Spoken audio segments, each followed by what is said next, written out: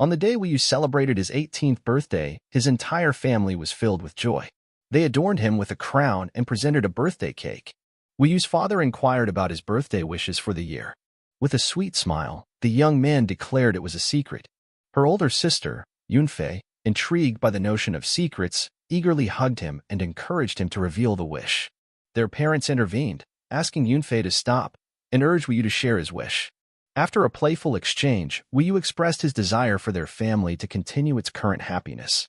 As Wu finished sharing his wish, a sudden red light flashed through their house, followed by a massive explosion. The entire family tumbled from their apartment building. In the chaos, Wu desperately roared, attempting to grab each family member falling from the building. A colossal monster appeared before him, eliciting fear from the 18-year-old until he woke up, realizing it was all just a nightmare. In reality, Wu had fallen asleep in class.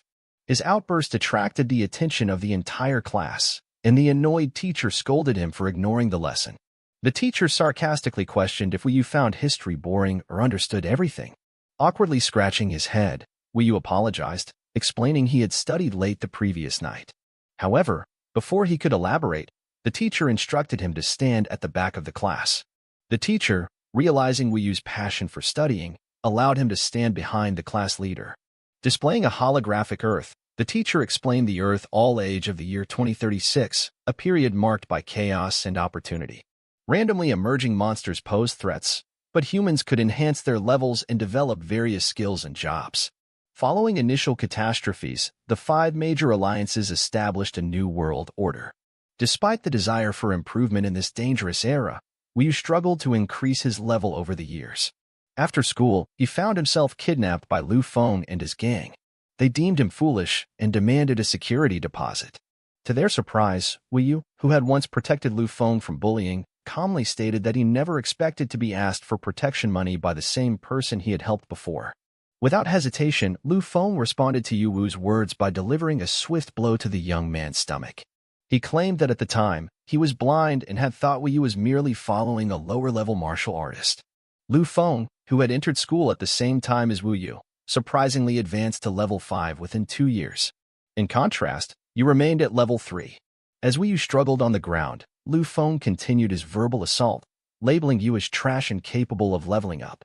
As the beating intensified, Wu's younger sister, Yunfei, intervened. She kicked Lu Feng in the face, vehemently opposing the assault on her older brother. Witnessing Lu Feng thrown away, his companions panicked, particularly wary of Yunfei, and a level 7 at the age of 16. Rumors circulated that Yunfei had even single-handedly defeated a level 10 monster at level 7. Despite their panic, one of the delinquents, attempting to save face, mocked Yu, claiming he was nothing more than someone who hid behind his sister. Once the delinquents retreated, Yunfei approached her older brother, offering apologies for arriving late. She reassured him, expressing confidence that he would become a formidable fighter.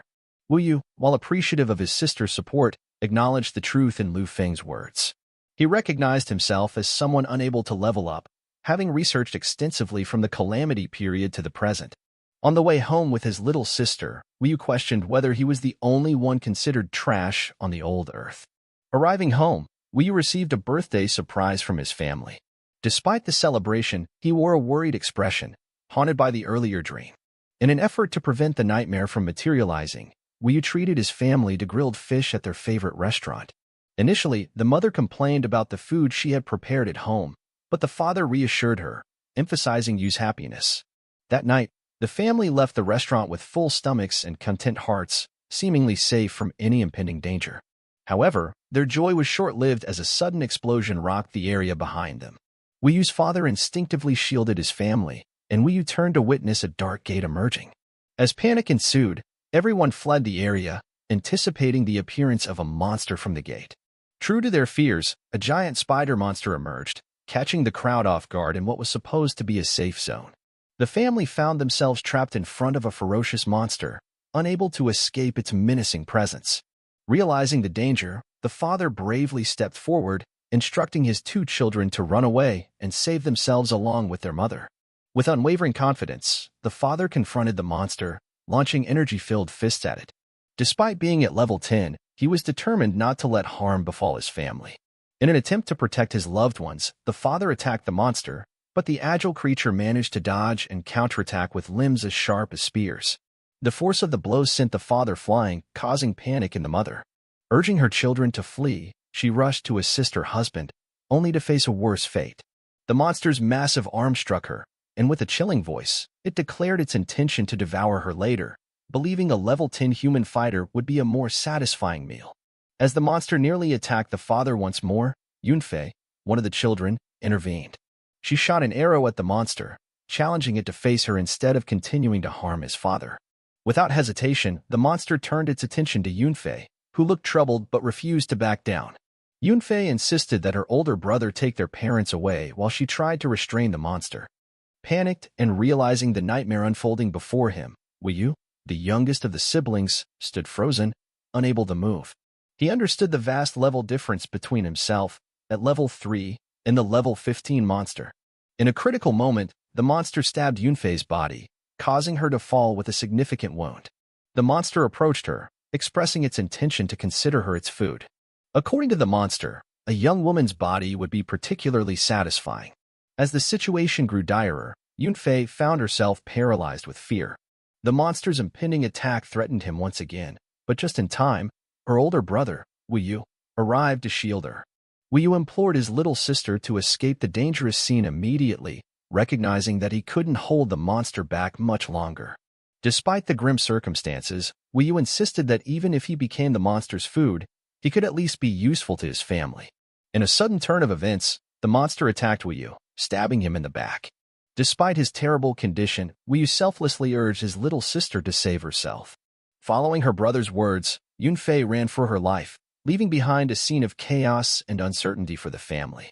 In critical condition, Wu desperately wished for strength, hoping that the dire situation could be averted. Despite his weakened state, he clung to the hope that his level could somehow be improved. The realization that he might be too weak due to his inability to increase his level weighed heavily on him. Slowly, his consciousness began to fade, and the monstrous laughter of the creature echoed as it seemed to revel in the defeat of a level 3 challenger. However, a sudden intervention occurred as a system notification appeared, indicating that the host's accumulated points had reached the required standard. The system activated, and in the absence of Wu's ability to move, it randomly selected a formidable figure to take charge on behalf of the host. The chosen entity was a fearsome figure clad in red armor. Meanwhile, Wu's sister, Yunfei, attempted to escape with the little strength she had left. Apologizing silently to her older brother for being unable to assist, she found her path blocked by the relentless monster. Realizing escape was not an option, Yunfei decided to take revenge on behalf of her brother. She charged towards the monster, but just as she did, a stern male voice commanded her to dodge. With lightning speed, Wu appeared on the scene with tremendous energy. In a single powerful strike, he sent the massive monster crashing into a nearby wall. Yunfei looked at her brother with awe, recognizing that he had regained control with newfound strength. Encouraging her to leave, Wu prepared to face the monster alone. The monster, however, rose again from the debris and launched another attack on Wu. Undeterred, the creature believed that a level 3 human wouldn't succeed in fending it off. Determined to defeat and consume Wu, the monster attacked once more. Yet, Wu, harnessing the energy he had recently discovered, conjured an enormous sword and unleashed a lightning-infused strike. The impact was formidable, breaking several of the spider monster's arms. The unexpected resilience of the level 3 fighter caught the monster off guard. Despite its retreat, Wu suddenly coughed up blood. Suspecting that the newfound power surpassed the limits of his body, Wu felt as though he was being torn apart by the overwhelming force. Observing the monster confidently dismiss Wu's feeble attempts, it laughed with satisfaction. The monster ridiculed Wu's supposedly weak body, believing it incapable of generating significant combat power. In the monster's view, Wu's body was on the verge of exploding. This confirmation echoed within Wu as he realized his HP was almost depleted, and the golden transformation energy had locked his HP. Time was of the essence. He needed to defeat the monster swiftly before the transformation energy ran out, or death awaited him. Disinterested in Wu, the spider monster strolled in another direction, deeming him a mere waste of time. Despite Master Qing's assistance in opening the safe zone portal, the monster aimed to devour higher-level fighters. Seizing an opportunity as the monster attempted to escape, Wu created a substantial circle of fire around them, urging the creature to meet its end. Unexpectedly, a group of guards arrived to attack the monster. Wu warned them to be cautious and not approach directly, fearing they might face fatal consequences. Some guards, however, persisted, underestimating the monster's strength and insisting that Wu, a level 3 fighter, was only hindering their efforts. The guard squad believed they could defeat the spider monster, especially as its HP dwindled to 30%. However, the monster had different plans. Swiftly deploying a net from underground, the monster ensnared the entire guard squad, preventing their escape. The monster reveled in its success, stating that humans, much like its prey, often underestimated their opponents until easily defeated. With the guards captured, the monster absorbed all their experience, causing panic among the onlooking you. Witnessing the monster rise 3 levels after absorbing the guard's experience, it gained even greater strength. Approaching Wu Yu, the spider monster declared that it was now the young man's turn to die. The spider monster wasted no time and launched a powerful attack on you. Despite his efforts to endure, Yu found himself struggling against the force of the monster's onslaught. The monster, indifferent to defeating a seemingly lower-level human like you, emphasized its primary goal, to increase its level and trigger a transformative event. Relentlessly attacking you, the monster decided to toy with him, intending to play until his demise before consuming him. With each passing moment, Yu's ability to withstand the monster's attacks dwindled. He recognized the drastic increase in the monster's strength, leaving him confused about his next move, especially since his energy was almost depleted. The monster, finding amusement in Yu's desperation, mocked him, questioning the whereabouts of his earlier fighting spirit. Unable to endure any longer, Yu was thrown away by the monster's relentless assault. Seizing the opportunity, the monster asserted that trash would always be trash. Undeterred, Yu stood up again, his face now serious. He recounted the 3 years during which he endured laughter and insults from many due to his inability to increase his level. Determined to showcase his true strength, Yu activated a formidable attack with his sword, conjuring a massive flamestorm that engulfed the monster. The giant creature roared in agony as its body succumbed to the mysterious flames. Realizing that this was no ordinary fire, the monster questioned Yu's ability to create such a powerful attack. Before it could receive an answer, the monster's entire body was charred by Yu's relentless assault. The system swiftly appeared, announcing Yu's successful defeat of the ghost demon spider monster, earning him 20,000 experience points. However, victory came at a cost. Yu, nearly fainting, reached the limits of his body. Despite the toll on his health, he felt a sense of accomplishment for defeating the monster. As he attempted to pick up the dropped items, his eyes gradually closed, his weakened body unable to endure any longer. The system, recognizing the severity of Yu's injuries, automatically converted 10,000 experience points to repair his body. With the remaining experience points at 10,000, the system efficiently restored Yu's health to 100%, bringing a swift end to the challenging ordeal. Wu Yu's eyes fluttered open, and he was taken aback to find himself not in his familiar system space. Confused and curious, he looked around, finding a vast expanse reminiscent of the galaxy, filled with planets and stars. This new environment left him puzzled about where he was and what kind of place this could be.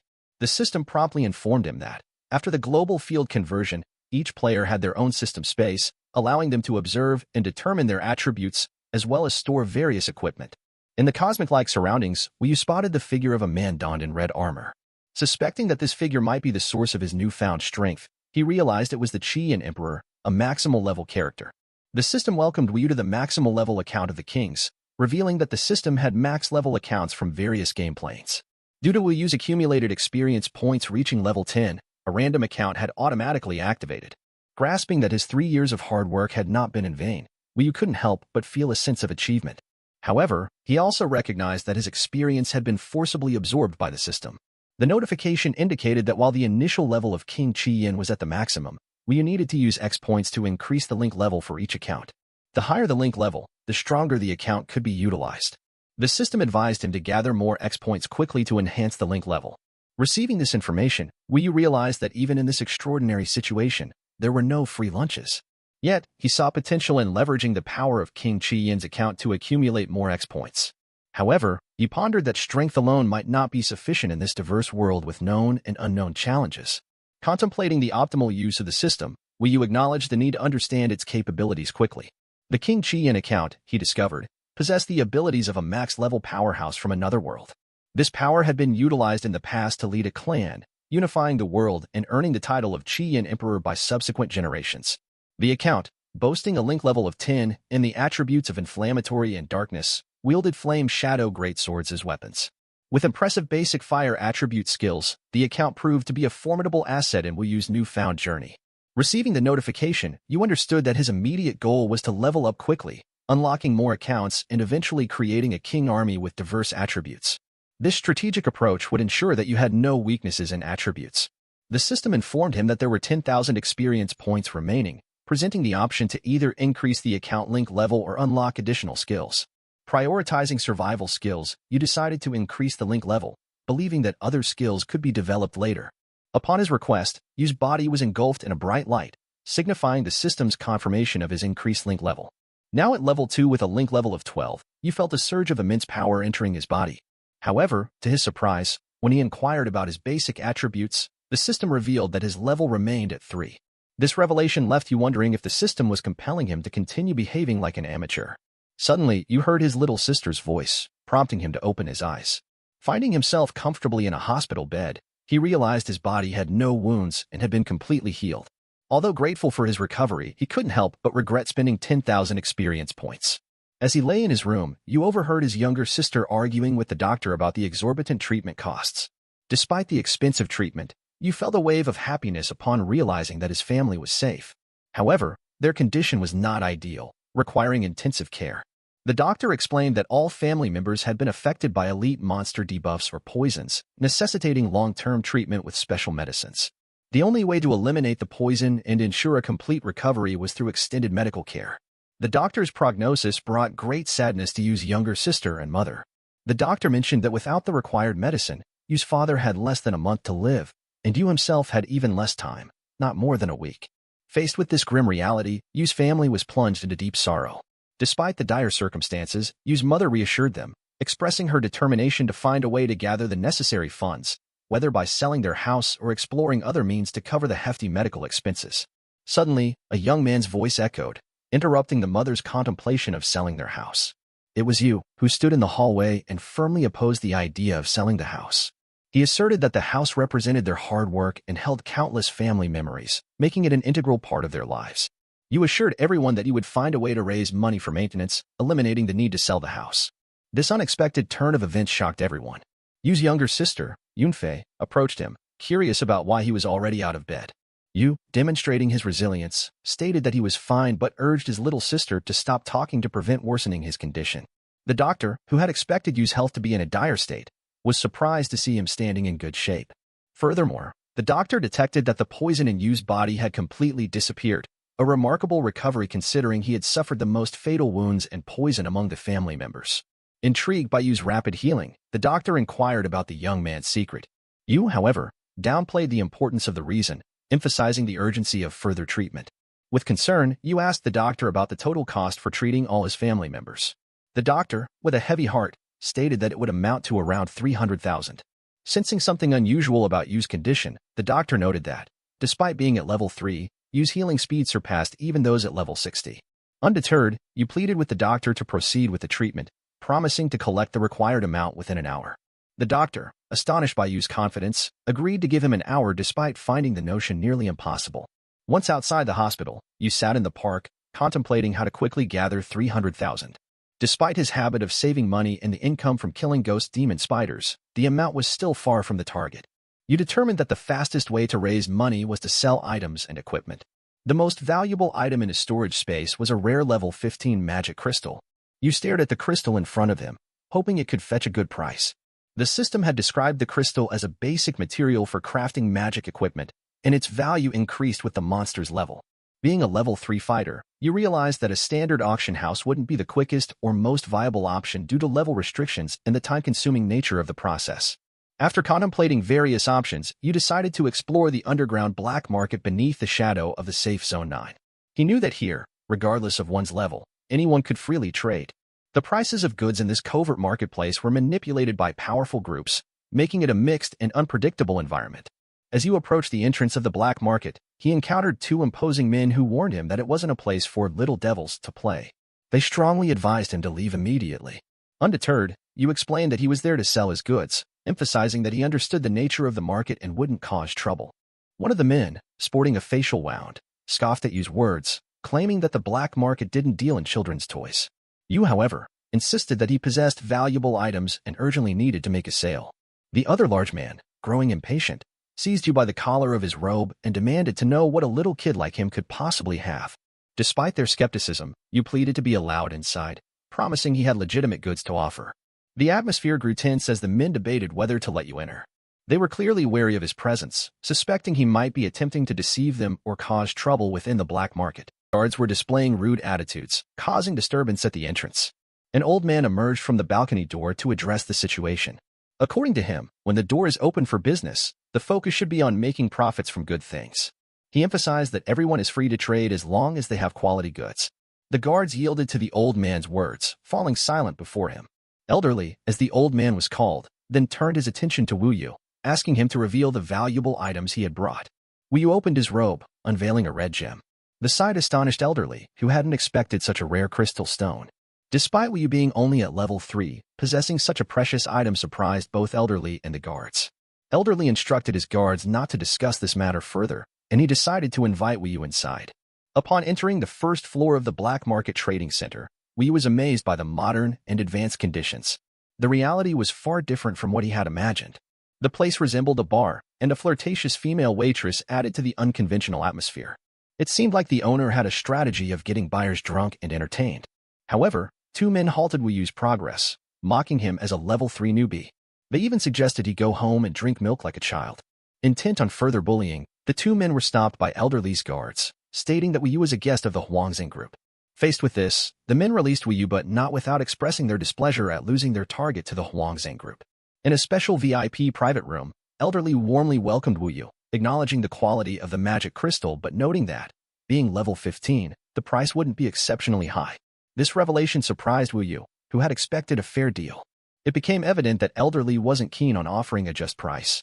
Despite Wu Yu's low level, he wasn't naive and could discern the value of his possessions. The young man urgently requested a favorable price, expressing his impatience.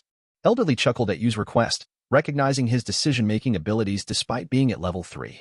However, Elderly clarified that ordinary magic crystals were typically valued at 1,000 or 2,000, but due to the rarity of Yu's magic crystal, he was willing to purchase it for 100,000. This revelation surprised Yu, as he believed his crystal was worth at least 200,000. Feeling treated like a child and deceived, Yu stood up, declaring his refusal to proceed with the transaction. Expressing his dissatisfaction, Yu contemplated leaving the room to seek a better deal elsewhere. However, his exit was blocked by 2 imposing men. Elderly emphasized that once the young man entered his room, he had no choice but to sell his goods to him, as nobody dared to refuse the Huangxing group. Wu Yu, observing the situation, questioned whether a confrontation was truly necessary. Despite the lower black market prices, Yu considered using the Qiyin Emperor's account to escape. However, the potential chaos and negative consequences dissuaded him, realizing that it might jeopardize his ability to earn any money. Elderly threw a wad of money on the table, insisting that Yu accept the 100,000 offered. Although a significant sum for someone of Yu's age, he hesitated, feeling trapped. A black-robed youth pondered whether Yu could accept the money without alternative choices. Faced with an unexpected situation that strength couldn't resolve, Yu felt particularly unlucky that day. Just as the tension escalated, a voice from outside interrupted the standoff. The speaker expressed surprise that a respected group like the Huangxing group would engage in business with a level 3 individual. Perceiving the situation as embarrassing, the speaker instructed a tall, masked aide to remove the people blocking the VIP door. Following that, the young lady entered the room and expressed her intent to join the business upon hearing about something good. This woman was Miss Emo from Han Emo Group. Elderly, taken aback by her presence, questioned her audacity in attempting to interfere with his transaction. Miss Emo responded by stating that stealing was a harsh term, emphasizing that black market regulations dictate trade should be proportionate to the price and quality of goods. She reminded Elderly that he should be well aware of these rules. Wu Yu glanced at Miss Emo, recognizing her name. Miss Emo approached Yu and commented on the interest she found in the magic crystal he possessed. She proposed a bid of 300,000. Elderly, visibly shocked, hadn't anticipated such a high bid, especially when Yu had initially asked for 200,000. Miss Emo justified her bid, claiming to be rich and stubborn, yet not akin to the Huangxing group, who would exploit a level 3 individual. According to her, Elderly had spent an extra 100,000 to protect Yu. Annoyed by Miss Mo's words, Elderly promptly left with his guards. Miss Emo bid him farewell and expressed a hope to meet again when there was good stuff. Observing this interaction, Yu recalled the long-standing hostility between the Huangxing and Han Emo groups in the 9th Security Zone. Despite the troubled relationship, Yu found himself benefiting from their discord. Realizing Miss Mo's wealth, he expressed gratitude and attempted to offer additional items, but she swiftly rejected him, emphasizing that he didn't need to thank her. Miss Emo, walking out of the room, instructed her bodyguard to give money to Wu Yu, ignoring the crystal. After her departure, Wu Yu smiled with satisfaction, having secured the needed funds. Meanwhile, at the hospital, Yu's mother and Yunfei were still deeply engrossed in sorrow over their father's deteriorating condition. Suddenly, the hospital director, with a notably large body, burst into the room, visibly agitated. His anger stemmed from a patient refusing to pay the hospital fee. The director questioned why the patient was still receiving treatment when the doctor clarified that they had paid for the emergency room and were waiting for accommodation costs. Despite the explanation, the fat director grew increasingly furious, grabbing the doctor by the collar, expressing annoyance at running a hospital, not a welfare institution. He asserted that a cheap person's life isn't as valuable as the medicine they bought. The doctor persisted, explaining that the patient's son was collecting money, and they could wait a bit longer. The director, unyielding, dismissed the doctor's words, claiming a level 3 fighter, like the son, couldn't possibly collect 300,000. He criticized the scarce nutrition given to the patient, deeming it a waste of money. The director even suggested selling the parents wouldn't be worth enough to cover the expenses.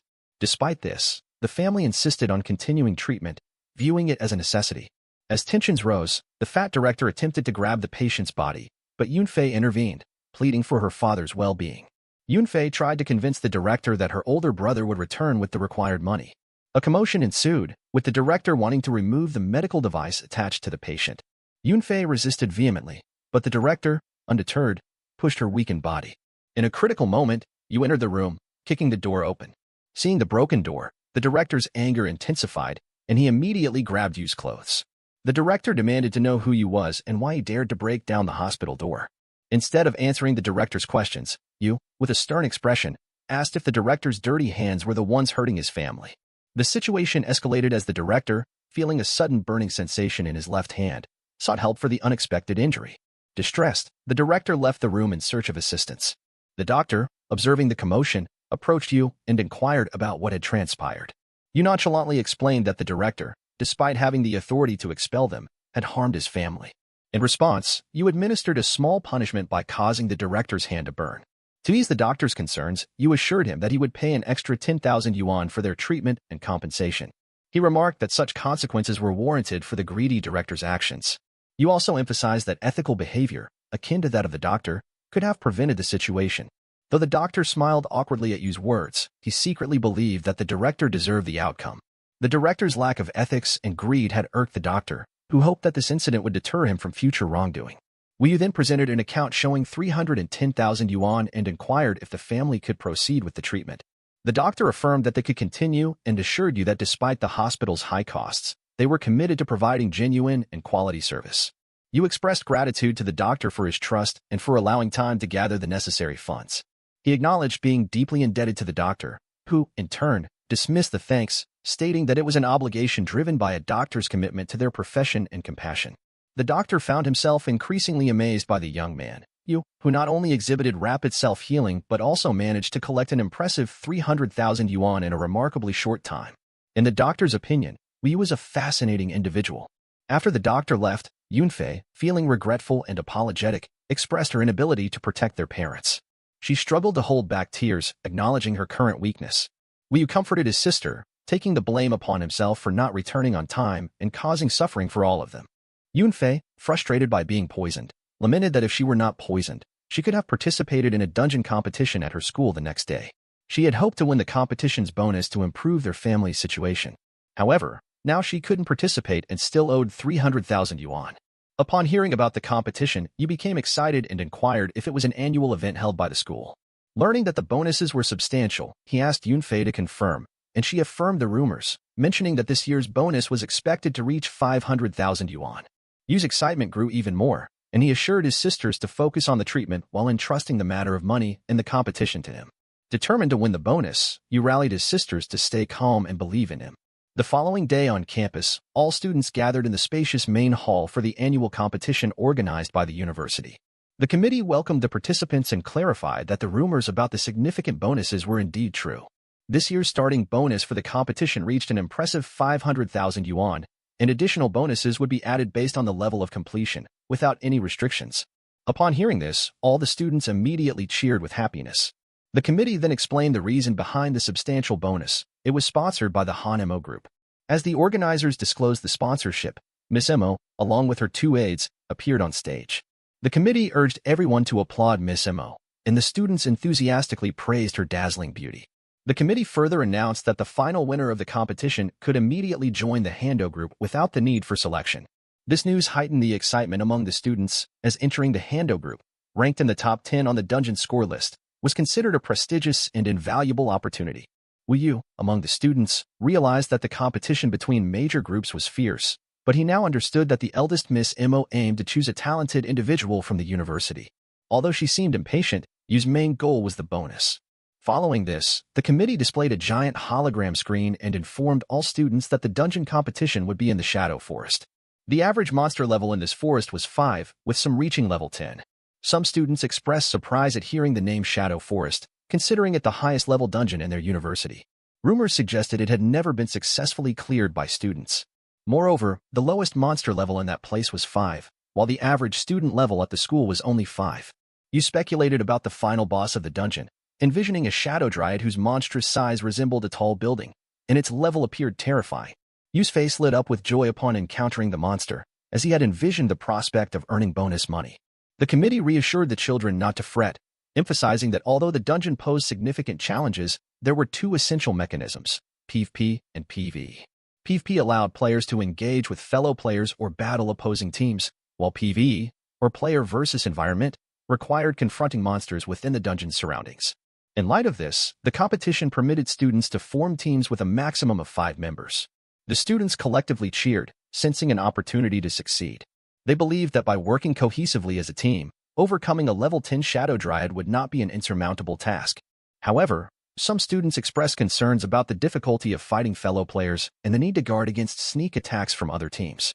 Yu, taking into account these various strategies, concluded that the school aimed to train students in practical combat and survival skills. During the discussion, a student raised a question about determining the winner if they were on the same team. The eccentric principal explained that the competition was still individual-based, but points obtained from defeating the Tree Fairy Shadow would be evenly distributed within the team. Victory would only be granted to the team that successfully attacked the Tree Elf with the highest points. The principal added that, to simulate a real battle atmosphere, students could take points from other teams, eliciting mixed reactions. Many students found this rule harsh, fearing it would foster a desire to harm fellow students. Despite these concerns, the principal dismissed them and promptly opened the dungeon gate, declaring the competition officially underway. Participants immediately busied themselves searching for their team members. But, as usual, no one wanted to be on the same team as you. They even mocked the young man, questioning why he was still allowed to participate by the school. Even one of the disciples warned others to be careful around you. Facing the dilemma, you chose to leave the students who mocked him, thinking that even if they begged him in the future, he didn't want to be on the same team as those people. Additionally, he didn't want the extra burden, making him believe that traveling alone would be easier. Yu promptly approached the female teacher and expressed his desire to register. The teacher, curious about the absence of a team, inquired about the young man's companions. Yu responded firmly that he was alone, prompting the teacher to proceed with the registration. However, she expressed concern as he was only at level 3, deeming it too dangerous for him to go alone. She advised him to choose a partner carefully. Just as the situation seemed uncertain, Lu Feng intervened. Dismissing the teacher's worries, he expressed his opinion that Yu was just trash and suggested that the young man should go in alone and be sacrificed.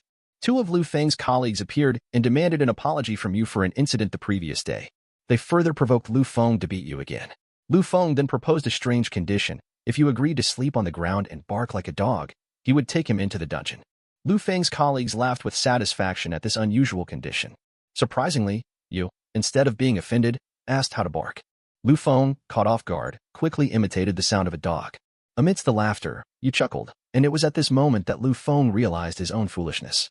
In a fit of anger, Lu Feng raised his arm, prepared to strike Yu, who had dared to mock him. Suddenly, the registrar teacher stepped in, swiftly blocking any potential altercation. The female teacher warned that if the students wanted to fight, they should do it in the dungeon, as fighting in the school area would result in no points.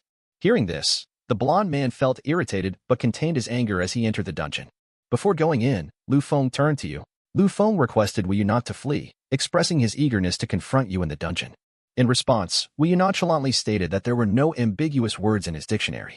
After Lu Feng's group entered the dungeon, Yu approached the teacher and asked for the entry card. The female teacher praised Yu's courage and handed him the card, emphasizing that success still depended on his strength. Yu, determined to participate, received the entry permit with a serious demeanor. The teacher wished him good luck, acknowledging his persistence. Inside the dungeon, Yu hoped for an enjoyable show. Just before entering, Miss Emo observed you closely, recognizing him as the person she met at the black market the previous day. She found you interesting for daring to enter the black market and the dungeon alone, despite being at level 3. As you entered the dungeon, he noticed that the starting location for each team was deliberately randomized to prevent early conflicts. This randomness proved advantageous for you, who promptly engaged and defeated several small spider monsters that appeared in his path.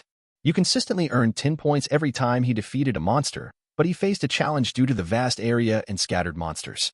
Clearing them one by one seemed more time-consuming than he had initially thought. Realizing the need to level up quickly, you decided to target higher-level monsters. His attention was drawn to small spider monsters creeping into the bushes. Following them, he ventured deeper into the forest. To his surprise, he stumbled upon a red web, and above it, a girl named Reincarnation was trapped and unconscious. It seemed she had fainted after being attacked by a monster. As Tannen slowly regained consciousness, she panicked upon realizing she was captured by a red spider monster.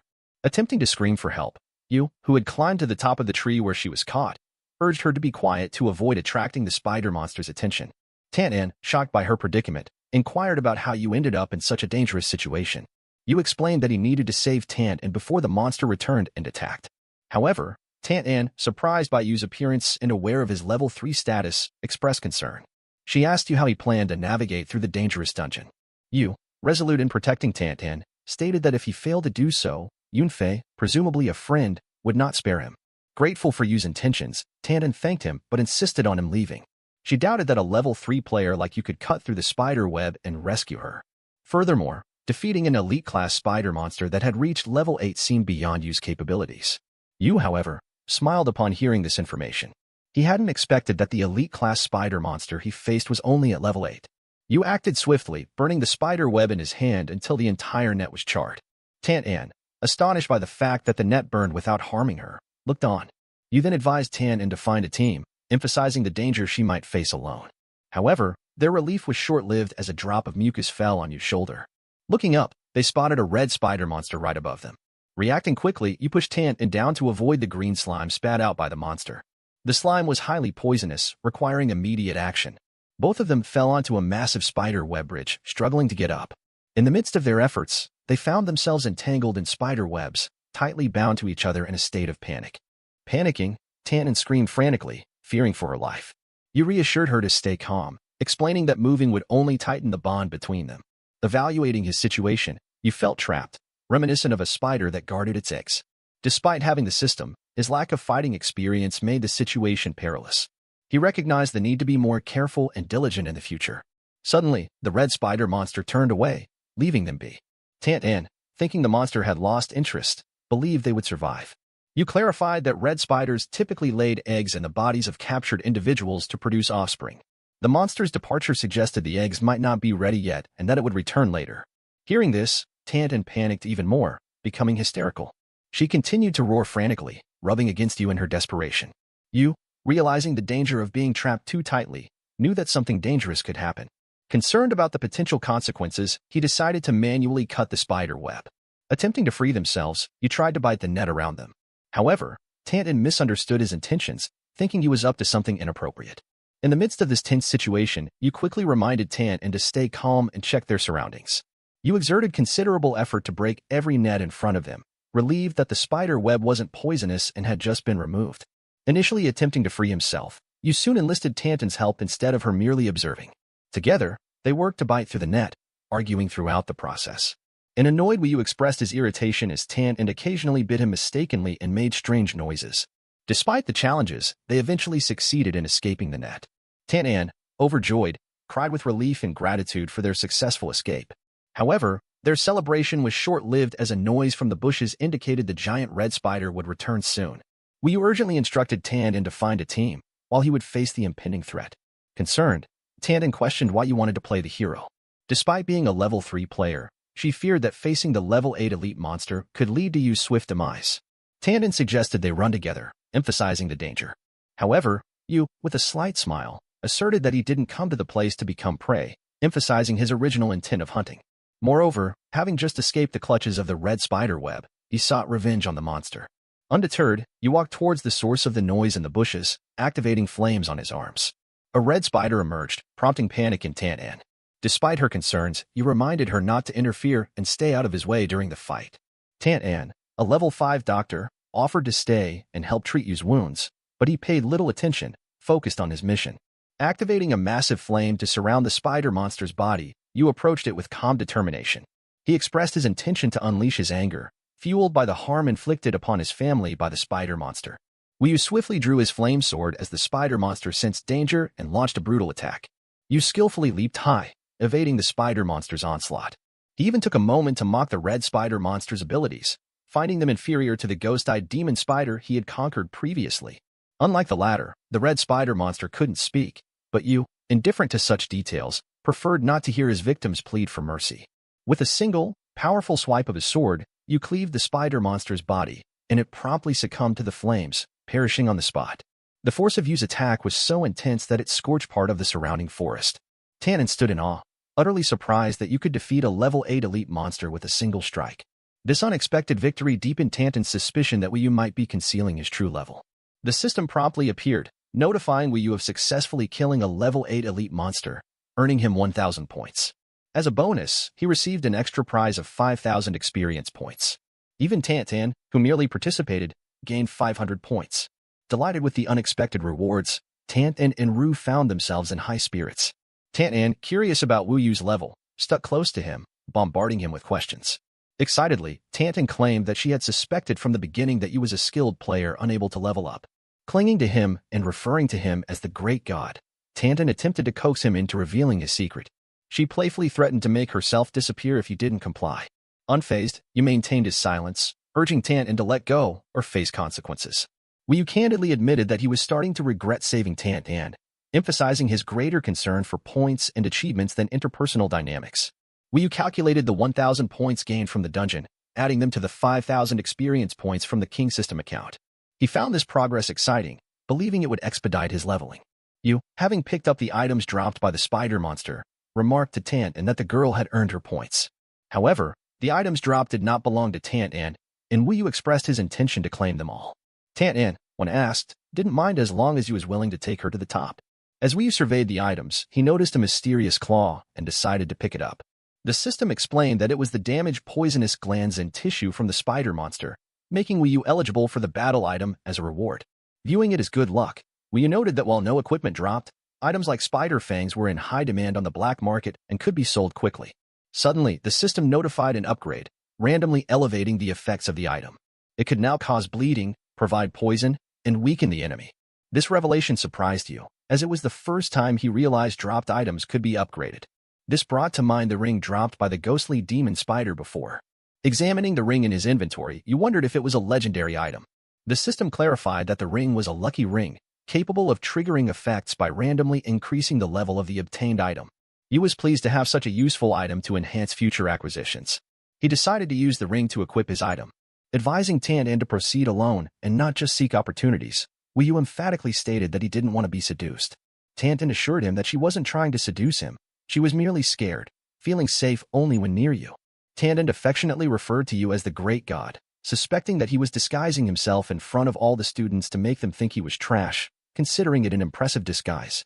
She persisted in her curiosity about Wu Yu's true level. Yu firmly withdrew his arm, signaling to Tan not to inquire further. He insisted that Yu had his reasons and plans for what he did. If Tan still intended to follow, she needed to remain silent and keep Yu's abilities a secret from everyone. Yu even went as far as to threaten Tan if she were to reveal the secret. However, their conversation was abruptly interrupted as several men suddenly appeared. To their surprise, Tan was still alive, having survived the encounter with the red spider monster. The sight of the 4 men angered Tan. She scolded Li Hong and the rest of his team. Tan questioned how they dared to return after what they had done to her. Li Hong nonchalantly responded that Tan had already been kicked out of their team.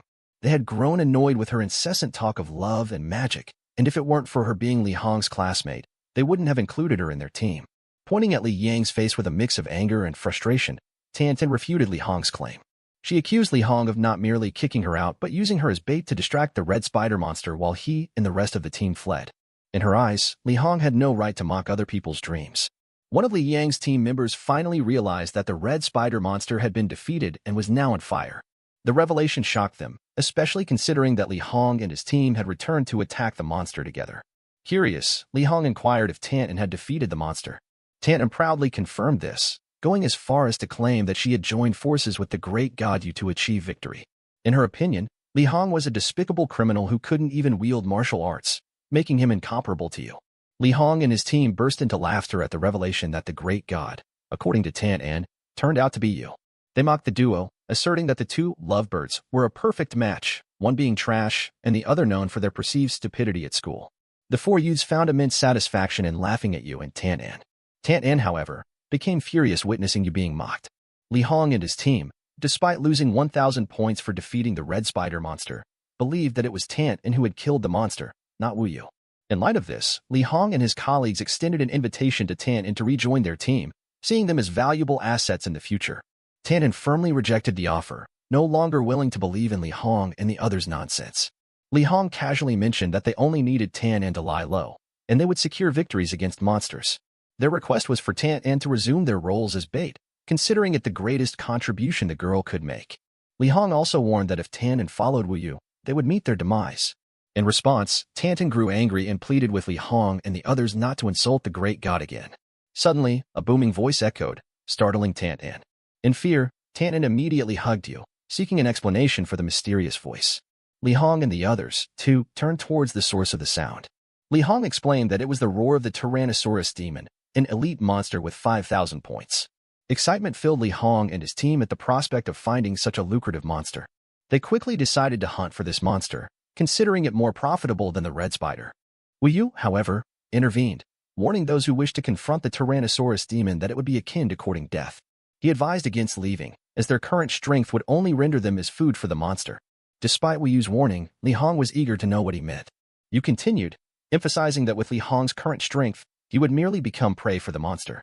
Wu Yu discouraged them from leaving, cautioning that doing so would mean offering their heads to the monster. Li Hong, angered by these words, was ready to confront Yu. However, his colleagues restrained him, reminding Li Hong not to be influenced by someone they deemed as insignificant as Yu. They urged him not to lose focus on the bigger prey awaiting them. Li Hong reluctantly chose to leave, but not without issuing a threat to Yu, vowing not to forget what he had said. Tantan voiced her opinion, shouting that Yu was too good for Li Hong and the others, warning them not to come back crying for help from Yu later on. After Li Hong and his team left, Tantan suggested to Yu that they should explore the area and collect points from smaller monsters. Yu agreed to follow the girl's suggestion. However, the current map they were on was vast, and the monsters were scattered, with relatively low point values. Collecting points solely from small monsters wouldn't be sufficient for Tantan and Yu. Tantan expressed her curiosity about Yu's plans under these conditions. Yu revealed that they would follow Li Hong and the others, waiting for the right moment to seize opportunities elsewhere. A Tyrannosaurus demon was preying on monsters smaller than itself in the vicinity. Li Hong and his team, having arrived, witnessed the ongoing battle. The monster had lost 15% of its blood, presenting an advantage for Li Hong and his group. However, some team members started feeling scared as they sensed the overwhelming aura of the Tyrannosaurus demon. Yu contemplated suggesting surrender to Li Hong, considering the formidable opponent they were facing. Li Hong, however, staunchly refused to entertain the idea. Despite being a level 8 elite, the Tyrannosaurus demon was the only rare elite in the dungeon, potentially holding many unknown treasures. Li Hong, determined, reassured his team not to worry, claiming that with him on the team, there was nothing to fear. He rallied everyone, expressing his commitment to work together to defeat the demon and secure a spot in the top 10. In Li Hong's heart, though, there were other plans. He aimed to find Yu and settle their affairs. Additionally, he harbored hope that Tantan would take the initiative to congratulate him with a hug after their victory.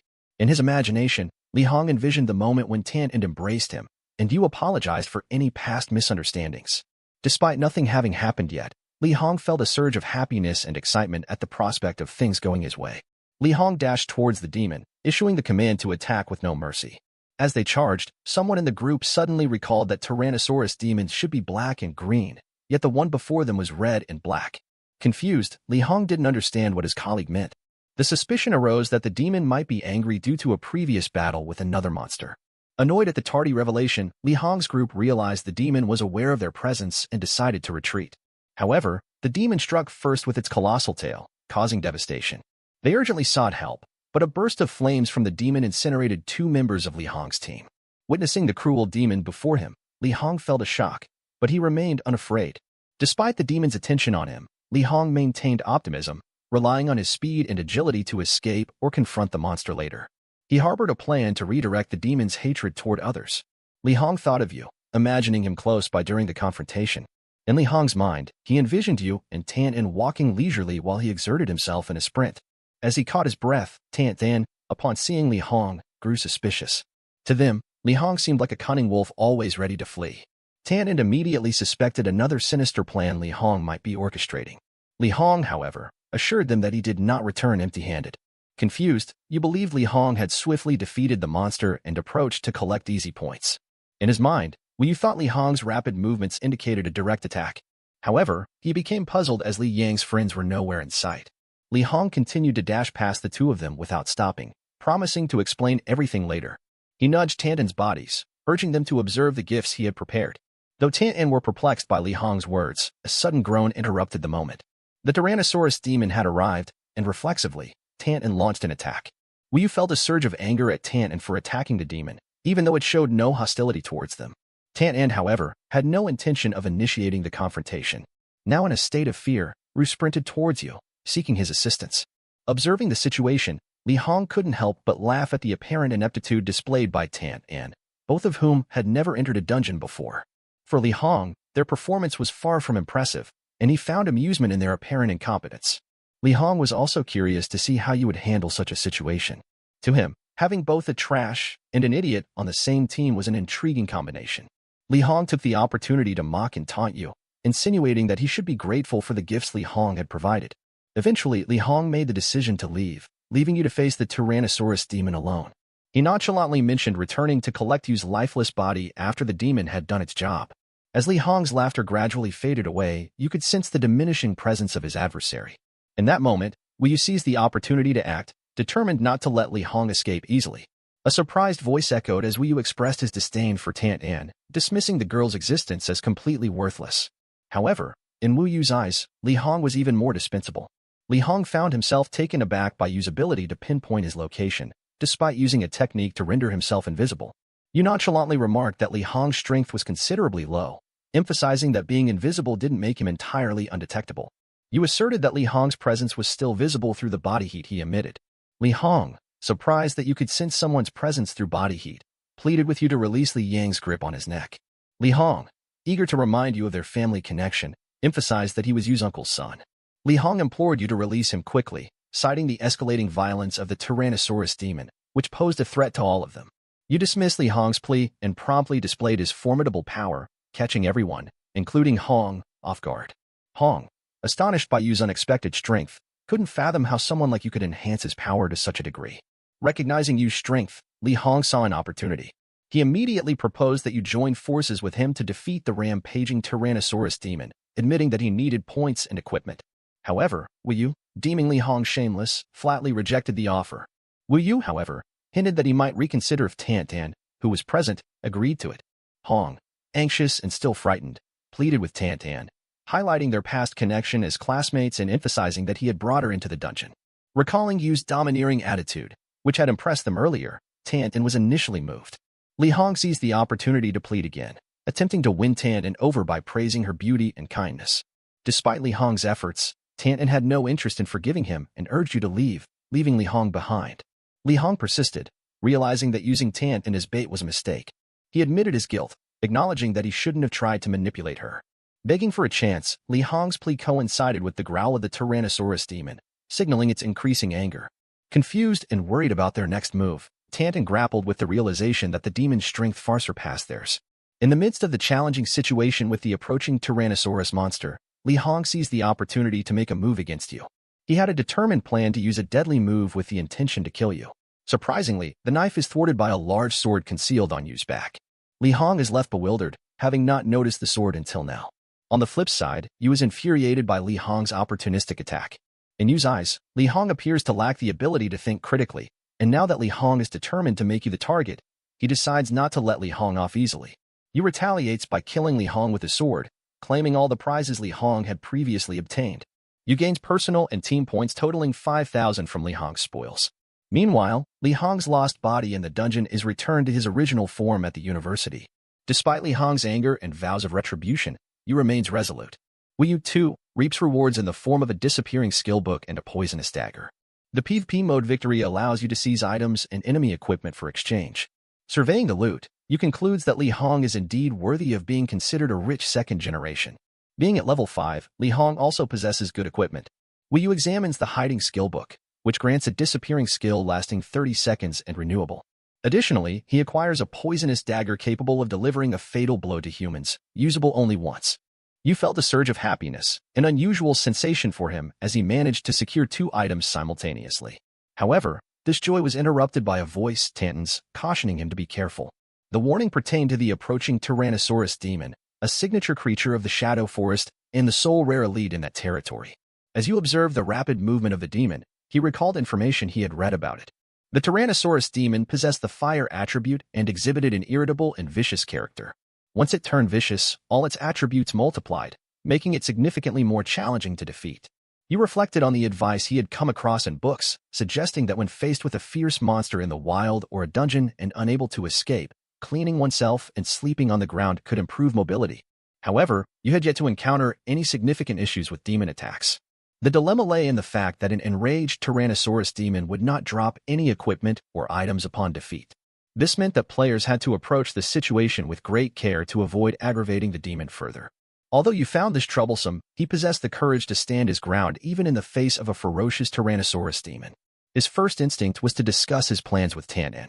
You instructed the duo to listen carefully to his plan and prepare to pacify the demon. Tanton, understandably confused, questioned the meaning behind Yu's words. Yu, aware of a doctor's special skill to alleviate anger and violence, asked them to ready themselves to calm the demon. However, the skepticism arose because the levels of Tanton and the demon were significantly different. The chances of success were dubious, especially considering the limited time and the fact that the special skill could only be used once. Despite acknowledging the potential failure of this approach, Yu insisted that Tanton follow his orders. His plan hinged on their ability to lower the demon's HP to below 20%, ensuring a successful execution. Tanton swiftly grasped Yu's plan, her amazement at his exceptional strength and combat abilities lingering in her heart. Yu's prowess rivaled members of a large professional team, leaving her duly impressed. Meanwhile, Ye Wu continued his battle with the monstrous demon, fully aware that he could effortlessly defeat such a level 8 elite vicious beast. However, doing so without gaining any rewards would be a significant loss for him. Moreover, the Tyrannosaurus demon was renowned for its treasures, heightening Ye Wu's anticipation. After successfully knocking down the monster, Ye Wu promptly instructed Tanton to use the special skill he had provided. Tanton, with a combination of beauty and wisdom, brandished her wand, invoking the power of love and magic in the name of healing. Her intention was to cure the demon. Witnessing her actions and hearing her words, Ye Wu couldn't help but feel a twinge of annoyance. The girl appeared to be showcasing her skills, much to his chagrin. Confusion surrounded the effects of Tanton's special skill.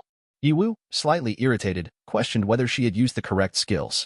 Tanton, however, expressed doubt as she believed there was nothing wrong with the skill she employed.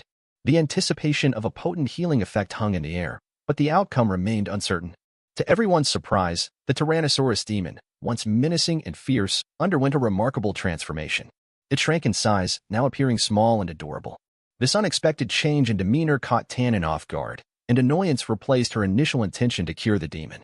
Witnessing the creature's newfound cuteness, Ye Wu also found himself annoyed but helpless to reverse the transformation. The turn of events brought an unexpected twist, with the ferocious demon becoming a miniature, lovable version of its former self. Tian, upon seeing it, became annoyed because the devil had become too cute. On the other hand, Ye Wu was irritated but couldn't do anything about it. Tian was surprised to realize she could have such a calming effect on the Tyrannosaurus demon. However, Ye Wu wanted to deliver the final blow to the demon to earn points and equipment. At that moment, Tian immediately hugged the devil, preventing Ye Wu from taking any action. She pleaded with Ye Wu not to kill such a cute demon, emphasizing that it was a rare elite that would be better kept as a pet. Ye Wu considered the idea of making the demon a pet, suggesting that Tian would be responsible for the losses. He planned to kill Tian first, taking all the points, and then proceed to eliminate other rare elites. Ye Wu saw it as a perfect strategy to achieve 2 goals at once. Tian, frightened by this perspective, quickly prioritized points and equipment over the demon. The demon looked at Ye Wu innocently, but he remained unfazed. For him, survival rules dictated that the strong would survive, and the weak would be eliminated. Both humans and monsters aimed to develop into the strongest. Eventually, Ye Wu succeeded in killing an elite monster, earning 5,000 points, while Tian Tian gained 2,500 points. The girl, who was previously upset, quickly became delighted upon seeing her points. She expressed gratitude for this achievement. On the other hand, Yiwu could only be amazed at Tian Tian's drastic change in attitude. Yiwu refocused on his achievements, receiving 50,000 XP points as a reward. Yiwu was very happy as the number was significantly greater than the previous level 15 demonite ghost spiders. This seemed to be influenced by the dungeon mode. Yiwu logged into the account room system to explore where else XP points could be allocated. Yiwu wanted to maximize the use of his XP value, knowing it had many advantages. He could increase the relationship level of the Qian Emperor account to level 20 and unlock more accounts. Additionally, he could choose to unlock other assistant skills from the Qian Emperor, enhancing the completeness of his account. Yiwu pondered whether he could open the next account at level 20. Emperor Qian, being too strong, was unaware of the surprises the account might bring him. However, he knew that opening an account carelessly was not advisable. XP points needed to be used wisely to enhance the depth of the Qian Emperor's account. Despite the powerful attacks at his disposal, Yiwu could still encounter formidable enemies. Special skills and a combination of tactics could come in handy. Deciding to open the special panel at relationship level 12, Yiwu could unlock special skills.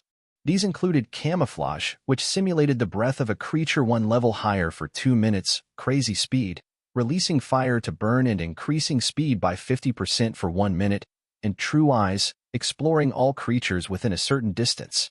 While special skills were expensive, Yiwu was particularly interested in true eyes that allowed him to see monsters all over the map, including the final boss hidden in the Shadow Forest. He chose to buy this skill, investing 70,000 XP points. Previously, Yiwu almost gave up on finding the boss of the Shadow Dryad, a secret yet to be revealed. Now, armed with the new skill from the Tyrannosaurus demon, he was determined to hunt down the elusive boss. During this time, Tian Tian called him to show him something remarkable. Initially confused, Yiwu thought it was just Tian Tian's carelessness. However, upon closer inspection, Tian Tian pointed out an egg. Yiwu realized that the egg, rumored to have a very low explosion rate, was an ordinary egg with a strange flower pattern on its surface. Eggs could be incubated with XP or used to make fried rice. While Yiwu didn't expect the egg to be made into fried rice, the rare item had the potential to be hatched into a battle pet or mount with terrifying resistance and attack capabilities. Envisioning Yiwu riding the Tyrannosaurus demon mightily and dominantly, Tian Tian's heart beat faster. Yiwu decided to keep the egg, and Tian Tian praised him, expressing sincere gratitude. However, Yiwu seemed to misunderstand Tian Tian, thinking she wanted the egg for herself. Despite his refusal, Tian Tian was truly appreciative of Yiwu's gesture. Tian Tian had no interest in eggs. Meanwhile, in the university waiting room outside the dungeon, someone kept a close watch on Yiwu. Her guess was correct. Yiwu appeared to be a special individual, especially considering his performance against the Tyrannosaurus demon. He didn't seem like someone with a surface level of 3. She decided to ask the guards to summon and bring the head of the university to meet Yiwu. Miss Emo, noticing this, acknowledged that the newly developed copy system by Lao Lin was easy to use but only effective for monitoring low-level copies. She expressed hope that the system could be expanded to monitor higher-level dungeon progress, which would contribute to increasing their group ranking. Finally, the man she had been waiting for, Chief Yin, arrived. Miss Emo greeted him and inquired about the ranking points Yiwu had obtained from the dungeon. Chief Yin was naturally confused, as he knew Yiwu as a student without any improvement. Miss Emo, equally confused, thought that Yiwu might be disguising his true level and wanted to understand his true purpose. This piqued Chief Yin's curiosity about Yiwu. Suddenly, Chief Yin was surprised to see Yiwu ranked number 3 on the leaderboard. Miss Emo wanted him to announce the dungeon rankings and publish information about all the players' rankings. Chief Yin was shocked and suspected that Miss Emo aimed to increase the dungeon's difficulty. He worried about the potential civil war among students if rankings were made public. Miss Emo, casually dismissing the concern, stated that the real world was even crueler than a level 10 dungeon. As the representative of the Hanmo group, she wanted to ensure the selection of the best talents. Yiwu was not just an ordinary student. Chief Yin didn't anticipate Miss Mo's attention towards Yiwu and became curious about whether Yiwu was truly extraordinary. Miss Emo expressed her intention to monitor Yiwu's movements closely in the future. In the Shadow Forest dungeon, a man named Chi Yanfeng, the team captain, was defeated. He felt betrayed by the person who had previously joined the team only to kill others. In a despicable incident, Chen Feng, a team member, fell victim to the disdainful actions of the team captain, Luo Feng. He, seemingly ignorant of any rules regarding teammates, found amusement in the situation. Chen Feng, though angered, felt powerless to retaliate. The unfortunate turn of events stemmed from Chen Feng's refusal to join Luo Feng. The angered captain demanded Chen Feng's return to the dungeon and urged him to report to Chief Yan. In a cruel act, Luo Feng not only stepped on Chen Feng but went as far as taking his life, gaining 2,000 points in the process. Zhang Yi, another individual, praised Luo Feng for his leadership, seeing it to easily accumulate points. Despite some regret for the fight, Luo Feng couldn't comprehend Chen Feng's perspective, dismissing him as mere trash, providing no pleasure other than points. Amidst this turmoil, a command system emerged, revealing ranking scores and player locations for all the university participants. Luo Feng nonchalantly suggested that the university aimed to intensify the competition due to perceived lack of fierceness. Little did Luo Feng know that this was exactly what he desired, an opportunity to claim others' points. The revelation of the rankings brought further surprise as Ye Wu occupied the third position with 10,000 points. Luo Feng, astonished at Ye Wu's survival and impressive ranking, pondered whether Ye Wu had clandestinely relied on points from others. Regardless, Luo Feng saw an opportunity to seize Ye Wu's points and planned to go after him. On a different front, Su Tian team leader encountered a perilous situation, pursued by menacing individuals resembling demons. Suddenly, an explosion disrupted the chase, causing Su Tian to fall.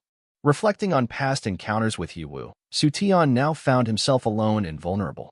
Despite Ye Wu's previous reputation for strength, Zhang couldn't escape the chaotic scene of fire-engulfed streets. Ye Wu calmly asserted that he didn't resort to cannibalism, emphasizing that Su Tian was the one seeking to claim his points. Facing an emotional clash, Su Tian, annoyed and ignited with determination, grappled with the realization that Ye Wu had eliminated his entire team before and was not ready to succumb easily. Su Tian initiated the attack on Ye Wu, and Ye Wu felt the pressure immediately. It seemed like Su Tian was pushing him to act aggressively. For someone like Zhang, it didn't matter whether Ye Wu was a prophet or a devil, all that mattered was gaining points. Ye Wu retaliated, successfully defeating Su Tian and reminding him to bring more troops next time if he wanted to stand a chance. This victory earned Ye Wu 6,500 points, and he also acquired the primary recovery agent from Su Tian's defeated copy body. Tian praised Ye Wu, acknowledging him as worthy of the title of Great God. Previously, Su Tian and his team had launched 4 attacks, all ending in defeat at Ye Wu's hands. However, Ye Wu couldn't help but regret that this attack didn't bring anything interesting besides points. Contemplating the university's disclosure of ranking and location information, orchestrated by Miss Emo to intensify the competition, Ye Wu found it to be good entertainment. After defeating all of Su Tian's team members, Ye Wu automatically claimed first place with 22,500 points. Tian was ecstatic, envisioning Ye Wu's success and the potential rewards. However, Ye Wu cautioned them not to get too excited, emphasizing the need to stay focused to avoid becoming careless. In the midst of Ye Wu's success, the system indicated that 3 teams remained, including Luo and Zhang's team. Tian observed that these teams were following them without taking any action. Ye Wu, aware of Luo Feng's careful nature, speculated that Luo Feng was calculating and observing from a distance, waiting for the right moment to strike unexpectedly and seize points. Ye Wu explained to Tian that Luo Feng's determination might stem from something between him and Ye Wu's sister, but he urged them to concentrate on the task at hand. As they navigated the dungeon, Tian expressed uncertainty about finding the final boss, the Shadow Tree Fairy, integrated into the forest. The university had chosen the Shadow Forest for the competition, raising doubts about the final outcome. Despite the challenges and uncertainties, Ye Wu remained focused on the system's updates, aware that only 3 teams remained in the competition. The shadowy nature of the forest and the hidden final boss added an element of mystery to the ongoing contest.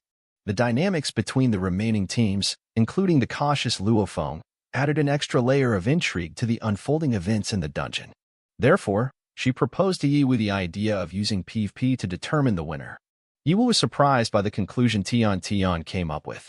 Tian felt annoyed, believing that Ye Wu underestimated her intelligence because of her beauty. Ye Wu confirmed that the dungeon competition was indeed a test to assess their PvP abilities. However, he had no intention of giving up on finding the dungeon boss. By defeating the Shadow Tree Fairy boss, they could obtain valuable items and XP points. So, Ye Wu decided to use his realized skills to navigate the Shadow Forest. Ye Wu was satisfied with these abilities, even though they had cost him 70,000 XP points. With his realize, he easily located the hidden final boss, both in the real world and the dungeon. This allowed him to unleash full power attacks combined with skills, creating a potent combination. Using the flames he released earlier as a navigator, Ye Wu showed the whereabouts of the dungeon boss. Pleased with his abilities, he immediately informed Tian of the discovery, urging her to hurry to avoid others getting ahead. Despite Ye Wu's request for discretion, other teams not far away overheard his words. They were skeptical, thinking Ye Wu might be trying to mislead and trap them. Luo Feng, observing Ye Wu's unusual behavior, found it strange since Ye Wu had been perceived as a weak man who often needed help. Another team member suggested that Ye Wu had high-handedly defeated 4 people in a team, leaving them defenseless. This raised doubts about Ye Wu's sudden transformation. The team decided to chase Ye Wu, determined to kill him and the final boss of the dungeon. However, while in pursuit, Ye Wu's position suddenly disappeared from the system. This turn of events shocked and confused everyone, questioning how a person could just vanish. The unexpected disappearance added a layer of mystery to the unfolding competition, leaving the pursuing teams uncertain about the true nature of Ye Wu's actions and the dungeon's final boss. Luo Feng suspected that Ye Wu had acquired a new skill, prompting other team members to inquire about the team captain's next steps. Tian, however, remained standing, catching Luo Feng's attention. He instructed the team to surround and capture Tian, expressing suspicion about her attitude. Tian, realizing the situation, began to feel scared. She was tasked by Ye Wu to act as bait, but now that Ye Wu had disappeared, doubts crept in. Despite knowing that Ye Wu had asked her to lure Luo Feng and others out, she doubted whether they would fall for it. To her surprise, Luo Feng easily took the bait and appeared, demanding to know Ye Wu's whereabouts. Tian, under pressure, claimed ignorance and insisted she got lost and couldn't find Ye Wu on the map. Luo Feng, feeling deceived, threatened to kill her. Despite her pleas and admissions of not knowing Ye Wu's location, Luo Feng remained angered. Tian, in her worry, begged Ye Wu to reveal himself, as she struggled to restrain Luo Feng and his team. Suddenly, the ground started shaking, initially thought to be an earthquake. However, a massive footstep shook Luo Feng's group, revealing the figure of the final boss of the Shadow Dryad dungeon. The unexpected discovery left them all surprised, realizing they were in the dungeon boss's nest, never found before. Confused about overcoming the boss monster, Luo Feng suggested attacking the level 10 boss since there were 10 of them in total. He proposed forming a line and blocking the boss's attack. In his mind, Luo Feng questioned whether this was Ye Wu's true intention in luring them there, but he brushed it aside, focusing more on the potential rewards for defeating the Shadow Dryad.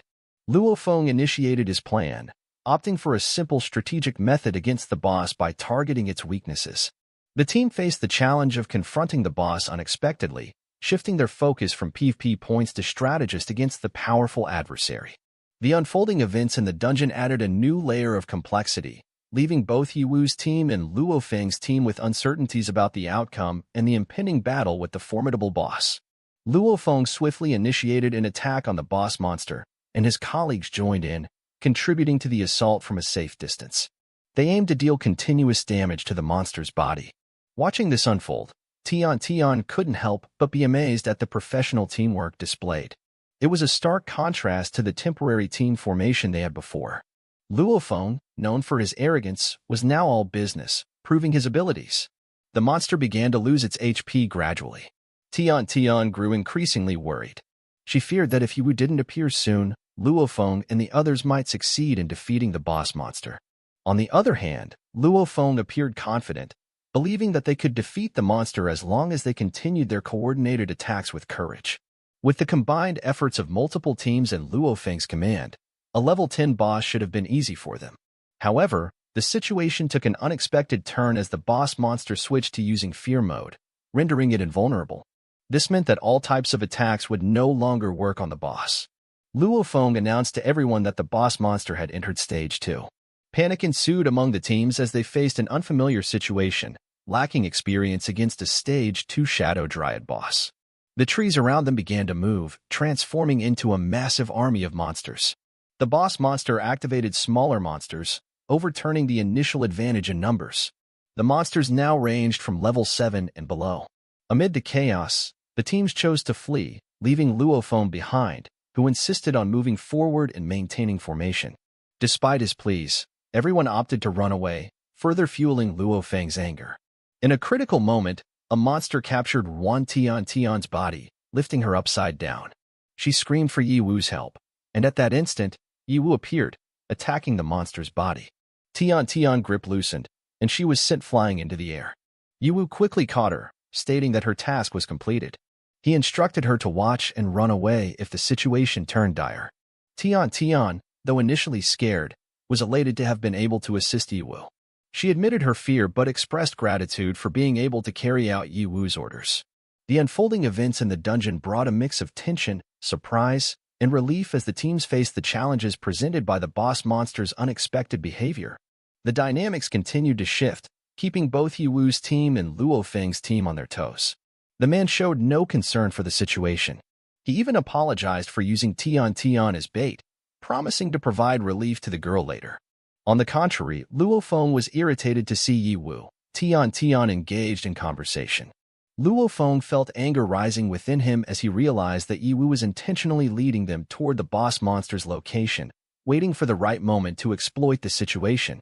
Expressing his frustration, Luofeng accused Yi Wu of despicable actions, alleging that Yi Wu deliberately manipulated the situation.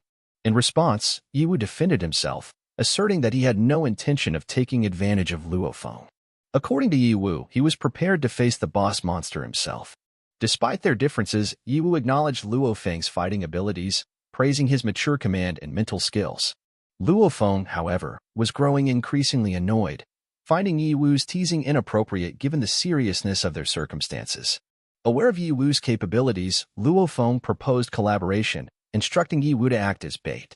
Unwilling to comply, Yi Wu resisted Luofeng's orders. Luofeng's confidence irked Zhang Yi, leading him to threaten Yi Wu. In a surprising turn of events, Yi Wu casually killed Zhang Yi, earning 8,500 points as a reward. Witnessing the act, Luofeng couldn't believe that Yi Wu, his former lackey, would eliminate his troops at such a critical moment. To Yi Wu, Luofeng and the others were merely points to be exploited. Angered by the situation, Luofeng attempted to attack Yi Wu. In response, Yi Wu advised Luofeng against hasty decisions, emphasizing that getting angry without strength could lead to death on the battlefield. Ignoring Yi Wu's advice, Luofeng attempted to retaliate, but Yi Wu effortlessly defeated him, making him fall on his back. Growing angrier, Luofeng insisted that he didn't need Yi Wu's guidance and warned against arrogance, claiming that Yi Wu couldn't defeat the boss monster alone. Yi Wu disagreed, planning to leave 1% of Luofeng's HP to demonstrate how to secure all the points and withdraw from the battle successfully. As the battle unfolded, Yi Wu showcased his skills, attacking both monsters and Luofeng's remaining troops. Shocked, their points were taken away, forcing them to concede defeat. Some sought help from Luofeng, but he was powerless. The boss monster's scattered power was absorbed again, and its body evolved to become smaller than the size of a human body. The group was taken aback as they suspected the boss monster had reached its third and final evolutionary form. This heightened their concerns. Tian observed that the Shadow Dryad had indeed reached its final form, and despite being smaller, it had become stronger. She hoped Yi Wu would be cautious, especially since the monster had gained significant speed. The creature's rapid movements made it challenging for Yi Wu to keep up. Its increased speed and strength, despite its smaller size, posed a formidable challenge. Tian noted that ordinary players without a strategy would struggle against such a powerful opponent. Luofeng, watching from a distance, chuckled in satisfaction. He advised the man to set aside his ego, claiming he could defeat the boss monster alone. Luofeng expressed confidence that with the boss, it would be easy to crush Yi Wu. He believed Yi Wu would be reduced to dust. Yi Wu, however, nonchalantly stated that he had no issue with the challenge. He asserted that there were numerous ways to defeat a level 10 boss monster, emphasizing that the main attack wasn't overly complicated. He just needed to increase the firepower. In a surprising turn of events, Yi Wu successfully killed the boss monster, earning 10,000 points as a reward and an additional 10,000 points for being the first killer in the system. With this achievement, the Shadow Forest dungeon was completed, and only 3 players survived. The portal opened, allowing Ye Wu, Tian, and Luo Feng to leave. Luo Feng, witnessing Ye Wu's swift victory, was astonished and confused, unable to believe that the Ye Wu he knew could achieve such a feat. Ye Wu calmly stated that strength was the key to defeating such monsters.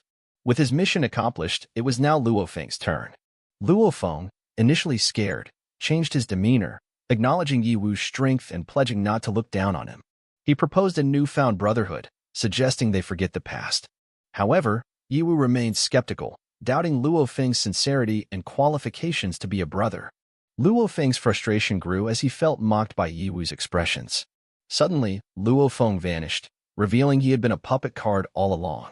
The real Luo Feng stood at the door, bidding farewell to the group.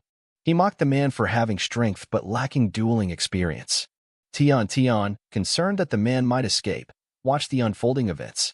Meanwhile, Luo Feng adamantly declared that he wouldn't easily surrender his points to the other guy. Ye Wu chimed in, emphasizing that experience wasn't as significant as the comparison of strength between the 2 players. Ye Wu launched a long-distance attack on Luo Feng, who, upon being hit, could only curse before ultimately being defeated by Ye Wu. As a result, Ye Wu not only claimed all of Luo Feng's points but also acquired an active card item that allowed him to copy himself into a manipulable doll. With Luo Feng out of the picture, the remaining players in the dungeon were reduced to 2. Ye Wu, boasting a score of 62,000 points, and Tian, who held 21,000 points. Tian expressed her joy at accumulating such a substantial number of points, considering the rarity of such an achievement. Ye Wu announced his intention to disband the team upon leaving the dungeon to claim the 500,000 point reward for himself. Tian, content with her earnings, didn't protest. She thanked Ye Wu for bringing her along and navigating through the challenges to reach the end. Observing Tian's response, Ye Wu felt a sense of happiness, perceiving that the girl wasn't driven by greed. Despite her cute demeanor, Tian maintained a positive mentality throughout the dungeon experience. Following the completion of the dungeon, Ye Wu received 50,000 XP points, 20,000 money, 20 trunk properties of the Shadow Dryad, 10 skins from the Shadow Dryad, and a magic crystal level 10. Additionally, he obtained the gem enthroned by the Heart of Nature, featuring a function that increased the healing effect of weapons by 30% and the ability to present baby trees for additional passive healing. The gem, a rare find, brought happiness to Ye Wu, who recognized its potential value in the market. Despite its rarity and description, Ye Wu decided to hand the gem to Tian. The girl, overwhelmed by the unexpected gift, couldn't believe she now possessed such a valuable item. While Tian was relishing the moment, Ye Wu interrupted her fantasies, reminding her of the promised prize and urging her to stop the ridiculous thoughts. As they were about to disband the team, an abnormal situation occurred in the dungeon. They received a prompt to immediately leave the place within a maximum of 20 seconds, introducing an unexpected turn of events. Tian was left in the dark about what was happening, while Ye Wu sensed that something was unfolding in their real world. Ye Wu, Tian hurriedly headed towards the exit, urging Tian to run faster to avoid being trapped. In the rush, Tian stumbled and fell. Concerned, Ye Wu inquired about the girl's condition, and she revealed that her foot seemed to be sprained. Panic set in for Ye Wu as Tian had sprained her ankle at a critical moment. Tian immediately apologized for slowing them down, feeling remorseful for dragging Ye Wu into such a challenging dungeon. Tian, recognizing her novice status, suggested that Ye Wu should leave her behind and continue without her. However, Ye Wu refused to abandon a team member, emphasizing that attempting something beyond one's capability was akin to waiting for death. While Ye Wu acknowledged that Tian excelled at enticing and troubling others, he wouldn't forsake his teammates. Ye Wu proposed that Tian leave on her own, throwing herself towards the exit gate. Tian was surprised by Ye Wu's decision, unable to comprehend why he would sacrifice himself. Despite Ye Wu's assurance that he wouldn't abandon his teammates, Tian continued to cry until the dungeon portal closed. In the dungeon, Ye Wu was unharmed as he was merely a puppet, marveling at Tian's exaggerated reaction for a doll. He believed that Tian overstated his sacrifice, explaining that he threw the girl into the dungeon gate to prevent any trouble she might encounter. Ye Wu had used the help of a city town scroll, enabling someone to return to the binding location in copy form at any time, but it was forbidden in PvP situations. Yiwu finally reaching the student rest area of the university, he was surprised to see the destroyed dungeon exit. Concerned about the teachers and other students, he initially thought an earthquake had occurred. However, recalling the dungeon gate's strength, he dismissed that notion and concluded that something unusual was happening at the university. Amidst his attempts to unravel the situation, Yiwu heard Tian crying alone. She expressed relief at seeing Yiwu alive, believing he might have been swallowed by the dungeon forever. Yiwu, present and unharmed, questioned Tian's remark about his stupidity, emphasizing that it wasn't the time for such considerations. Tian was grateful that Yiwu had survived, overcoming her fears of losing him in the dungeon. Yiwu comforted the girl, urging her not to cry. He assured her that everything was fine. Additionally, he utilized the city scroll after the gate closed. Tian, overwhelmed with relief, hugged Yiwu tightly while continuing to shed tears. On the other hand, Yiwu felt a bit puzzled. To him, it was common knowledge that anyone entering the dungeon could use the city scroll to return. However, Tian, feeling embarrassed by her emotional outburst, distanced herself from Yiwu. This left him confused, especially considering Tian's relaxed demeanor in the dungeon but shyness in real life. Soon after, several men in uniform appeared, surprising Yiwu and Tian in the hallway. Despite having locked all the students in the gym, the men attempted to apprehend them. The men's bodies bore marks that Tian recognized as belonging to the Black Tiger mercenary group. Yiwu inquired if they were the same group that had caused trouble in the safe zone 5 years ago, resulting in exile as punishment. Sensing that something was amiss, Yiwu wondered why the mercenary group, known for seeking profit, would come to the university where they couldn't gain any benefits. Realizing a connection to the MO group, Yiwu surmised that the mercenaries' presence was linked to them. The men from the mercenary group noticed Tian and, tempted by her beauty, planned to harm her. Terrified, Tian sought refuge behind Yiwu, who assured her not to worry. Infuriated, the mercenaries intended to cut off Yiwu's legs to torment him while they had their way with Tian. To their surprise, Yiwu effortlessly dispatched the criminals, leaving one man bewildered. Despite Yiwu being only at level 3, he managed to defeat level 15 adversaries within seconds. Yiwu nonchalantly mentioned that he had heard such threats too many times to be bothered. However, his curiosity grew regarding why exiles like the mercenaries forcefully entered the safe zone. The remaining mercenary, fearing for his life, pleaded not to be killed. He offered anything, including money and gems, to spare his life. Yiwu, unsatisfied with the initial explanation, used his sword to slowly injure the criminal, extracting more information. The man admitted they were hired by the Hanmo group to kill Miss Emo. Not only were they allowed into the safe zone, but the group also provided an extremely rare item to the team captain, limiting the movements of Miss Mo's personal bodyguards. Yiwu, now armed with this crucial information, pondered the implications of these sinister machinations. Now understanding the situation, Yiwu had heard numerous rumors about the Hanmo group and the Hanmo group, perpetually entangled in a dispute between life and death. This time, the Hanmo group openly followed Miss Emo, leading Yiwu to deduce something about the Hanmo group's involvement. Satisfied that he had provided sufficient information, the villain felt grateful, thinking Yiwu would forgive him. To restore his blood lost due to a previous wound, he promptly consumed a bottle of blood given by Yiwu. Meanwhile, Yiwu emerged from the building, observing the entire university covered with barriers, preventing him from leaving to meet the Hanmo group. Despite his initial plan to exchange information for rewards and money, the remaining criminals experienced negative effects after consuming the blood provided by Yiwu. Realizing that Yiwu had deceived him, the criminal confronted Yiwu, who casually stated that forgiveness was never promised. Yiwu also deducted points for the criminal's death. Engaging with Tian, Yiwu informed her that the university was blocked, advising her to find a safe hiding place. He emphasized the need for caution to avoid capture. While Tian understood, she sought to know Yiwu's plan, considering the Black Tiger mercenary group surrounding the university. Yiwu asserted that he was the only one with a chance to save everyone, despite the inherent danger. He reiterated the importance of Tian hiding safely without making mistakes, as errors in real life could cost lives. Tian, grasping the gravity of the situation, decided to hide in a secret location to ensure her safety. She felt a sense of concern from Yiwu, realizing that he took the matter seriously. Tian expressed her worry to Yiwu, who reassured her, stating that he already knew what he had to do. His primary goal was to ensure Miss Mo's safety and prevent her from dying.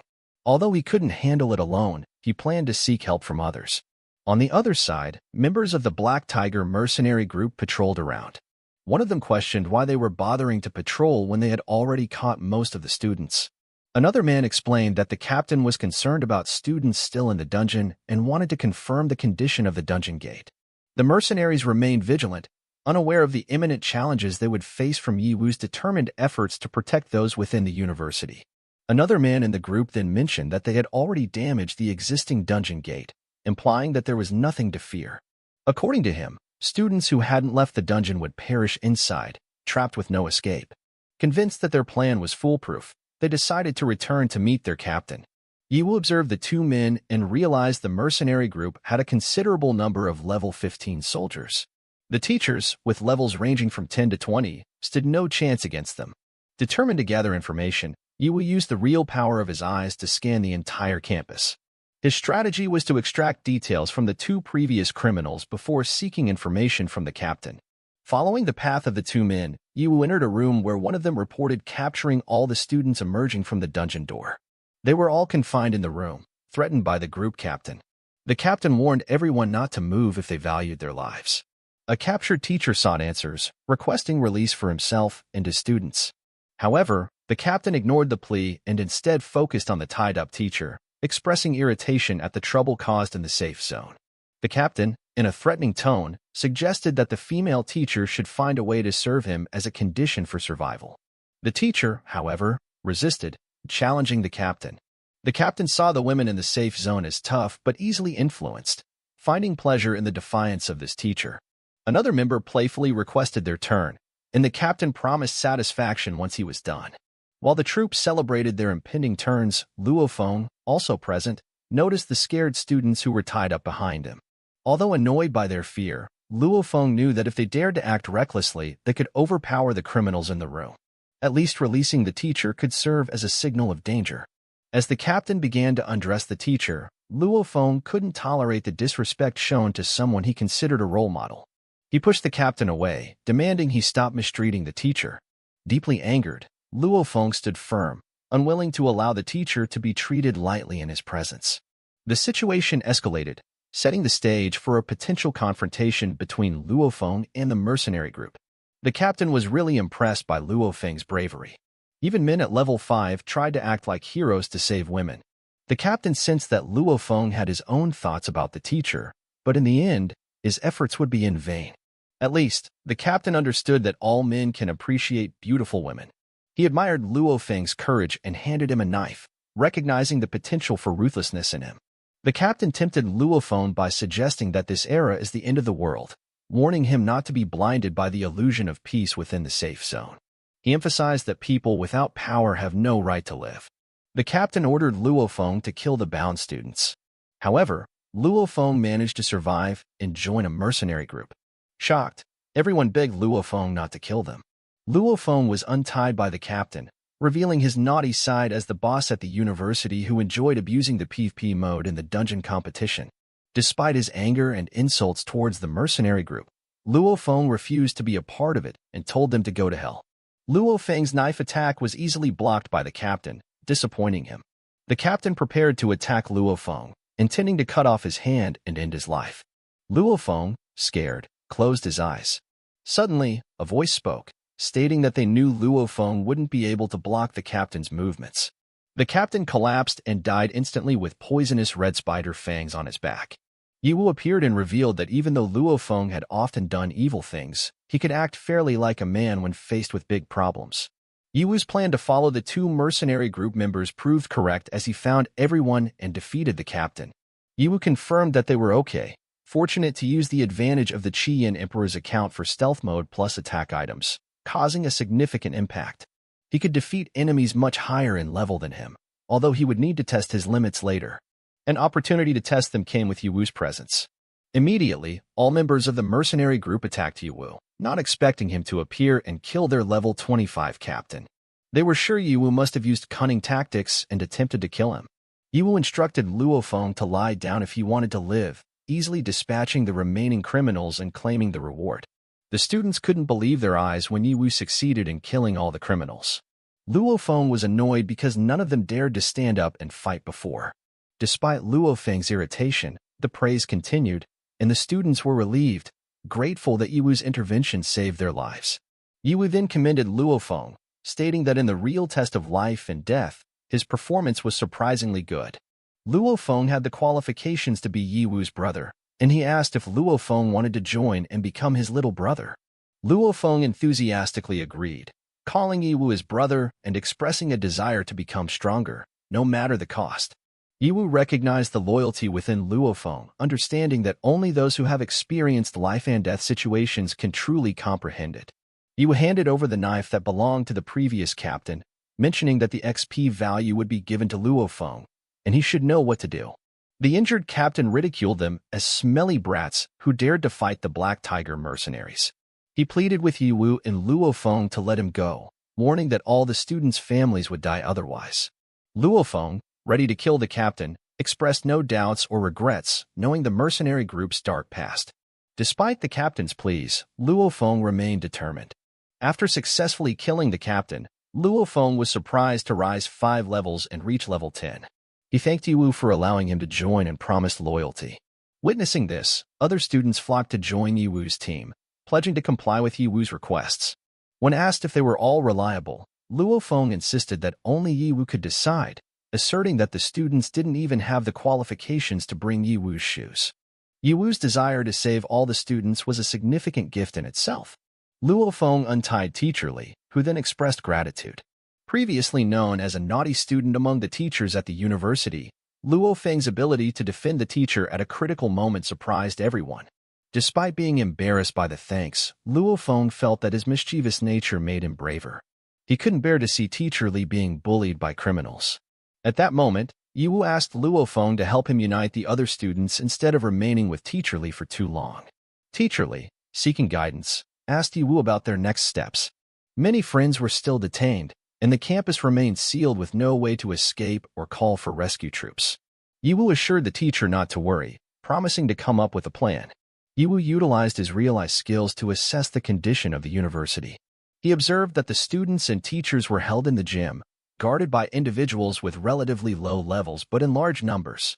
In the warehouse area, there were no patrols or guards, offering a safe hiding spot for the students. The mercenary group, led by a level 45 commander in the restroom, had only 2 masters with levels above 40. Yiwu couldn't locate the bodyguard yet, but noticed a level 40 person in the parking area who could be the deputy commander. Having foreseen the situation, Yiwu instructed Luo Feng to take Teacher Li and the students to hide in the warehouse. Luo Feng, reluctant to part ways with Yiwu, wanted to join him in confronting the commander. However, understanding the importance of protecting Teacher Li and the other students, he accepted Yiwu's decision. In return, Yiwu handed over the red spider Feng item, previously used to kill the level 25 captain. Luo Feng hesitated to accept the valuable item, but Yiwu insisted, emphasizing its importance for Luo Feng's safety. According to Yiwu, Luo Feng, with his current strength, would not survive facing the mercenary group head-on. Luo Feng was advised to avoid direct confrontation but, if unavoidable, to use the fangs for a sneak attack to deal massive damage. The fangs could only be used twice, so Yiwu asked Luo Feng to consider it carefully. Luo Feng reassured Yiwu, claiming expertise in sneak attacks and stabs. With Luo Feng entrusted with the safety of Teacher Li and the other students, Yiwu continued on his mission. Initially aiming to save Miss Emo, Yiwu realized the significant level difference between him and the level 45 commander. Even with the advantage of the Emperor's account, dealing with a 33-level difference posed a considerable challenge. Yiwu lacked confidence in defeating his opponent, facing a significant challenge due to the uncertainty of his abilities against a much higher-level adversary. At Link level 12, he had already proven capable of defeating a level 25 captain, but the prospect of facing a level 40 opponent with a 28-level difference posed a considerable threat. Recognizing the urgency, Yiwu decided to boost his level and entered the system space with 50,000 accumulated points. Choosing between increasing his account level or unlocking special skills, Yiwu opted to elevate his level, reaching Link level 21. This infusion of power rejuvenated his body, and he discovered that his links had expanded to 4. Understanding the 10-to-1 ratio of Link level to personal level, Yiwu successfully reached Link level 20, activating a special talent. With multiple talents at his disposal, Yiwu contemplated his choices. Observing the persistent level gap of 20 despite reaching link level 20, Ye prioritized survival and selected the defense talent. This decision upgraded the defense talent to 1 star. Intriguingly, Ye found that the defense talent not only enhanced his defensive capabilities but could also generate firepower to burn enemies and absorb defensive equipment to reduce damage. In a parking area, the Black Tiger mercenary troops stood guard, with Ye noticing the peaceful and stable environment within the safe zone. Rumors circulated about the perilous world beyond the safe zone, teeming with ancient Earth-era monsters. Even members of mercenary groups refrained from venturing into this treacherous territory. Discussion among the mercenaries revealed that the outside world was fraught with danger, and the area beyond the safe zone had been in existence long before the old era of Earth. Formidable and wild monsters roamed freely, dissuading even large groups from exploring.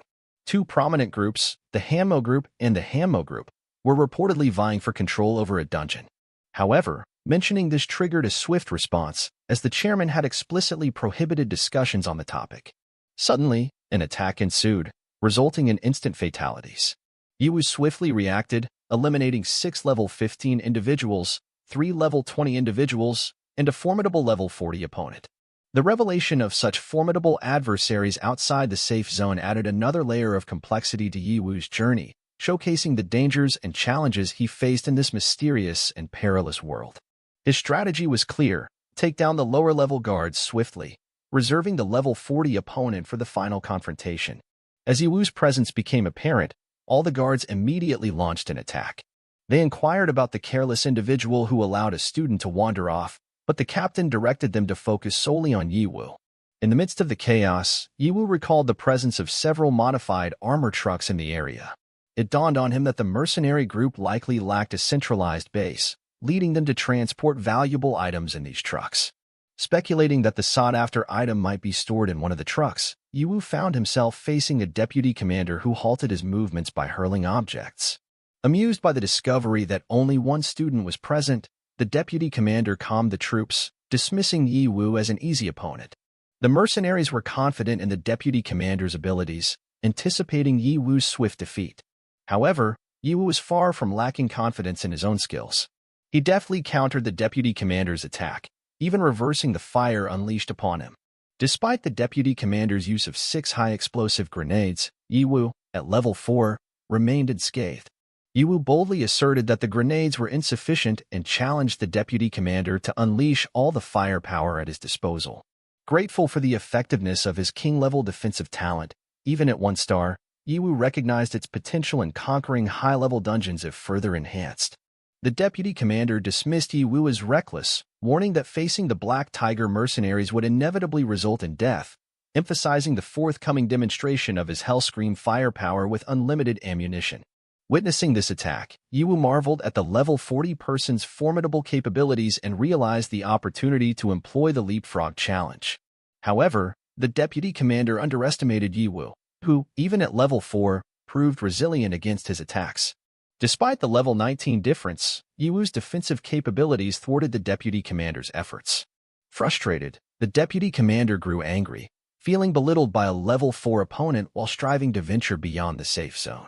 Ye, aware of the physical gap, recognized the difficulty in inflicting harm on the deputy commander. Simultaneously, the deputy commander's frustration intensified as he perceived disrespect from a level 4 individual, contrasting with his own struggles to breach the safe zone's confines.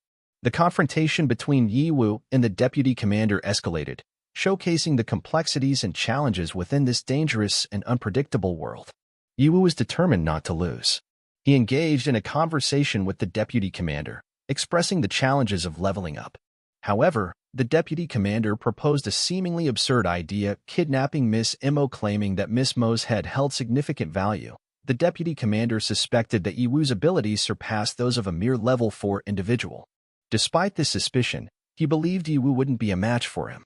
On the other hand, Ye found solace in the fact that he endured the vice commander's continuous attacks unscathed, thanks to his extraordinary protective talent. Facing a level 40 opponent who grew up outside the safe zone, Ye appreciated the effectiveness of his defensive abilities, especially considering the level difference. Moreover, Ye realized his dueling skills and diverse attack properties surpassed those of the vice commander. As the battle unfolded, Only one trick remained for Ye Wu to defeat Big Gun. Despite doubts, Ye Wu attempted the trick, prompting laughter from Big Gun, who accused Ye Wu of losing his sanity and suffering brain damage. Big Gun, despite acknowledging Ye Wu's defense, found it boring as Ye Wu did not defend like a rigid pillar. The fight persisted for 3 minutes, with Ye Wu realizing the need to take a risk. He unleashed a melee skill, surprising Big Gun with a deflagration, a part of his melee defense talent that involved an explosion while absorbing enemy equipment. Ye Wu took a decisive step, attempting to determine the outcome. However, Big Gun felt that besides the debuffs, his HP remained unscathed, assuming Ye Wu was merely toying with him. In the midst of this, Big Gun fired at Ye Wu once more, declaring that the high school boy should go to hell as the pleasure of playing with him had waned. Meanwhile, Ye Wu felt increasingly pressed, noticing his draining cell phone battery.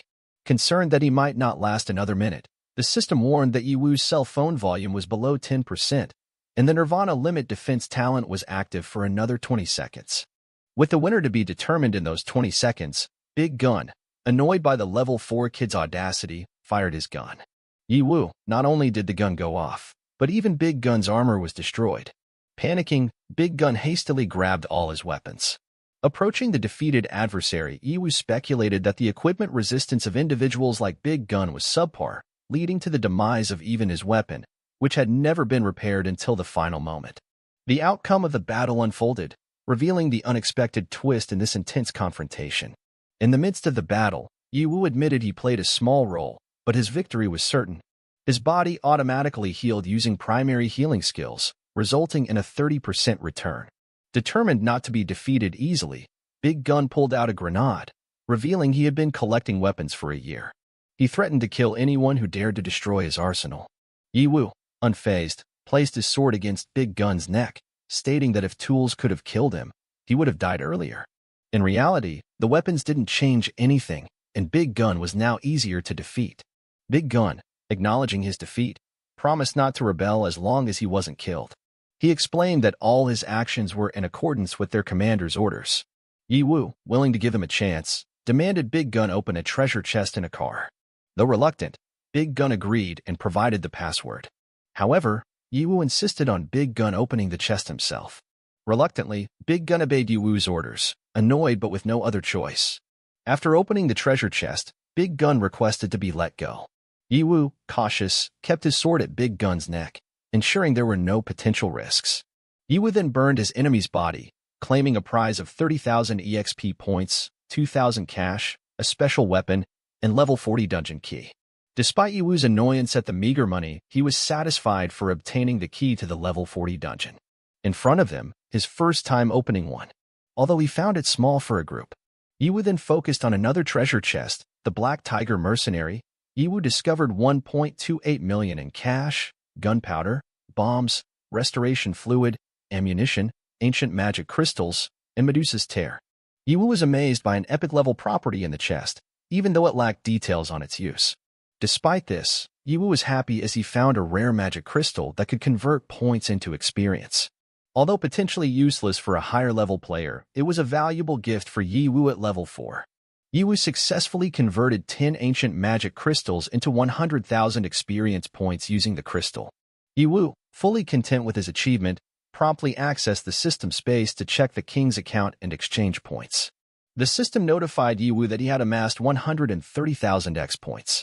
While the system recommended opening other accounts for extraordinary powers, Ye Wu dismissed the idea, emphasizing his focus on strengthening the Qi-Yin Emperor's account in both attack and defense. Ye Wu's request, the system instantly opened the Qi-Yin Emperor talent map.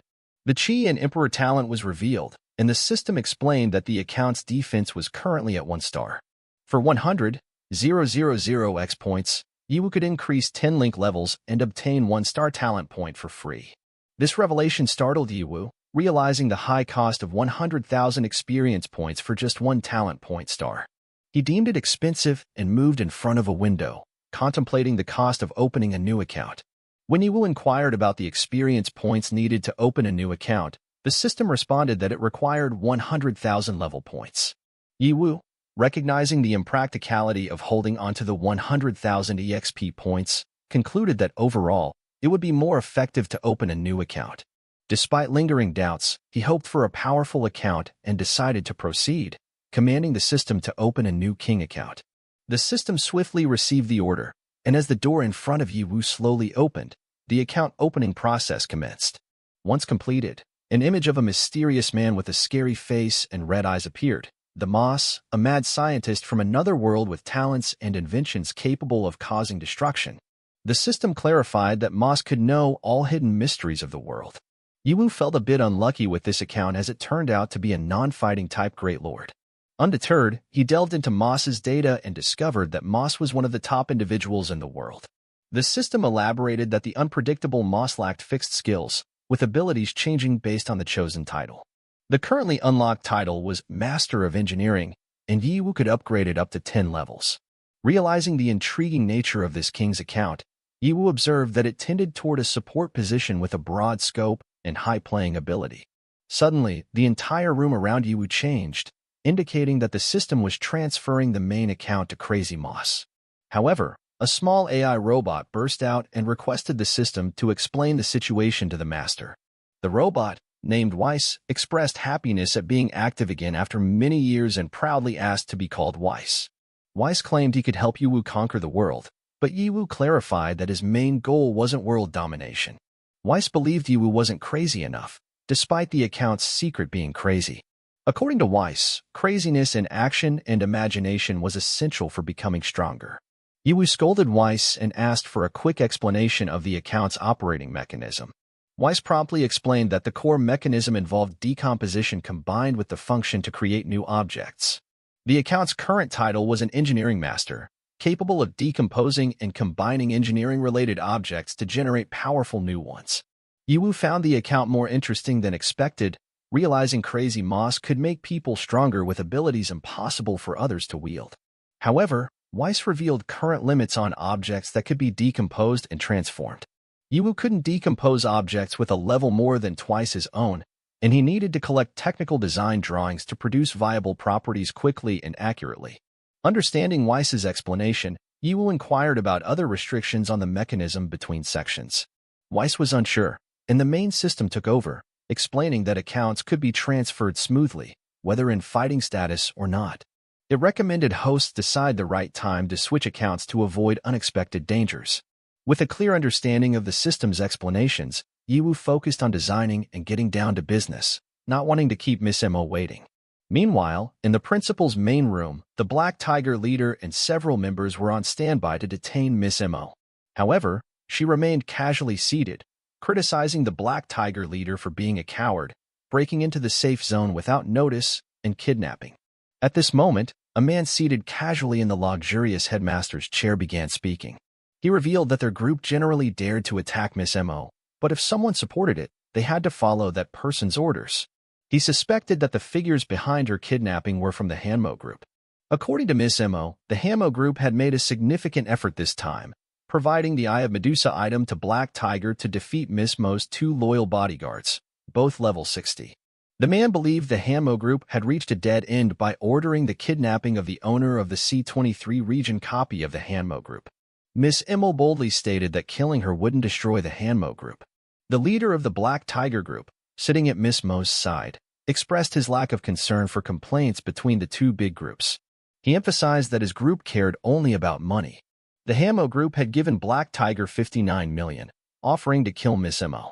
However, if she could pay him 100 million, he might consider letting her go. Miss Emo smiled, calling the man's wish a mere dream. She believed people without integrity in business didn't deserve a penny. Feeling intimidated by Miss Mo's attitude, the mysterious man stood up and distanced himself. In response, the Black Tiger commander suggested that Miss Emo rephrase her language better. However, she insisted it wasn't necessary, stating that the Hanmo group wouldn't be led by animals, even if her life wasn't worth it in front of the higher-ups of the Hanmo group.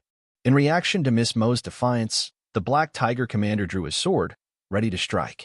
The mysterious man, eager to send Miss Emo to hell, moved swiftly. But just before the commander's sword touched her, a protective barrier appeared, surrounding Miss Emo.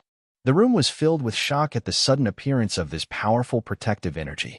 From the entrance, a man casually standing there spoke up, revealing that the protective energy was a favor for Miss Emo, helping him with elder life back in the black market. Ye Wu stated that everything had to be equal. This time, he would charge separately, and if he managed to save Miss Mo's life, he would ask for a 10 million bonus. Miss Emo was genuinely surprised to see Ye Wu, who came to rescue her. The beautiful lady asked Ye Wu what he was doing in that place. However, before Miss Mo's words could be answered, the commander of the Black Tiger group leaped towards Ye Wu with 2 swords at the ready. Fortunately, Ye Wu managed to block the mysterious man's attack with his flame sword. Even though the commander was shocked by the Ye Wu abilities, he was curious about how strong Ye Wu's defense would be if he attacked with all his strength. Ye Wu, in turn, was surprised by the commander's ability. Despite facing opponents at level 40 previously, he felt that the commander's strength could be lethal. Ye Wu knew that he couldn't afford the slightest mistake. Any carelessness could result in his demise at the hands of the commander. Observing Ye Wu's growing desperation, the lady urged him to go and save himself. Despite the Ye Wu combat prowess, this matter seemed unrelated to him. Miss Emo questioned how it was possible for someone near death, like Ye Wu, to still care about others. Meanwhile, several Black Tiger members in the room continued shooting at the protective energy surrounding Miss Emo. Their consecutive attacks successfully reduced the protective energy to almost 30%. Despite this, Ye Wu reassured Miss Emo not to worry. He emphasized that if Miss Emo were to die, he would have no place to collect the points and bonuses he should receive. Miss Emo, understanding Ye Wu's character as someone who values money but isn't foolish, realized that this was why Ye Wu dared to enter the black market alone. While Miss Emo was preoccupied with concern for Ye Wu, the Black Tiger members were shocked to see the protective barrier energy quickly reaching 100% again. The Black Tiger commander was convinced that Ye Wu came prepared with rare items. He was also sure that the Ye Wu man hiding his true strength was not at level 4. The commander became curious about Ye Wu's origin and the reasons behind his ability to conceal his strength. Ye Wu, determined to face the commander, launched an attack. According to him, the commander not only possessed a high level but was also cautious. Ye Wu mentioned that the commander's intellect surpassed that of 5 ordinary people. Ye Wu utilized the ability of Crazy Moss to combine 3 protective energies into one, resulting in 3 times the armor value. However, the effect of this power was peculiar. Suddenly, an explosion occurred from outside, causing the commander to panic. Worried about his members, the commander attempted to give orders, but before he could do so, several grenades were detonated in the room. The commander believed it was a high-explosive grenade, prompting him to create a shield of considerable energy. However, when the grenade detonated, the red web released by the spider monster trapped them. The net proved strong, devouring the HP of several Black Tiger members. The commander was surprised by this unfamiliar tool, known as the Sticky Bandage grenade, created by Ye Wu. The grenade used Ghost Eye and Demon Spider Silk, restraining targets for 10 minutes and causing continuous damage. Ye Wu played with one of the grenades, explaining that it was not an ordinary one but his invention. Despite the commander's initial struggles, he eventually destroyed the binding net with his considerable strength. Refusing to be defeated by what he considered toy items, the commander infused his sword with lightning power, ready to demonstrate adult-level combat. Ye Wu took a standby position, holding a shield in his left hand and a sword in his right, realizing that low-level materials wouldn't work on high-level fighters. The commander, determined to send Ye Wu away, initiated the attack. A single blow reduced Ye Wu's HP by 50%, showcasing the increased speed and strength of the commander. Ye Wu contemplated slashing the commander twice at close range to prevent him from using a recovery fluid. However, when Ye Wu swung his sword, the commander dodged quickly, mocking Ye Wu's slow movements. The mysterious man also ridiculed Ye Wu's weapon as a mere kitchen knife. During the counterattack, the mysterious man's powerful strike destroyed Ye Wu's shield and lowered his HP by 10%. The system warned that Ye Wu's HP was below 10% of the Nirvana defense talent limit, indicating the activation of the HP lock. Realizing the critical situation, Ye Wu attempted to deal a final blow to the commander by conjuring a fire dragon through magic. However, the commander managed to repel the magic, stating that if he were hit by Ye Wu's low-level magic, he wouldn't deserve to be at level 45. At this moment, the lady urged Ye Wu to escape once again. Miss Emo was genuinely concerned that Ye Wu might meet his demise if he continued to face relentless pressure. Ye Wu, however, insisted that escape was impossible and asked Miss Emo to refrain from speaking. Ye Wu remained resolute in not conceding defeat, as he still had his upcoming performance. Without hesitation, Ye Wu thrust his sword into the ground, unleashing a sizable firestorm around the Black Tiger commander. Unfazed by the flames, the commander questioned if this was Ye Wu's only skill, suspecting that Ye Wu might be there for amusement. Despite the playful atmosphere, the commander's intent to swiftly eliminate Ye Wu became evident, moving with lightning speed. Surprisingly, a masked man, presumably Ye Wu's deputy, intervened, subjecting the commander to a barrage of attacks from a formidable firearm. The commander realized that Ye Wu had eliminated his deputy, who wielded a powerful weapon. Desperately attempting to block the onslaught, the commander found himself struggling against the onslaught. Ye Wu urged the commander not to make a scene over the obvious demise of his deputy. The weapon, now equipped with support turrets and special effects for automatic targeting, intensified its assault. Elevated to level 40 with unlimited ammunition, it overwhelmed the commander. Ye Wu smiled, revealing that the gun turret was crafted from an epic weapon. The surprise in the commander's eyes indicated that Ye Wu's creation had surpassed expectations. The commander's protective shield eventually succumbed to the relentless attack and shattered. Evading the weapon's assault, the commander sprinted in all directions. Yet, the weapon, with its rapid firing speed and the ability to automatically track movements, persisted. The commander grew increasingly frustrated, attributing the weapon's effectiveness to its special effect of unlimited bullets. Ye Wu took satisfaction in the commander's predicament, explaining that the firearm's modifications included the capability to follow its target automatically. The commander pondered whether Ye Wu had seized the opportunity, believing that Ye Wu should have sacrificed most of his health before deploying the weapon. As Ye Wu continued to pursue the commander with the relentless firearm, the commander acknowledged that Ye Wu's abilities had indeed surprised him. However, the removal of the firearm's flexibility had become a strategic disadvantage for Ye Wu. It became a permanent target in Ye Wu's opinion.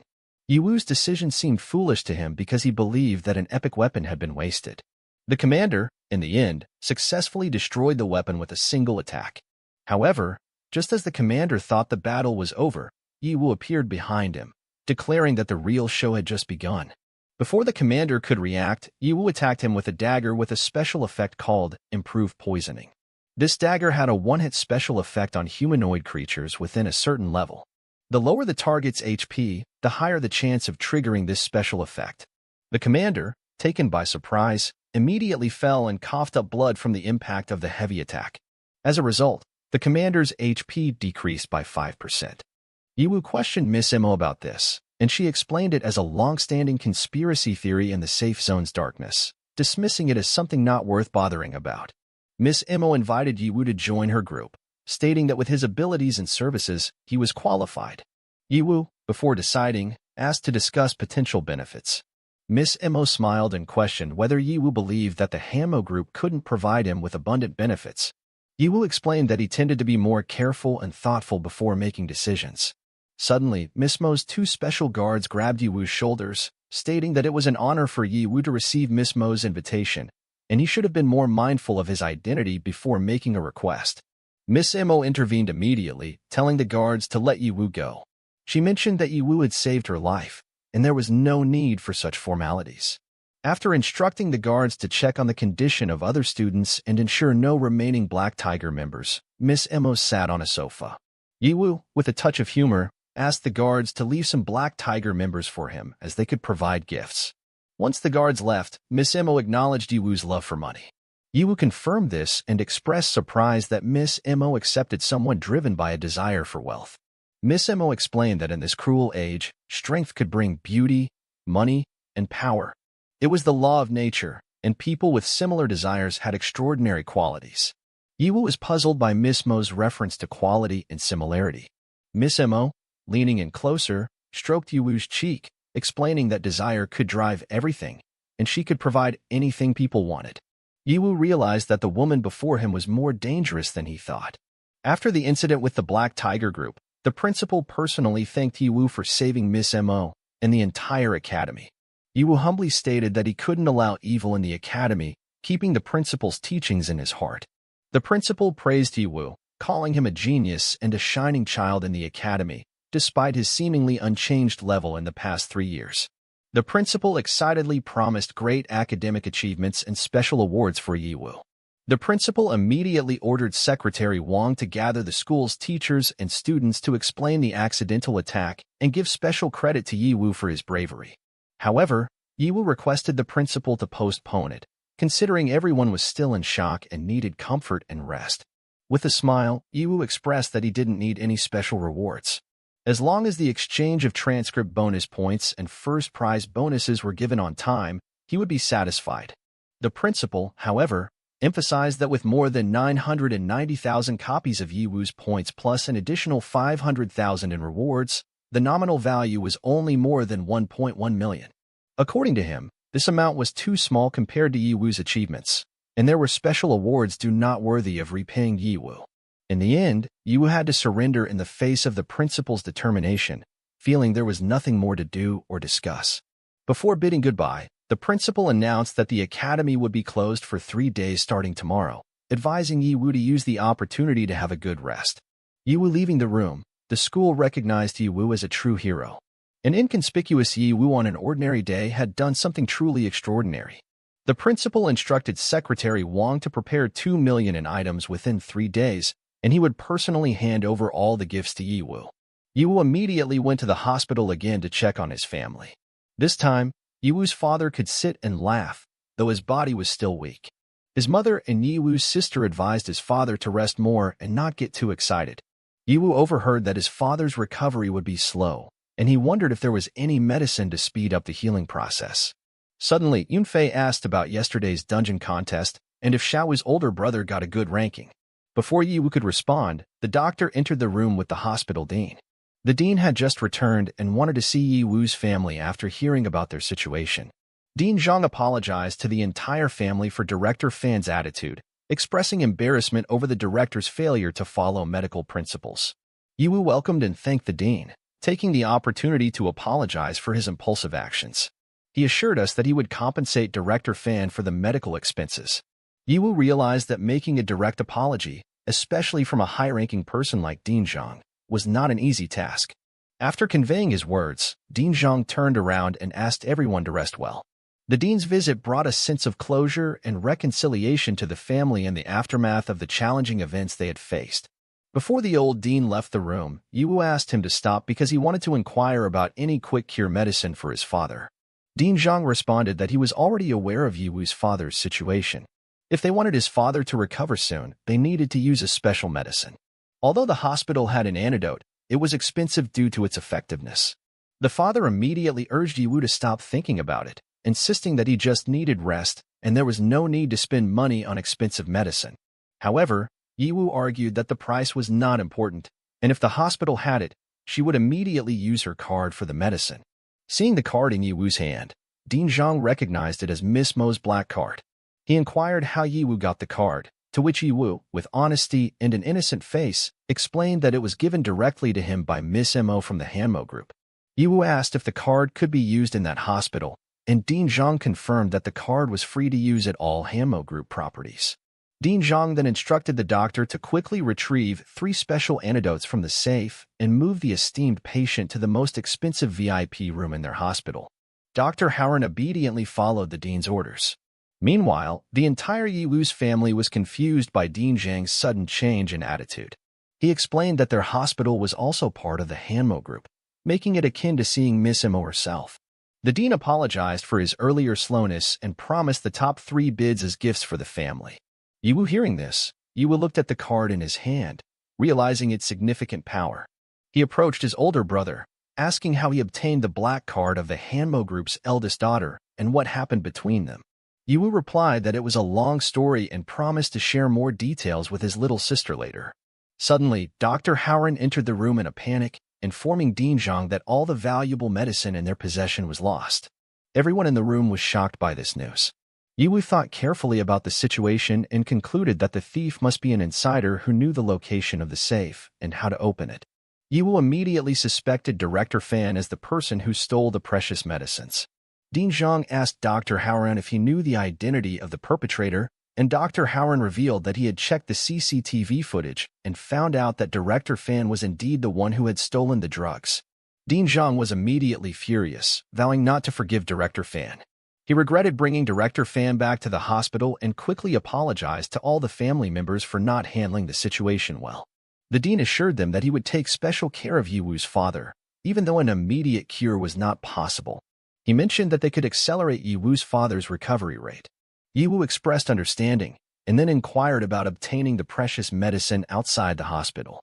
The dean explained that it was a top-tier display item, practically priceless.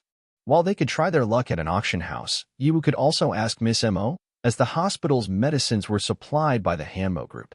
Yiwu, however, hesitated since he had already taken 20 million from Miss Emo, and asking for more might harm his impression. Convinced that Director Fan stole the drugs for monetary gain, Yiwu speculated that the black market might be the only option for selling them. He informed the dean that he would be going to the black market again and asked the dean to take care of his father, to which the dean willingly agreed. Apologizing for not being able to help more, the old man even bowed to Yiwu. Dean Zhang immediately sought the doctor's guidance on moving the patient to a VIP room with the best treatment. Yiwu personally thanked Dr. Haoran, acknowledging the excellent care his family received. Yiwu believed that Dr. Haoran deserved even more respect due to his professionalism and good character. With the hospital director's position vacant, Dean Zhang promptly appointed Dr. Haoran as the director, a role Dr. Haoran couldn't refuse. Grateful for the appointment, Dr. Haoran thanked Dean Zhang for his kindness. As Yiwu left the room, he advised his father to rest well and left the matter of the antidote in his hands. Yiwu's parents were concerned about their son's trip and extravagant spending, but Yiwu eagerly inquired about how his older brother managed to attract a wealthy woman like Miss Emo in just one day. Observing his family's expressions, Yiwu was shocked and faced questions about what kind of man he was. Yunfei, noticing her brother's nervous expression, decided to investigate the relationship between him and Miss Emo. Yunfei eagerly raised her hand, expressing her excitement to join Yiwu in finding the top bid. However, her older brother insisted on handling it himself, advising her sister to rest in the hospital. Despite his refusal, Yunfei wore a sad expression, teary-eyed, mentioning how she had been almost bored in the hospital and still hadn't heard her older brother's story about the dungeon contest. Yiwu, unable to resist his little sister's persuasive move, Yiwu finally agreed. He advised Yunfei to always listen to him and not wander around alone. Yunfei, with a cheerful face, assured him that she knew better and was not a 3-year-old child.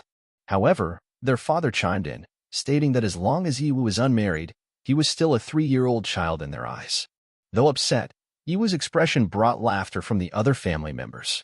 On their way to the black market, Yiwu briefed Yunfei about the events in the dungeon and the attack on the academy. Yunfei now understood why her older brother was close to Miss Emo. In Yunfei's opinion, 20 million seemed too little, considering Miss Mo's life was priceless. The older brother promptly asked Yunfei to be quiet, emphasizing the need to keep their wealth discreetly when away from home. Reprimanded by her older brother, Yunfei covered her mouth but then questioned why they had to go to the dangerous black market, suggesting it might be better to look for the drug at an auction house. Yiwu explained that while the black market was not safe, it had the most complete goods. He reassured Yunfei that with him, her safety was guaranteed. Yiwu firmly believed in this, as Yiwu was confident about going to the black market this time, given the significant increase in strength and the substantial amount of money they now possessed. However, just a few steps before reaching the black market area, 3 men confronted them, demanding money. In such situations, Yunfei always took the initiative to face danger and asked her older brother to go first. One of the thugs taunted Yiwu, suggesting that as a man, he had only reached level 4 and needed protection from a woman. This became a source of ridicule and laughter from the thugs, with Yiwu becoming the object of mockery. Despite the situation, Yiwu immediately asked his little sister to step back, considering her weak body condition at the moment. Yunfei decided to delegate all the tasks of fighting and killing to his older brother, determined to shield his little sister from any more suffering. As the thugs approached, Yiwu, the older brother, asserted that he didn't want to resort to violence in front of his family. Instead of succumbing to fear, Yiwu challenged the thugs, stating that if they wanted to survive, they had to leave immediately. This bold move angered the thug leader, who raised his arm to strike Yiwu. However, a sudden intervention occurred. A sword swiftly pierced the thug leader's head, ending his life instantly. Yiwu, appreciative of the unexpected turn of events, observed as a man, as fast as lightning, ran to his side and efficiently defeated the remaining thugs. Despite the thugs' anger, they were helpless against the mysterious man's swift actions, and soon, all of them were defeated. Curious about his savior, Ye Wu inquired about the man's identity. The handsome man, with a smile, claimed to be just a passerby. Ye Wu unconvinced, Ye Wu pressed the man to reveal more about himself. The mysterious man downplayed the significance of details, emphasizing that the key to a real man lies in actions rather than words. This response annoyed Ye Wu, as he felt the mysterious man had taken credit for his experiences. However, the man continued to dismiss the importance of revealing his identity, stating that appearance is secondary to true character. While Yunfei found the mysterious man handsome, he also felt a sense of familiarity in the man's face. To dispel her imagination, Yunfei resorted to pinching his own cheeks, reminding himself of the dangerous journey they were on. The mysterious man, known as Anxiang Cheng, acknowledged that the black market was a perilous place. Recognizing Ye Wu's bravery for entering such a dangerous territory, Anxiang Cheng offered to guide them through the black market safely. Ye Wu, cautious about trusting strangers, listened to her sister Yunfei, who warned that Anxiang Cheng might be a fraud trying to gain their trust. Despite Anxiang Cheng's recent assistance, the siblings couldn't verify his true intentions. Anxiang Cheng reassured them, acknowledging the importance of caution but asserting that he had no ulterior motives. He explained that as former academy students, he felt obligated to help students like Ye Wu and Yunfei. As Anxiang Cheng led the two siblings away from danger, the siblings remained suspicious, uncertain of the true nature of their mysterious companion. However, Anxiang Cheng's intentions seemed genuine, driven by a sense of duty to assist fellow academy students in navigating the dangerous path ahead. At that moment, Yunfei had a realization that the handsome man in front of him was none other than the star of the academy in the past, Anxiang Cheng. No wonder Yunfei found the face of companion familiar. Anxiang Cheng confirmed his identity and shared that it had been several years since he graduated. The news about his status as a high school star had only recently reached. Anxiang Cheng, also known as Anxiang Cheng Senpai, was acknowledged as the first genius in the history of the academy. He achieved remarkable success, getting invited by a professional team after just 1 year in the academy. By the time Anxiang Cheng Senpai graduated, he had reached level 20. His talent was undeniable, and even though he could have relied solely on his strength, he became more famous among women due to his visible face. Women were confident in Anxiang Cheng Senpai, expressing gratitude for his senior's help. Despite Anxiang Cheng Senpai's impressive background, Yunfei questioned whether they should trust their senior. Ye Wu, Yunfei's older brother, responded that for now, it didn't matter, they could follow the senior first, and if any issues arose later, Ye Wu would take immediate action. In this era, Ye Wu realized that complete trust couldn't be placed in anyone except for family. Anxiang Cheng, the popular senior and former academy star, was only at level 30. However, he expressed a willingness to give his experience points to Ye Wu, and Yunfei had no reason to refuse. When Ye Wu inquired about the professional team Anxiang Cheng joined after graduating, Anxiang Cheng revealed it was the Emperor team of Huangzheng Group. Ye Wu was astonished to learn that the Emperor team was the second-ranked team after the Mo Gong team, making their seniors' achievements extraordinary. Anxiang Cheng humbly mentioned that he was currently an Emperor's reserve team, not a member of the core team. Ye Wu found it coincidental that his popular senior ended up in Emperor Group. In response, Ye Wu decided to ask the system for information about Crazy Moss's account. Weiss, the system promptly appeared and inquired about how it could help. Ye Wu asked where he could obtain an attribute that could survey targets. Weiss sought clarification, asking if this was a test of physical conditioning or more like perspective. Ye Wu rejected the idea of a physical test and envisioned a tool that could examine a person's body with a penetrating perspective through their clothes. Weiss cheerfully acknowledged that such a tool could be created, but currently, the perspective attribute couldn't be generated at Ye Wu's current link level. Ye Wu swiftly dodged the idea of creating a certain attribute and instead inquired if there was one that could discern whether someone was lying by monitoring their breathing or heartbeat. Weiss assured Ye Wu that such a task was easily manageable. Weiss explained that while heart rate or breathing could be deceptive due to training, scanning the target spectrum and detecting biological magnetic field fluctuations would provide accurate results. Deciding to experiment, Ye Wu approached Yunfei and asked her, with a serious face, who was more handsome between him and senior Anxiang Cheng Senpai. Yunfei, with conviction, claimed that her brother was the most handsome man in her heart. However, Weiss quickly identified her words as lies. Moving on, Ye Wu approached Anxiang Cheng and inquired if the seniors were aware of or had heard about the recent events at their academy, as it seemed to be related to the Huangzheng Group. Anseong Ching, looking puzzled, admitted he hadn't heard anything, prompting Ye Wu to share that some classmates mentioned the Emperor team of Huangjin group coming to the academy to select talents. Weiss detected that the senior's words were not lies, even though he appeared suspicious. Ye Wu, concluding that there wasn't an immediate threat from Anseong Ching, requested the senior not to pay much attention to the information, suggesting it might be inaccurate. Finally, they reached one of the entrances to the black market. Anseong Ching was warmly greeted by the two door guards who hadn't seen him in a long time. Anseong Ching explained that he had been busy training with the team but took a day off to visit the black market. One of the gatekeepers commented on Anseong Ching's hard work, acknowledging the fierce competition to get into the first team.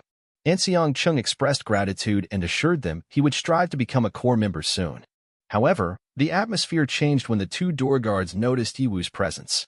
Concerned that they might disturb Ye Wu, Anseong Ching quickly claimed that these two people were his friends and should be allowed through.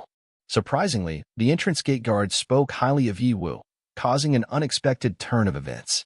They offered the best cigarettes to Ye Wu, and Anseong Ching was surprised by the friendly attitude of the two door guards. He wondered how they could be friendlier to Ye Wu than to him. Ye Wu, being a student, refused the cigarettes, and the guards explained that they didn't need to be too friendly towards him. However, they insisted because Ye Wu's power had already spread throughout the market. They were surprised that someone could refuse Miss Mo's invitation to join the Emo Gong team. Apologizing for previously offending Ye Wu, the guards praised him as a mature figure. Ye Wu, in a hurry, asked his sister to let him in, feeling that the black market area was great for bringing news quickly. The chief door guard welcomed Ye Wu and praised him, warning him about slippery roads. Ye Wu felt grateful for the assistance and quickly entered the black market. As they walked down the hall to the main area, Yunfei asked how her brother got an invitation to join Hanmo's team. Ye Wu briefly mentioned the story, and Anseong Ching, walking behind them, thought they must be joking. It seemed strange that someone with such high-level equipment could invite a level 4 student to join their team, but it made their relationship smoother. With Anseong Ching's help, Ye Wu and Yunfei finally entered the black market. Ye Wu thanked Anseong Ching for the assistance, and before leaving, Anseong Ching sent a friend invitation. Ye Wu considered it, and Anseong Ching said they were destined to be at the same university, suggesting it would be better for them to be friends to help each other when needed. Ye Wu thanked Anseong Ching and accepted the friend request, with Anseong Ching reminding Ye Wu to leave the black market immediately after finishing their business. Grateful for the help, Ye Wu and his sister left without further trouble. However, Ye Wu sensed that Anseong Ching was becoming interested in him. Even though Ye Wu was honest, Anseong Ching showed signs of suspicion and caution. Yunfei then called her brother, unsure where to buy the antidote in the huge place. Ye Wu found himself in unfamiliar territory. Initially taken to the VIP area without the chance to transact directly, he felt the need to seek assistance. However, he sensed being watched, and his eyes landed on a beautiful woman at the bar. She greeted him, and even offered to buy him a drink. Yunfei, Ye Wu's sister, quickly intervened, explaining that Ye Wu couldn't talk as he was underage. The woman laughed off the situation, jokingly engaging with Ye Wu. To Ye Wu's surprise, she knew his name and introduced herself as Siyu, the resident agent of the Hanmo group. Confirming her identity to Weiss, the robot, Ye Wu noticed a reddish-purple spectrum around Ye Wu, suggesting a seductive intent. Despite Ye Wu's attempts, Ye Wu remained focused on his purpose, buying the antidote. Siyu insisted that Ye Wu could purchase anything in the VIP room, leaving other men in the room jealous and curious about Ye Wu's origins. Yunfei, irritated by Ye Wu's advances, sought to protect her brother. Eventually, they arrived at the Hanmo group's VIP room, where Siyu emphasized that Ye Wu could access the best services and equipment. Yunfei continued urging Siyu to distance herself from Ye Wu. Impressed by the VIP room, Ye Wu learned that it served as a trading base on the black market, with various trading bases existing throughout. The Hanmo group held the highest level of trading authority, allowing Ye Wu to acquire rare and top-quality equipment with money. While tempted, Ye Wu's goal remained focused, buying the antidote. Surveying the details of the items being sold, Ye Wu realized the potential for acquiring equipment beyond his reach due to financial constraints. His primary concern, however, was obtaining the antidote. The VIP room presented a tempting array of possibilities, but Ye Wu maintained his determination to achieve his specific objective within the black market's intricate trading landscape. However, for some reason, he was very familiar with the seller's name written there, Director Fan. A suspicious character, he held the position of hospital director, a role typically associated with a high salary. Surprisingly, Director Fan resorted to stealing medicine to make money. Ye Wu, intrigued by this information, wanted to know the full story. Yunfei noticed that the bidder's price was unusually high. Confirming the antidote's rarity, Ye Wu explained that it usually sold for 100,000 per bottle. This time, however, the price had skyrocketed to 600,000 per bottle. To add to the mystery, only Ye Wu's family was selling the antidote across various platforms at this exorbitant price. Expressing his desire to purchase the antidote but with a change in approach, Ye Wu inquired about direct transactions. Ye Wu informed him that direct transactions were possible if he registered with the base, but the seller had to agree. Siyu agreed and sought Ye Wu's help in the registration process. Siyu promptly contacted the Master Control for assistance, expressing Ye Wu's wish to meet the seller in person. After a brief wait, the Master Control conveyed the seller's refusal for a direct transaction. Ye Wu, undeterred, requested Siyu to negotiate again, offering a price increase to 1 million per bottle if the seller agreed to a face-to-face meeting. Master Control moved swiftly to confirm the new offer. Yunfei, perplexed by her brother's decision to raise the price, questioned his motive. Ye Wu reassured her, explaining that he intentionally increased the offer to tempt the seller. If the seller agreed to a direct transaction, Ye Wu could secure all 3 bottles of the antidote without any payment. As predicted, the seller agreed to the increased price and the direct transaction. Ye Wu, waiting patiently, was surprised when there was commotion outside the VIP room. A voice rebelled against the situation, claiming urgent matters elsewhere. Someone countered that once the seller confirmed the direct transaction, changes were no longer possible. The door opened, and a man was pushed into the room. Ye Wu, who had been waiting, became visibly angry. Director Fan, in the Hamo Group room, was equally surprised by Ye Wu's unexpected presence. However, he was confident in his disguise at that time, and Ye Wu would not be recognized. Yunfei immediately realized that the man before them was familiar. Of course, Director Fan dodged it, admitting he had never met them. Director Fan accused them of playing games to lower the price and asked Ye Wu and the others to move quickly if they wanted to buy his merchandise. He admitted he didn't have time to play with small children like them.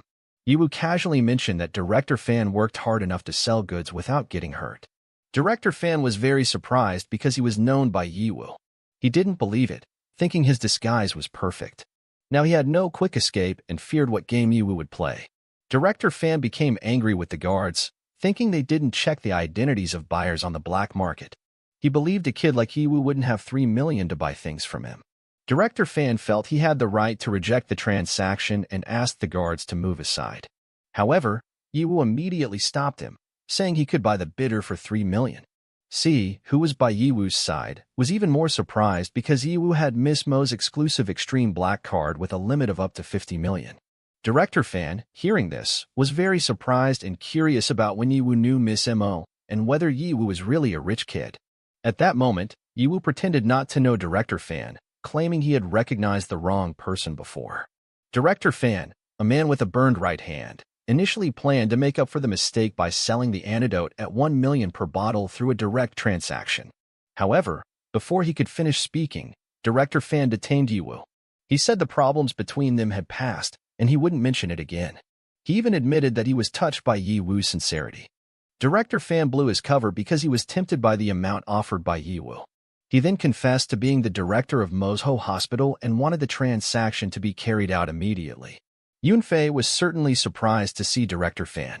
Ye Wu immediately restrained his sister, still wanting to continue the transaction. However, before making a purchase, he asked for permission to inspect the goods first. Director Fan happily showed all the items he had, including the best antidote that only needed to be taken to neutralize any kind of poison. He admitted that he obtained the antidote with great difficulty, and even just 1 million was already a cheap price for Ye Wu. Ye Wu was so happy to see the antidote. He then provoked Director Fan by asking where the man could get such a valuable antidote.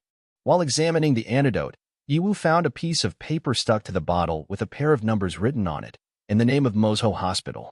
Director Fan immediately dodged it, claiming there was nothing written on the antidote bottle, and took the bag containing the antidote from Ye Wu's hand. However, he soon realized that he had deleted all the information on the bottle. Director Fan knew he was framed by Ye Wu. Ye Wu, Understanding that he had heard from the previous hospital dean that the 3 best antidotes in their hospital had been stolen, wanted to know if Director Fan had stolen them. Director Fan once again dodged the question, asking Ye Hao not to frame such a good person. He also refused to make the transaction, feeling insulted by Ye Hao. In his heart, Director Fan was annoyed that Ye Hao could find out the origin of the antidote. The 2 guards standing at the door immediately stopped Director Fan, deeming him to have violated trade rules regarding the source of merchandise. On the other hand, Director Fan kept pushing to leave. At that moment, Ye Hao spoke up, stating that the Hamo Group had the right to investigate allegations of loss of assets belonging to the company, as there were no rules with the black market. Ye Hao would decide whether Director Fan was guilty or not after completing the investigation. Director Fan continued to struggle, not agreeing with Ye Hao's decision. He also demanded damages of 5 million if he suffered torture and mental damage during the investigation. Ye Hao considered Director Fan's words, questioning whether the 5 million would be commensurate with the results they might get later. Eventually, Ye Hao agreed.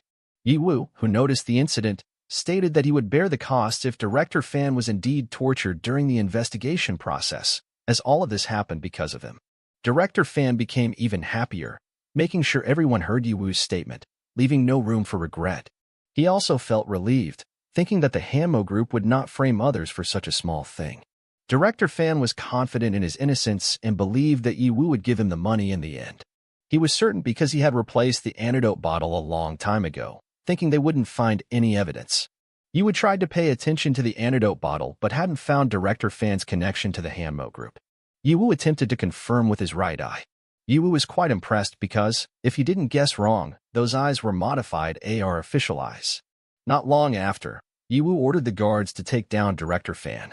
Of course, Director Fan was confused at that time, insisting they didn't find any evidence but continued to blame him. Ye Hao was very angry, stamping her feet on the man's face while talking about the evidence that Director Fan questioned. Ye Hao knew that Director Fan had already replaced the original bottle of antidote, underestimating the Hamo Group. Ye Hao finally began to explain some secrets beyond Director Fan's authority. Whatever is produced by the company will be given some harmless information agent used for anti-counterfeiting. The information agent can be identified in certain ways, such as using his eyes. At that moment, Director Fan, increasingly frightened, immediately admitted his actions and promised to return the company's assets. Director Fan begged to be let go, and Siyu, who heard this, became even angrier. Director Fan's confession was considered too late, and he should blame himself for having bad luck encountering Ye Hao. Those who dare to embezzle company assets will only be faced with one path. Ye Hao thought Siyu would kill Director Fan because such things could be done without the permission of the security department in the safe zone. Yunfei thought the woman would kill him straight away. However, Siyu didn't want to do it, not wanting to get her hands dirty. Director Fan immediately confirmed that Siyu must not get her hands dirty, stating that killing him would even pollute the air. Of course, that was an excuse for Siyu to let him go. He asked Siyu to lift her feet and release him. Siyu raised her foot, and Director Fan immediately thanked her. However, Siyu immediately called the guards and told them to throw Director Fan out of the safe zone to become food for the monsters. Director Fan quickly freaked out and apologized, begging not to be thrown out, let alone become food for the monsters. However, as soon as he was dragged away by the bodyguards, Director Fan started talking carelessly. He laughed at everyone in the safe zone, being sure that monsters would enter before long, and eventually, no one would be able to escape. Director Fan claimed that only the old gods could save all of humanity. He revealed he was part of the Overpowered King landing club. Ye Hao, who heard everything, immediately thought about the Overpowered King landing club. He was curious about the information he accidentally heard, as he knew many clubs were founded after entering Earth, but he had never heard of that one. Moreover, his hearing of 2 conspiracies regarding the safe zone falling in one day was not a coincidence.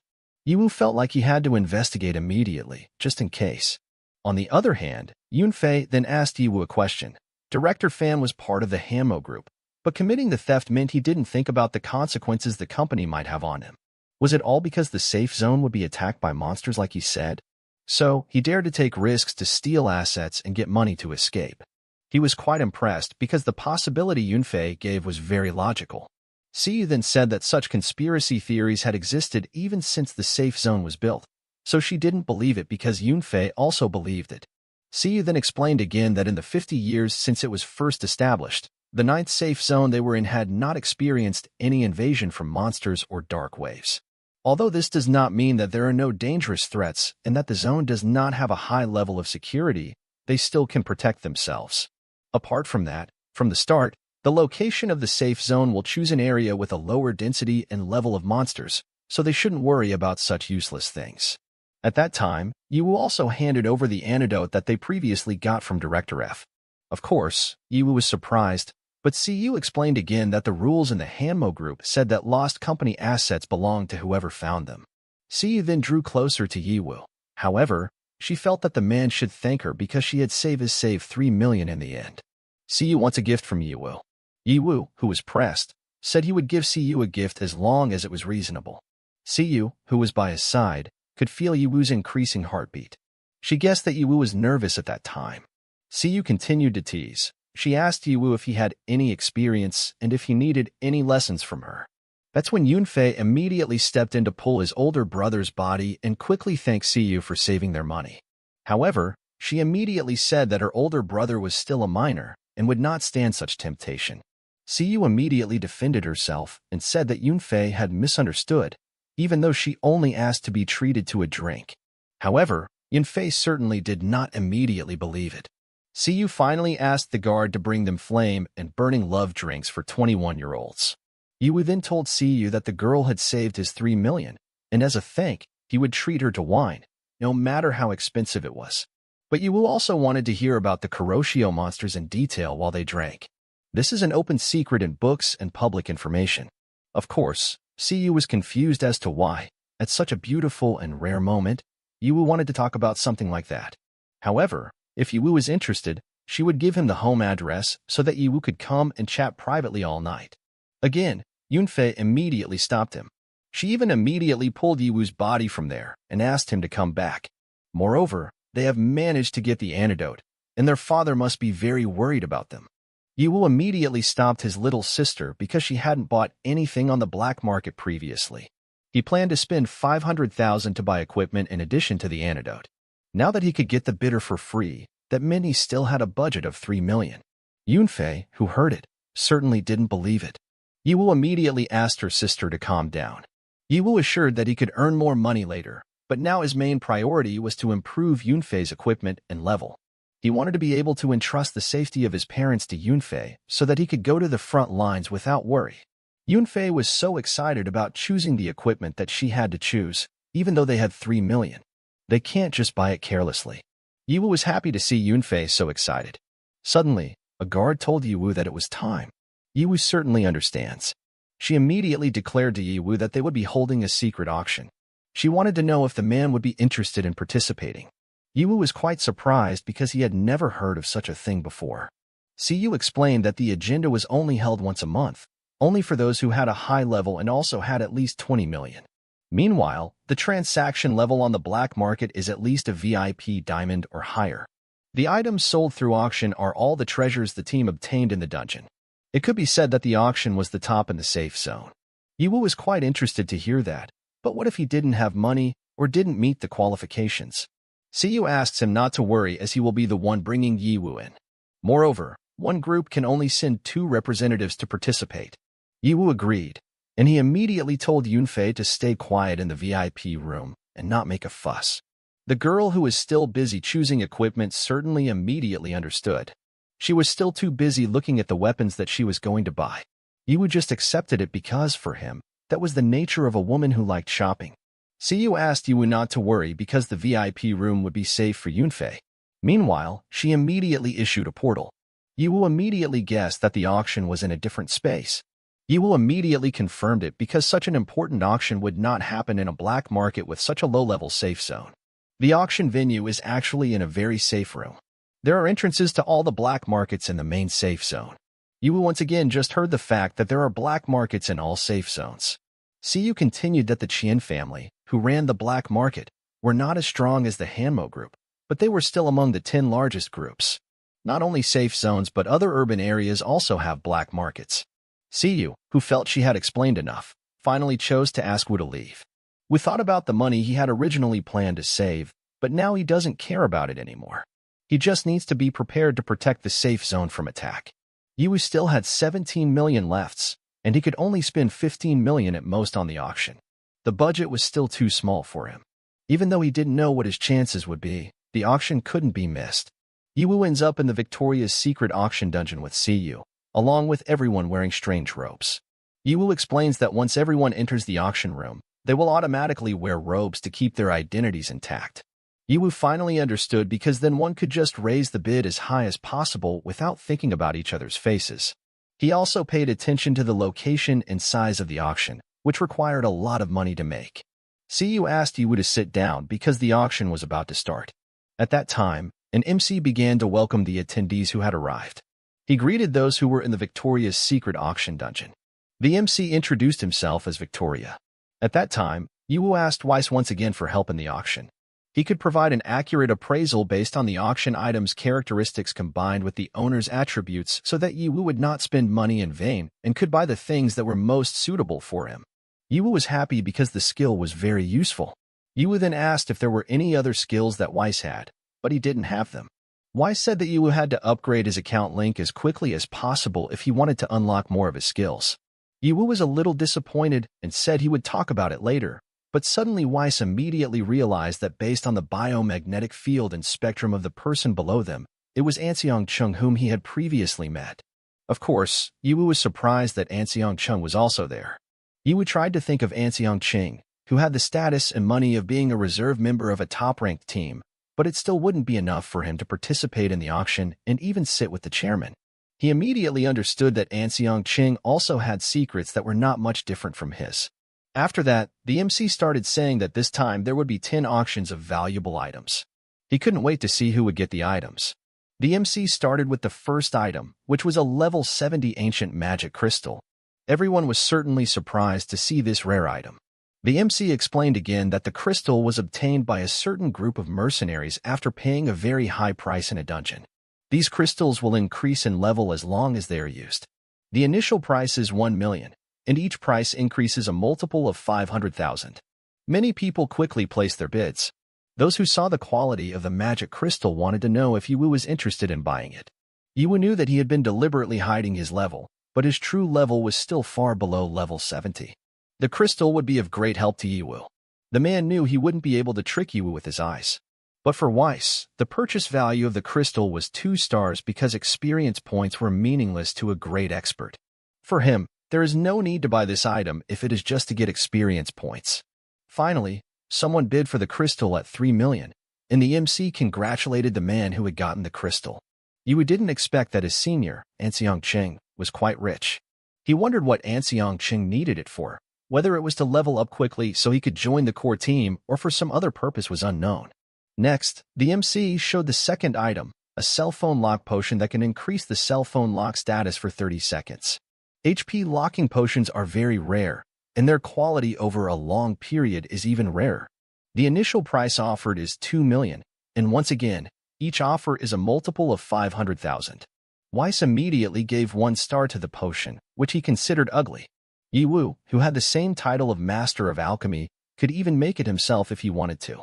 Ye was even more surprised when he found out that the Master of Alchemy could make a similar potion, meaning he can use it to earn more money. Finally, the potion was successfully sold for 4.5 million. After that, the MC introduced the third item, a royal cloak or robe that can make someone fly in the sky at high speed for 5 minutes at a height of no more than 20 meters. MC offers an initial price of 3 million, and each increase is a multiple of 1 million. Weiss immediately said that the item didn't have any effect because it was just an item.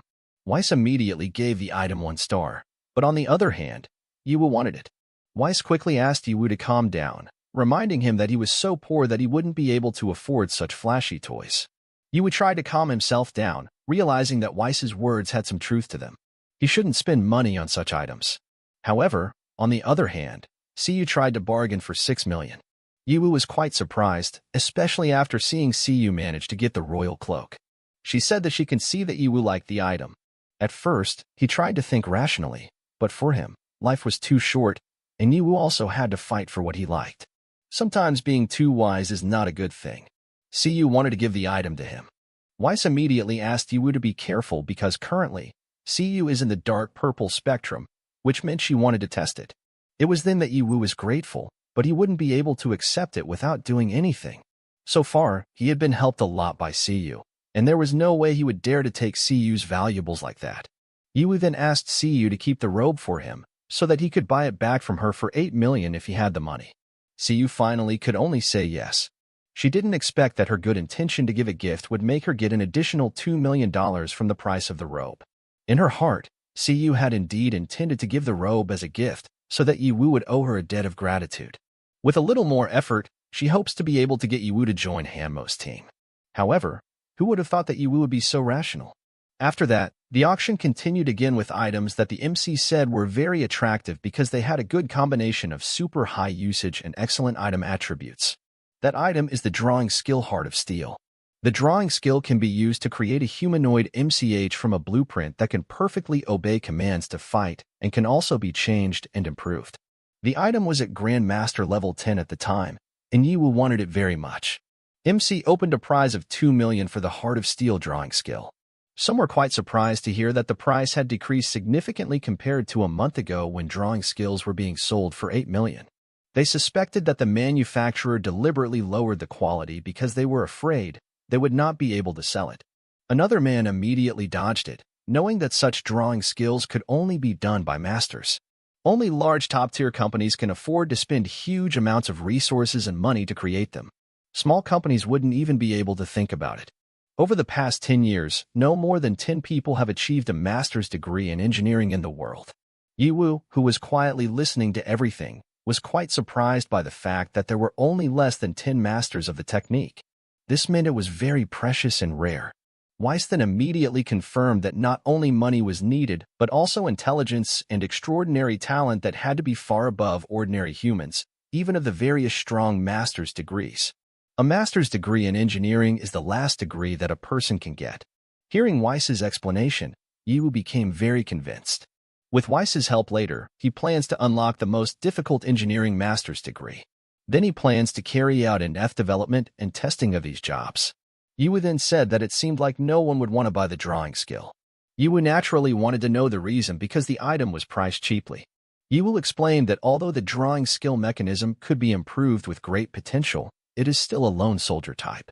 Moreover, even if one was a master of engineering when creating a master drawing, the intelligence attribute would also be permanently consumed. So, no big company would take that kind of risk with such a low-yield skill drawing. Ye in his heart was very happy that everyone would be afraid to take that risk. As for Ye, the item was a small step for him to find out the main cause of the leak. When everyone won't bid for the item, the MC intends to close the auction.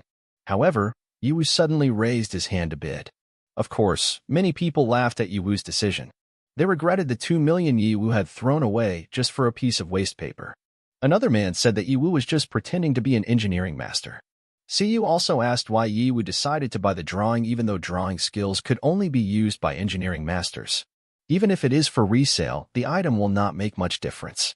Ye probably wouldn't be able to sell it. But of course, Ye was not affected. He admitted that he liked the item and had no other reason not to buy it. But in Ye's heart, he was very happy because he got this item. It seemed to him that a fool would never know what the true value of the picture was. For them, the item may be useless, but for them, the purchase value is 5 stars. MC finally congratulated Ye for successfully purchasing the Heart of Steel drawing skill for 2 million. Ye, who received his purchased items, was very happy. For him, the picture came just in time. Apart from increasing yield, this item can be used to protect his family. The item was perfect for him.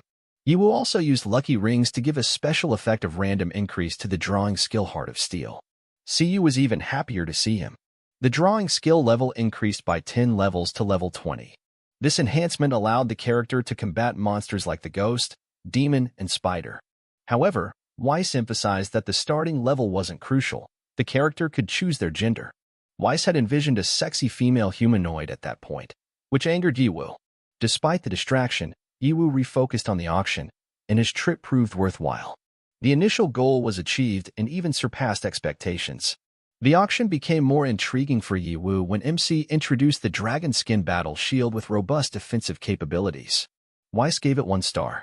Next, MC presented the Blood Sword, earning Weiss's 2-star approval. The climax of the auction was the 7th item, a super rare epic level summon beast demon crystal.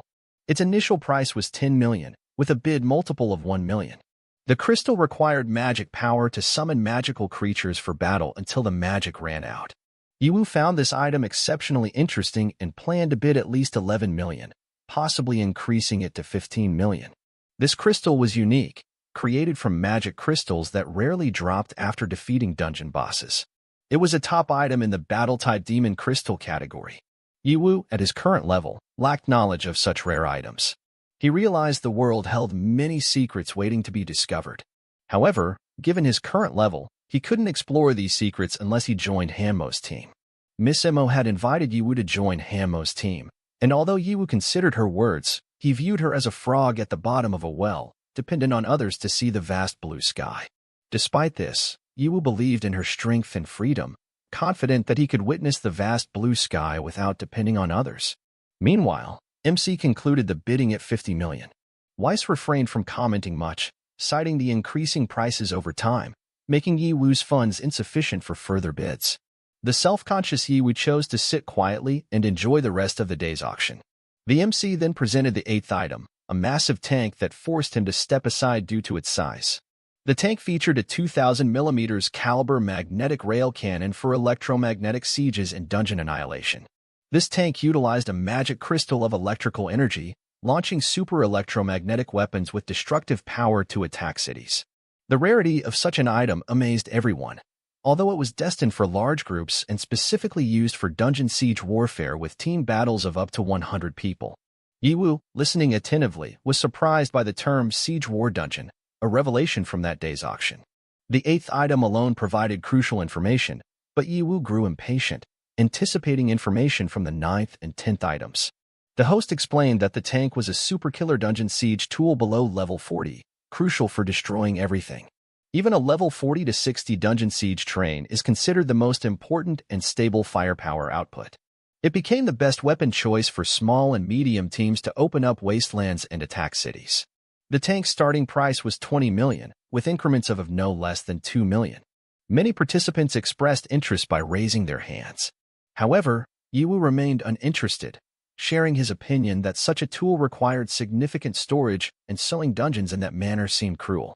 Miss Emo added that siege dungeons were just one type in the world, emphasizing the more dangerous and cruel dungeons offered greater rewards. Realizing the potential benefits, Ye Hao understood his choices: join a top team or build one himself. However, he decided it was too early to make such a commitment, focusing on the immediate options. The auction continued with the release of the next valuable item, a high-level dungeon key, specifically level 100. The shiny key's price reached 30 million, sparking excitement among participants. The level 100 legendary key was a rarity, with some attendees never having seen one despite years in the Forbidden House.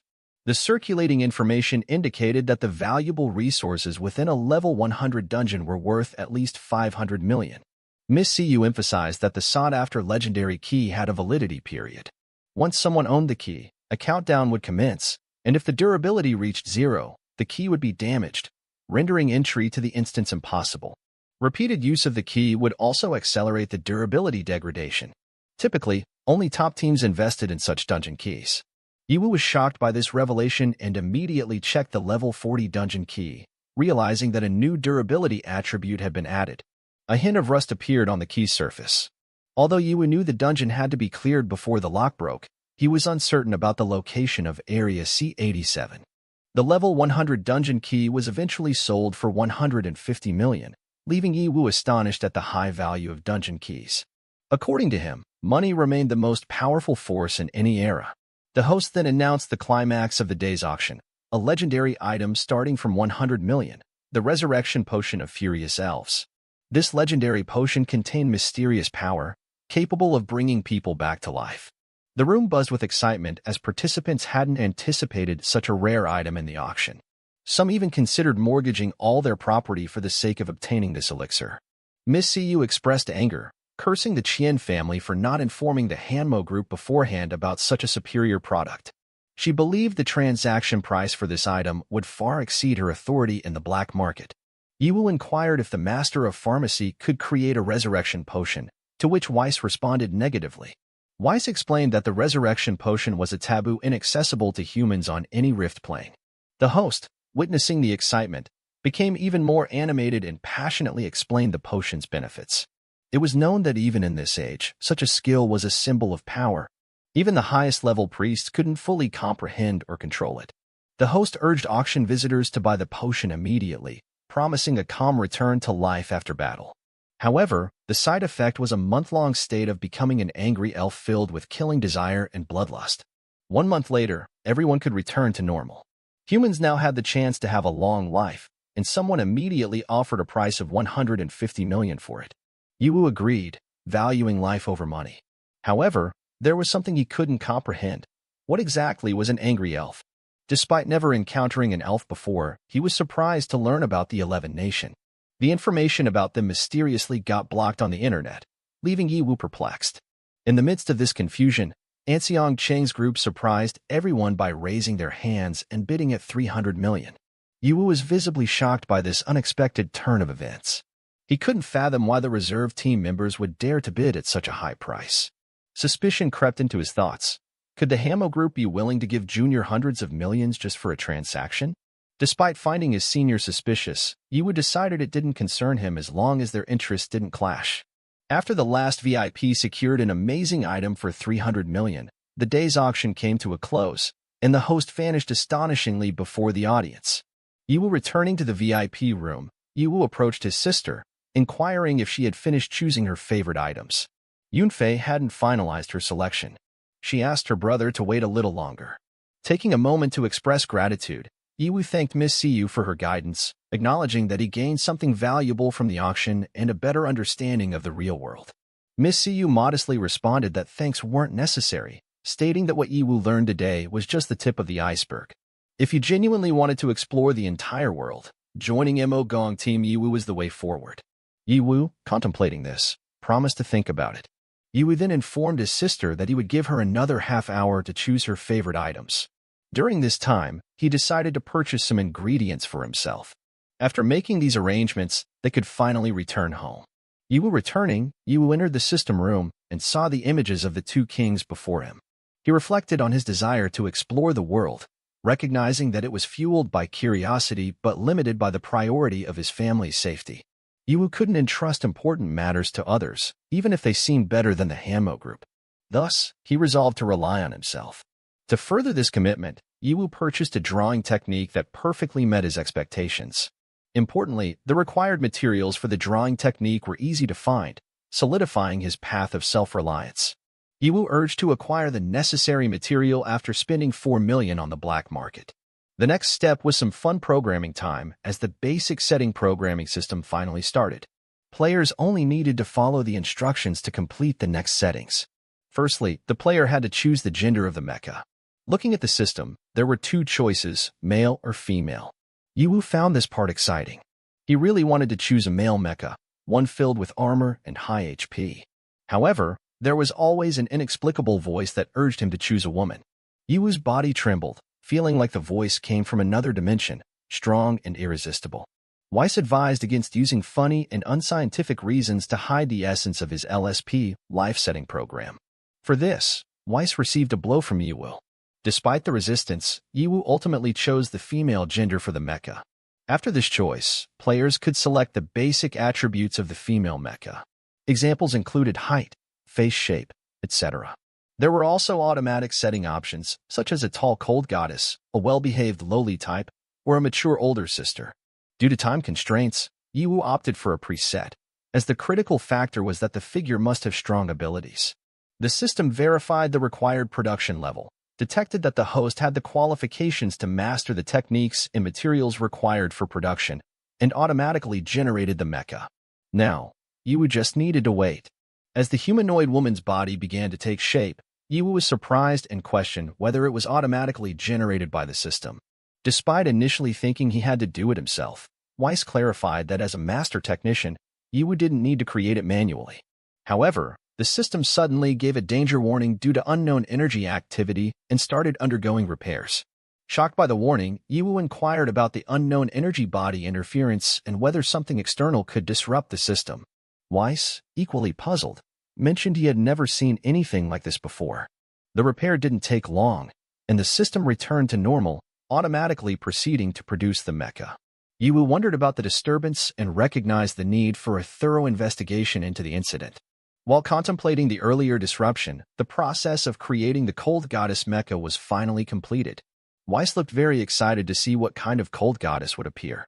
Meanwhile, Ye Hao looked embarrassed and admitted that he had never seen such a high, cold goddess, not even in the academy. Despite their expectations, the goddess's tall body didn't transform into the small body of the good, leaving them shocked and suspicious that this might be the effect of the earlier disturbance. Slowly, little Nana's eyes opened, revealing a sea of innocence in her small and sweet gaze. The girl asked Ye Hao if he was her master. Ye Hao, captivated by the beauty of the girl, was confused about how to respond. Weiss, equally captivated, commented that this type of well-behaved lowly seemed not bad. When Ye Hao regained consciousness a bit, he confirmed that he was indeed the girl's master. The girl quickly hugged Ye Hao while crying and expressed how much she missed her master. Ye Hao gently rubbed the little girl's head, reassuring her that there was no need to cry because this was a happy moment. While Ye Hao appreciated the little girl's good character, he still didn't understand her abilities at this point, given that she was in her early 20s. Meanwhile, the little Nana suddenly smiled, giving an unusual look. She declared herself as the strongest mechanical queen Nebula M79 Arena, finally reborn. Her smile appeared unsettling, revealing the ominous power of Arena. However, the little girl managed to cover it up by acting spoiled towards Ye Hao. Weiss, with the ability to detect lies, momentarily sensed spectrum fluctuations of 1,000th of a millisecond that showed an abnormal black color. Ye Hao, unaware of this, speculated that perhaps the Nana assembly from a goddess made her naturally inclined towards such behavior. Ye Hao, hearing that Weiss had almost detected Arena's presence, the little girl robot looked at the robot with cold eyes. Arena realized that she almost got caught by the broken copper and iron scraps in Ye Hao. She planned to cover up all the information leaks first, hide temporarily in her new body, and then seize the opportunity to rule the earth. Ye Hao affectionately rubbed the little girl's hair and named her Nana. He instructed the little girl robot to follow his orders, while Arena, cursing in her heart, smiled sweetly on the outside, pledging to obey everything her master said. Arena couldn't stand the idea of doing low-level tasks like washing dishes, given her status as the queen of an advanced silicon-based civilization. Despite this, her consciousness remained free, harboring secret plans for the future. It turned out that his body followed Ye Hao's orders unconditionally, and this really annoyed Arena. Ye Hao commented that Nana looked cute, but they couldn't bear to let the cute and small Nana wash the dishes. Mother also said that she really liked Nana, but letting the little girl do the housework like that when she just arrived at their house wasn't that bit cruel for Nana. Weiss answered, saying that his mother had worked hard most of her life, so it was time for her to rest. Just let Nana do everything. After all, Nana was a level 20 humanoid mecha, or rather bionic, so housework like that is not a problem at all for Nana. When Ye Hao didn't question whether his statement was true to Nana, the little robot confirmed it while smiling cheerfully. Finally, Ye Hao's mother could believe Ye Hao's words. Ye Hao was also happy because with Nana around, their house became livelier. After that, Ye Hao asked Nana to peel the apple and serve it to the table with a cheerful voice. Nana agreed to the master's orders, but inside the robot's heart, she was very angry because that stupid human kept telling her to. Nana swore that once she gave up control of this body, she would immediately kill the entire family. 3 days later, in the academy hall, all the students had gathered. The principal gave a speech, saying that after 3 days, all the students were relieved from panic. As everyone knows, 3 days ago, the academy experienced a terrorist attack on the eldest lady of the Hanmo group, namely Miss Emo. This was a carefully planned high-level terrorist attack, and the academy's security level was completely beyond defense. The principal was very scared when he thought that Miss Emo was injured because if anything happened to Miss Emo, their academy would be finished immediately. As the principal, he felt very hopeless at that time. But in this crisis, someone appeared who not only saved Miss Emo but also pulled the academy back from the brink of despair. Someone worthy of being called a hero managed to fight a level 15 criminal. Even the leader of the criminals had a level close to 50. Hearing the principal's words, the students immediately became excited and wondered who the student could be who had succeeded in doing such an amazing thing. The principal enthusiastically said that all the students must have heard the rumors that he was a hero for their school. As a student of their own academy, the principal excitedly asked everyone to welcome their academy savior with warm applause and cheers. The very bright lights were directed at Ye Hao, who was walking slowly towards the stage. All the teachers and supervisors gave warm applause, but the students had gaping faces and were in complete disbelief that it was Ye Hao who had saved their academy. The majority of the students thought that this was a joke being pulled by the principal. The students accused the principal of fooling them by making Ye Hao a fake hero while keeping the real hero's identity a secret. A student wearing glasses even suggested that the principal deliberately gave all the credit to Ye Hao to hide the real savior. He questioned why the principal didn't choose himself if there was a need for someone to replace, especially someone who could beat trash like Ye Hao in all aspects. Hearing these accusations, Luo Feng immediately became angry and grabbed the boy by the collar. He pointed out that when Ye Hao went up to fight the strongest enemy, the bespectacled man had peed his pants. Faced with Luo Feng's aggressive attitude, the bespectacled man was frightened and couldn't respond. Meanwhile, most of the students were only able to wonder if it was really Ye Hao who had saved them.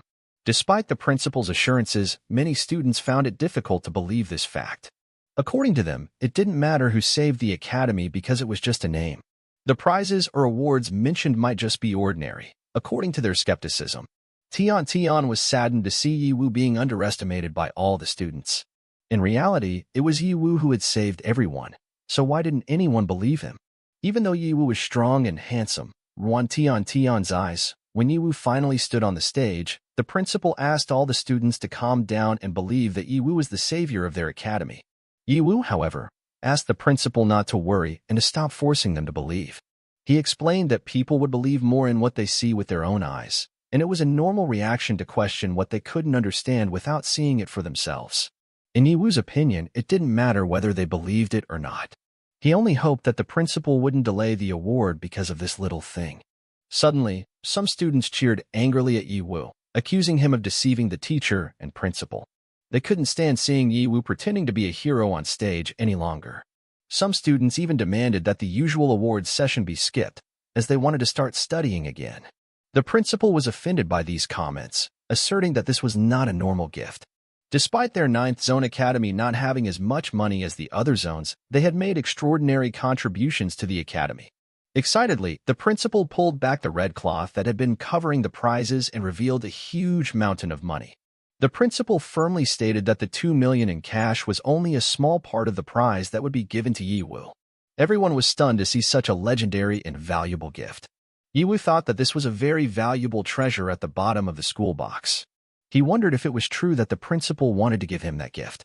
The principal snapped his fingers and activated a hologram screen right behind his back, always explaining. Even though many students were already aware of the map's existence, he would still explain it today. The precious map comes from the legendary Relic Hunter, the greatest alumnus in the history of Zone 9 Academy. On the hologram screen, an image of a burly fighter with fairly long silver hair was displayed. The principal explained that the map symbolizes their academy's spirit to progress and explore the unknown. In the history of the hunter religion, everyone must have heard that they were a group of people who were strong and had no sense of despair. In particular, they explored dungeons in the wilderness in ancient time, always selling the coordinates to large groups at high prices. Master Mu Wei, one of the greatest adventurers of the Earth's age, aimed to selflessly restore the truth of the world relying on his efforts. Master Mu Wei drew a distribution map of wilderness and dungeon relics with a radius of 2,000 kilometers centered on the safe zone. Ye Hao had heard of that person, but in the end, because Master Mu Wei was too reckless and went deep into a zone that had never been explored before, he was unable to prove the authenticity of the map. He was regarded by the public as an extraordinary legend. The principal explained that facing the world's ridicule and scolding, Master Mu Wei just smiled. As a former classmate and follower, the principal always believed in his courage and spirit of exploration. The principal would never forget the day when Master Mu handed the map into his hands and disappeared into the wilderness outside the safe zone. Regardless of whether the contents of the map were true or false, the principal would hand over the map to Ye Hao. The principal thought he was giving that legacy to a very talented Ye Hao because he could feel the same courage within Ye Hao and Master Mu's bodies. That's why he passed the treasure map to Ye Hao. The principal hoped that the Ye Hao could live up to expectations and become a better person than Mu Wei. Ye Hao accepted the map and said that he would never disappoint the principal's expectations. Just as this Ye Hao finished speaking, suddenly, a very strong earthquake occurred at their school and buildings began to fall, causing people to panic. At first, everyone thought it was an earthquake, but suddenly, a very bright light appeared on the roof. The principal took swift action by shouting for all students to be evacuated to an underground shelter. Meanwhile, teachers who were level 15 had to stay behind to form an attack formation and prepare to face the monsters that would emerge from the cracks. Ye Hao covered his face to avoid the dust flying towards him. Ye Hao was pondering whether what those two people said was true. But why now, in a crowded place like the academy? The teachers and principal stood in front of the crack and asked all the teachers to prepare because the monster would come out soon. The principal instructed the teachers to stabilize the formation and give students time to evacuate. Suddenly, a monster jumped out of the crack and declared that with him there, it would be impossible for them to evacuate. The pig-headed monster was level 15, which immediately frightened all the students. They were surprised that a level 15 monster came out and attacked them. The monster claimed that the monster race was fighting and thriving in the wild, and all who could survive would be at the elite level, level 15.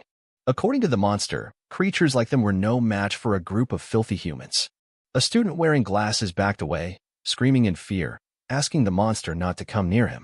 The panicked student mentioned that his father was a very strong warrior. If the monster dared to touch him even a hair, his father would not forgive the monster. Hearing this, the monster became even more tempted. It stretched out its long arms and threatened to fill its stomach with the boy's body before being attacked by his father. Just as the student was getting more and more panicked, a light shone and immediately attacked the monster as fast as lightning. The bespectacled student still suspected that the person who came to save him was his father, but Ye Hao stood up casually, holding his sword.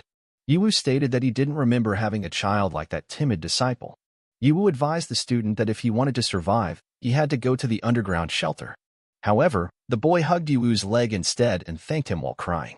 The disciple frantically begged for help to be protected by Ye Hao, but the cold-faced Ye Hao asked the student to go and secure himself in the school basement. Ye Hao stared at the dimensional crack before him and contemplated that if the monster's goal was to seize the 9th safe zone, it must be more than the current scale. Moreover, the initial level of the monster was level 15, like the ghost demon spider last time. This indicated that the initial level the space crack could withstand was level 15. The question remained, what would the high level be at this time? Luo Feng and Tian Tian appeared to help Ye Hao, armed with their respective weapons. Ye Hao quickly explained to his colleagues that space splits had appeared again, and it seemed like they would continue to come. Ye Hao guessed that this monster wave was still around level 15 monsters. Luo Feng immediately said that he understood Ye Hao's meaning, so he and Tian Tian would leave directly to not hinder Ye Hao. Luo Feng mentioned that all they could do was help the teachers and evacuate the students to the underground shelter. Suddenly, a monster eagle with a human body appeared from inside the crack. Ye Hao clarified that he didn't mean to tell his two colleagues to leave. Instead, he invited them to follow him because it was the perfect opportunity for them to level up, and they couldn't waste it. Ye Hao explained briefly that he would drain the HP from the monster first, and then his two companions would deal the final blow to gain XP points. Tian Tian would get the first turn.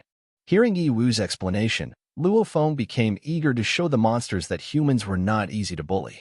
The eagle monster thought the 3 humans before him were reckless but was unexpectedly defeated with just one attack from Ye Hao and one attack from Tian Tian. Without giving his 2 colleagues any time to rest, Ye Hao asked them to follow him and not stop. They had to continue fighting and rush out of the room to kill all the monsters they encountered. Outside the academy building, cracks appeared everywhere, and many monsters came out, immediately attacking the students. Everyone was running around, trying to save themselves from the monsters. A teacher urged the students not to panic and to continue running after him to the underground shelter. Ye Hao grasped the severity of the situation as it became apparent that the entire 9th safe zone had been invaded by monsters. According to him, the conspiracy theory had become a reality. Suddenly, a huge bull monster appeared in front of Ye Hao. The monster confidently stated that Ye Hao didn't need to bother running for his life because the Ye Hao's XP would be his, and he would make Ye Hao die painlessly. Ye Hao tried hard to resist the monster's attack while asking it to be quiet. He mentioned that even though he had asked Ye Hao to accompany his father, mother, and Nana to his home this morning, he was still worried. Ye Hao swiftly executed the ultimate attack on the bull monster, and just as he did, Luo Feng delivered the final blow. In urgent moments like this, Ye Hao tried to contact Ye Hao. Even though he was very worried about his family, he felt he had no reason to abandon his teachers and classmates to face the monster invasion alone. After trying to contact his sister, he realized that Ye Wu was currently busy or his signal was interrupted, making it impossible to reach her.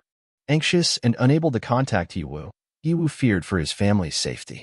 However, before he could try again, he heard screams on the other side.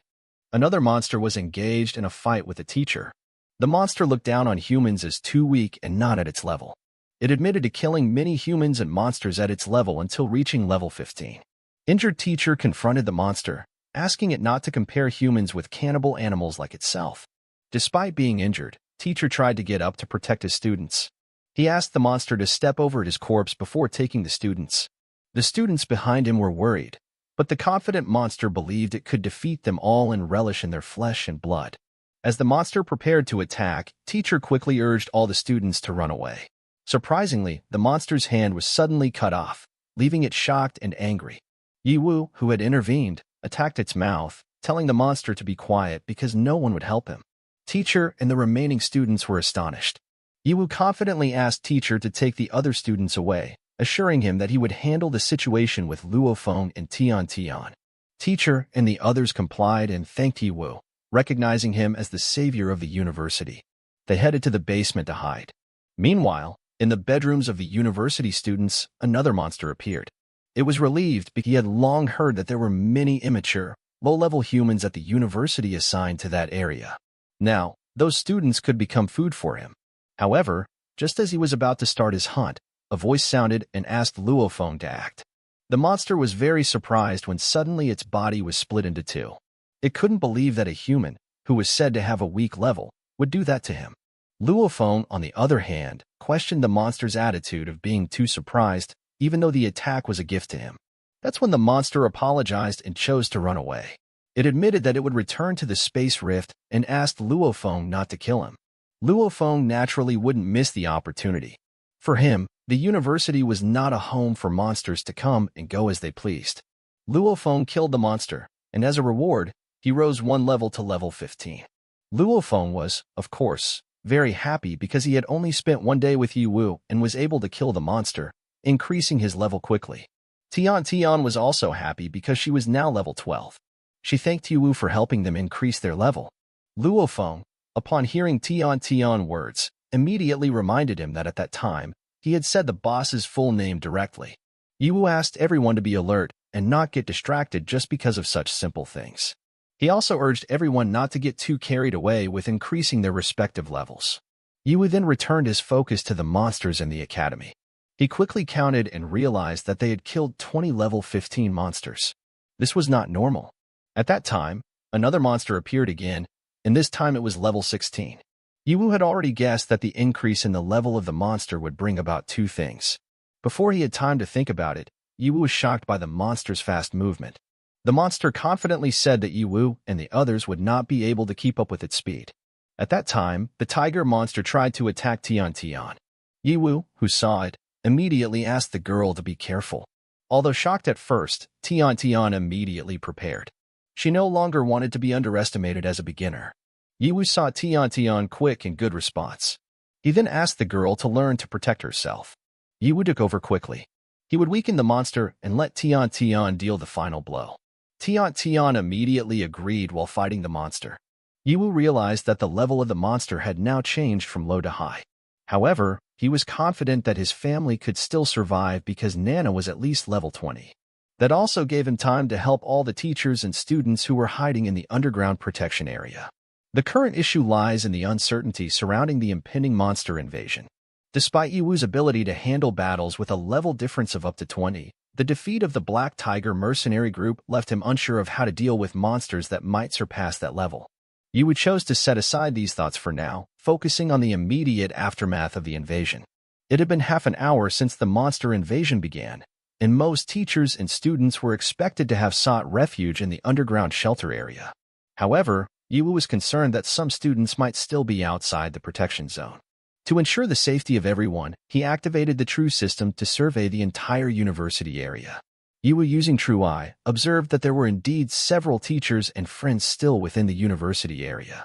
Consequently, he divided the group into two. He would go alone to the university collection room to rescue people, while Tian Tian and Luo Feng were tasked with evacuating individuals hiding in the cafeteria. However, Luo Feng immediately expressed reluctance, not wanting to be alone with Tian Tian. On the other hand, Tian Tian were annoyed at the prospect of being alone with Luo Feng. In response to the disagreement, Ye Wu intervened and gave clear instructions. Luo Feng and Tian Tian reluctantly agreed to follow Ye Wu's orders. Before parting ways, Ye Wu reminded Luo Feng to be cautious despite the increase in his level. Cooperation was essential to maximize their effectiveness in the face of the unknown threat. Ye Wu's experience in giving orders played a crucial role in ensuring everyone understood their roles. As the trio separated, Tian Tian expressed concern for Ye Wu's safety, while Luo Feng attempted to communicate with Tian Tian. Luo Feng, however, was not worried, considering the monster invasion to be no threat to Ye Wu. Despite initial hesitation, Luo Feng asked Tian Tian to leave, realizing the necessity of working together despite personal feelings. Tian Tian, confident in Ye Wu's leadership, wanted Luo Feng to trust his abilities. She believed that under Ye Wu's guidance, their group could achieve a better future. Ye Wu, meanwhile, ran to aid his friends, yet remained unaware of the final level of the attacking monster, emphasizing the need for adequate preparation before engaging in a battle. Ye Wu wasted no time and swiftly accessed the system to inquire about his XP points. To his surprise, he found that his XP points had reached an impressive 21 million. This meant that he could open a new King account and increase the link level to unlock new skills. Ye Wu was elated, realizing that the outcome exceeded his expectations. The accumulation of points was likely a result of defeating the Black Tiger mercenary commander and the monsters. In the midst of the emergency, Ye Wu recognized that there was no time to learn new jobs. Instead, he decided to utilize the system to increase the Qian Emperor link level by using all the SB points he had. The system promptly processed his request, resulting in a substantial increase of 10 levels. Ye Wu now stood at level 31, and he could feel the tangible difference in his strength. The power flowed through his body, bringing him immense joy. Alongside the significant increase in levels, Ye Wu also reached level 5 on the external panel. Although this level wouldn't be particularly useful in the future, it marked another achievement for Ye Wu. Additionally, he possessed a talent point that he could allocate to select talents. Reflecting on his past struggles, Ye Wu remembered facing difficulty when attacked by enemies at level 40 while he was at level 20, despite having a defensive talent. Learning from that experience, he opted for an attacking talent this time. Ye Wu now possessed a Qian form, allowing him to transform into the first order form of the Qian Emperor. Each attack in this form would be a critical attack lasting for 180 seconds. Ye Wu reminisced about attempting this form when he first acquired the King system, only to be blocked due to his low link level. Now, with the increased link level, the skill was truly unlocked. Eager to test his newly acquired talent, Ye Wu activated the attacking skill with the hope of swiftly resolving the challenging situation at hand. Meanwhile, a group of students, led by Teacher Jia, sought refuge from the monsters. Despite the higher levels of the monsters posing a significant threat, Teacher Jia assured the students that the room they were in was safe. The students, though fearful, were comforted by the reassurance from both Teacher Jia and their fellow classmates. The boys in the group encouraged everyone to stay calm, emphasizing Teacher Jia's commitment to protecting them. In the face of danger, Jia reiterated the safety of their current location, instilling confidence in the group that they would be shielded from harm. A monster suddenly appeared near the group of students. Initially, they chuckled in annoyance, realizing that their conversation about monsters had suddenly become a reality. However, their amusement turned into surprise when they noticed that someone had beaten the level 18 monster to death. The students were both shocked and curious about the identity of the individual who managed to defeat such a formidable opponent. To their amazement, Ye Wu emerged from the scene, displaying a sense of satisfaction. Changing his attack talent had evidently yielded different and more effective results, even in close combat. A female teacher, who was present, expressed her astonishment at seeing Ye Wu. She found it hard to believe that her students had just been saved by one of their own. Nevertheless, she was grateful for the unexpected turn of events. Ye Wu, being aware of the situation, informed everyone that all the monsters outside the room had been subdued. This meant that Teacher Jia and the others could proceed to the underground protection area, ensuring their safety. The news brought relief to all the students, knowing that they were now out of immediate danger. However, Ye Wu added that they should make a stop at the office building to rescue other students who were still trapped there. Teacher Jia, on the other hand, voiced his disagreement with this plan. He believed that Yiwu should have taken on the responsibility alone instead of sending a mere teacher like him. This sparked anger in the female teacher, who argued that it was their duty as teachers to protect the students. She emphasized the need to follow instructions, especially considering Yiwu's demonstrated abilities. Despite Teacher Jia's silent annoyance, he felt that he was supposed to be the hero saving the day, not having his role taken over by Yiwu. He promised to make Yiwu regret his decision and expressed unwillingness to let a boy like Yiwu decide the fate of the female teacher. In a fit of anger, Teacher Jia declared his intention to go to the underground refuge by himself. However, things took an unexpected turn when Teacher Jia pushed Yiwu, and his hand inexplicably felt broken. The female teacher intervened, urging Yiwu to calm down. She convinced him to hand over the responsibility of rescuing the students in the office building to her. She assured him that she would never abandon the students. Yiwu felt relieved by the kindness shown by the female teacher. With her taking charge, he could focus on saving other friends without worrying about the rescue process. Although the task would not be easy, the students became excited at the prospect of their friends being rescued. The female students immediately praised Yiwu, who was indeed as handsome and strong as Tian Tian said. It was then that Yiwu finally arrived at the Yiwu University's treasure room, rumored to hold all the secret treasures collected by the school's generation. Weak students would never get into it, and a special seal on the door made it impossible to open it by force. The door could only be opened with the principal and secretary's keys. Yiwu became curious about who was in that critical condition, as he had seen with his true eye skill previously. However, as soon as Yiwu tried to open it, he found that the door was actually unlocked. Yiwu was surprised, not believing the principal would make such a mistake. Yiwu entering the room, he saw many amazing weapons. Of course, he had to be careful not to touch them. Finally, Yiwu noticed a gap where a girl was inside. Yiwu spoke casually about how everyone was trying to escape to survive, but the girl chose to hunt for treasure instead. The girl threatened Yiwu to leave quickly if he wanted to survive, claiming that her treasure hunt had nothing to do with him. Yiwu recognized her as the famous cold goddess Snow Crane. Rumors had it that she wasn't interested in anything, but from what Yiwu saw, everything was wrong. The treasure room was not a place for an ordinary woman like her. She wanted to know if Yiwu was following her, but Yiwu quickly dodged the question, mentioning that she only noticed other students in the room and thought about saving them. Snow Crane wanted to know how Yiwu discovered her whereabouts, and Yiwu simply stated that he had his own way. Why Yiwu continued, saying there was no need to find out further. He didn't want to interfere too deeply and asked her to continue with her activities. Meanwhile, he reminded her to be careful as the monsters appearing would have increasingly higher levels. Snow Crane asked Yiwu not to move, but suddenly, a level 30 monster attacked them. Yiwu was surprised to realize that the monster's level increase was faster than expected. The monster could smell human women, and it found the beautiful Snow Crane there. The monster was very happy and felt lucky because he hadn't tried women for a long time. Snow Crane, who was annoyed, immediately attacked the monster. The monster casually shrugged off the attack, which didn't cause the slightest pain. Snow Crane's overly hasty attack just felt like a message to the monster. The monster couldn't play around anymore because it only had a little time. The monsters were trying to catch Snow Crane, who was protecting herself inside the shield. But the monster said that it would not make it difficult for him to eat Snow Crane's flesh. The monster moved to devour Snow Crane and his shield in one go. At that moment, Yiwu moved to cut off the monster's protruding tongue. For Yiwu, the monster was completely unsuitable to be a gorilla at that level because its predecessor used to love and respect women. However, now it actually wanted to kill Snow Cane. Yiwu quickly caught Snow Cane's falling body. The girl didn't expect that Yiwu would still be there. She also didn't expect that the person who attacked the monster was also Yiwu. Yiwu asked Snow Cane not to panic. Now, he said, besides, I will definitely save Yiwu because running away is not my style. After all, his goal from the start of being there was to save people. The problem was that Snow Cane knew that the level was at level 30, and Yiwu was far below. Yiwu asked the girl to be quiet and not worry about her. Yiwu asked Snow Cane not to be afraid and leave immediately. Meanwhile, on the other hand, the monster that had lost its tongue and hands was in pain.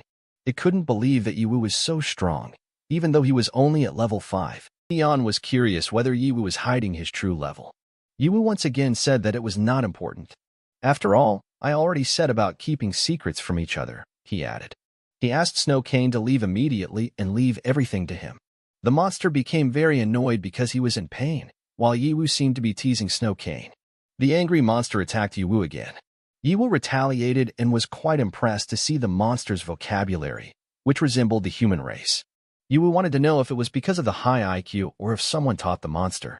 He asked if Master Yutong taught this. The monster couldn't believe that Ye Wu actually knew about the Master Yutong. The monster was naturally curious about who Ye Wu really was.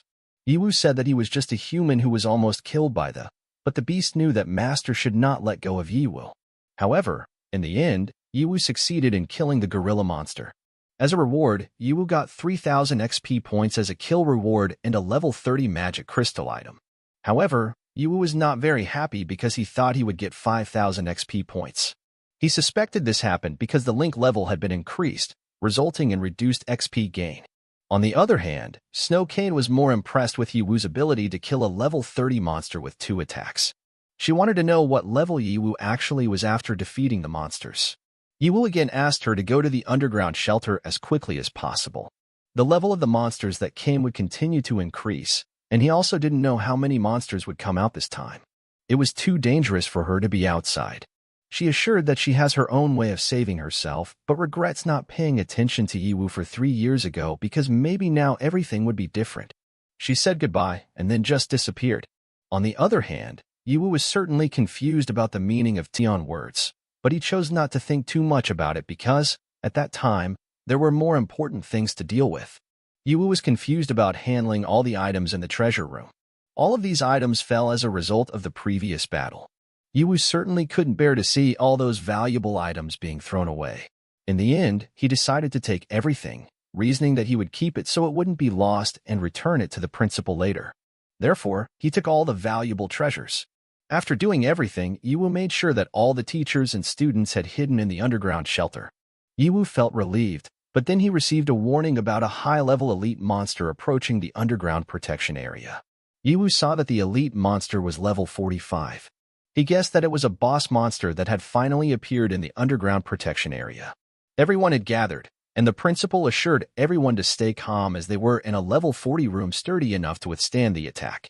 They just needed to hold on until reinforcements arrived. However, the students were worried when they heard the level of the room because it was possible that the attacking monster had a level higher than 40. The principal explained that in the past, the monsters that attacked the 9th zone were only level 30. After combining with the Ye Wu University's economic strength, the protection construction level was finally set at level 40. Even with that level, the protection zone had already used up all of the Ye Wu University's money and 40 magic crystals to build it successfully.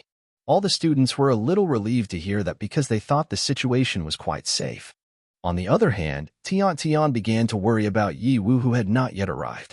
However, Luo Feng actually asked them to be quiet because Ye Wu couldn't possibly have any trouble out there. She suggested they should be more worried about the monsters that were defeated by Ye Wu. Tian knew that Ye Wu was very strong, but there was still a lingering worry. Suddenly, a voice echoed at the door, triggering panic among the students. They feared that a monstrous entity had arrived, urging others to stay calm, and suggesting that it might not be a formidable level 40 monster. Luo Feng speculated that it could be a boss monster and encouraged everyone to open the door. The students promptly restrained Luo Feng. However, before Luo Feng could reach the door, it was unexpectedly damaged by a massive horn, shocking Luo Feng and prompting everyone to rush to the underground shelter. The shelter, surprisingly, had been easily damaged. In that moment, the sounds of approaching monsters became audible. The monsters realized that humans, like them, enjoyed making holes. One monster, named at level 45, was delighted because humans were now confined in one location, sparing it the trouble of wandering to catch students. Luo Feng, witnessing the arrival of the level 45 elite monster, was astonished. Despite assurances from the principal that no monsters above level 30 had attacked the university before, they found themselves trapped in the basement with no means of escape. Luo Feng contemplated what they could do. Monsters, seeing Luo Feng not fleeing, assumed he was challenging them. However, the students, out of fear for their lives, chose to run away, resigned to the belief that no one would help them. Luo Feng, however, realized that he had gained influence from Ye Wu, giving him the courage to face powerful elite monsters. Even if it meant fatal consequences, Luo Feng was determined to confront the monster. The monster easily attacked Luo Feng, showing no interest in him as food. It chose to crush Luofeng down to his internal organs and would suck the life force from him. Not just Luofeng, but all the students began to feel the same internal pain as the monster attacked. Tian attempted to protect the students with a magic shield, but her abilities were limited. She was still too weak to shield everyone. On the other hand, the monsters grew excited at the prospect of consuming a large number of people. Despite lacking much experience, the monster anticipated that devouring a large group could aid in increasing its level. The monster prepared to devour a student when the principal finally intervened. The principal insisted that the monster release the students, determined to protect them even at the cost of his own life. A man attempted to stop the principal, concerned that his body couldn't endure the effects of using magic any longer. However, the principal, unfazed, believed that as long as he could protect the students, his physical condition didn't matter. The principal's lightning attacks proved ineffective against the monster, given its weaknesses to lightning armor and flame. The monster easily retaliated, injuring the principal and immediately grabbing him. Questioning the principal's lack of thorough knowledge about their kind, the monster acknowledged that humans made mistakes in important matters. Despite finding the study of humans troublesome, the monster chose not to continue the conversation, promising a decent way to kill the principal by destroying his body and leaving his entrails behind. Prepared to devour the principal, the monster anticipated leveling up after the act. In his heart, the principal had already given up, feeling one step ahead of Senior Muwei, the previous principal. Although regretting his failure to protect the university, the principal believed he had succeeded in passing on his desires and beliefs to the generation. He hoped that someday, someone would reveal the truth in the world. Bidding farewell, the principal's announcement left everyone in hysteria. Suddenly, a surprise attack saved the principal, courtesy of Ye Hao. The monsters grew furious at this turn of events, and everyone was relieved to see Ye Hao's arrival. Despite apologizing for being late, Ye Hao was determined to make the monster pay for its actions. Ye Hao utilized his first Qin form attack talent special skill and resolved to kill the monster. The monster, upon seeing Ye Hao, warned him against attempting to fight, claiming it would only make life difficult for him. Ye Hao, unfazed, wasn't afraid at all and immediately launched an attack. The monsters realized that Ye Hao was using fire attributes under crit armor, making him troublesome. Despite being at level 5, Ye Hao was unfazed by the comments about his low level, as many of his adversaries ended up dead. Ye Hao swiftly engaged the monstrous threat without mercy. The overwhelmed monster, bewildered by the unexpected display of human intelligence, speed, and attack power, found itself in a situation it hadn't anticipated. The monster, initially driven by the simple instinct to feed, was now faced with a formidable adversary. Fueled by anger, the monster decided to surrender. It realized that survival was a priority, and it had no desire to be obliterated or engage in a futile battle with Ye Hao.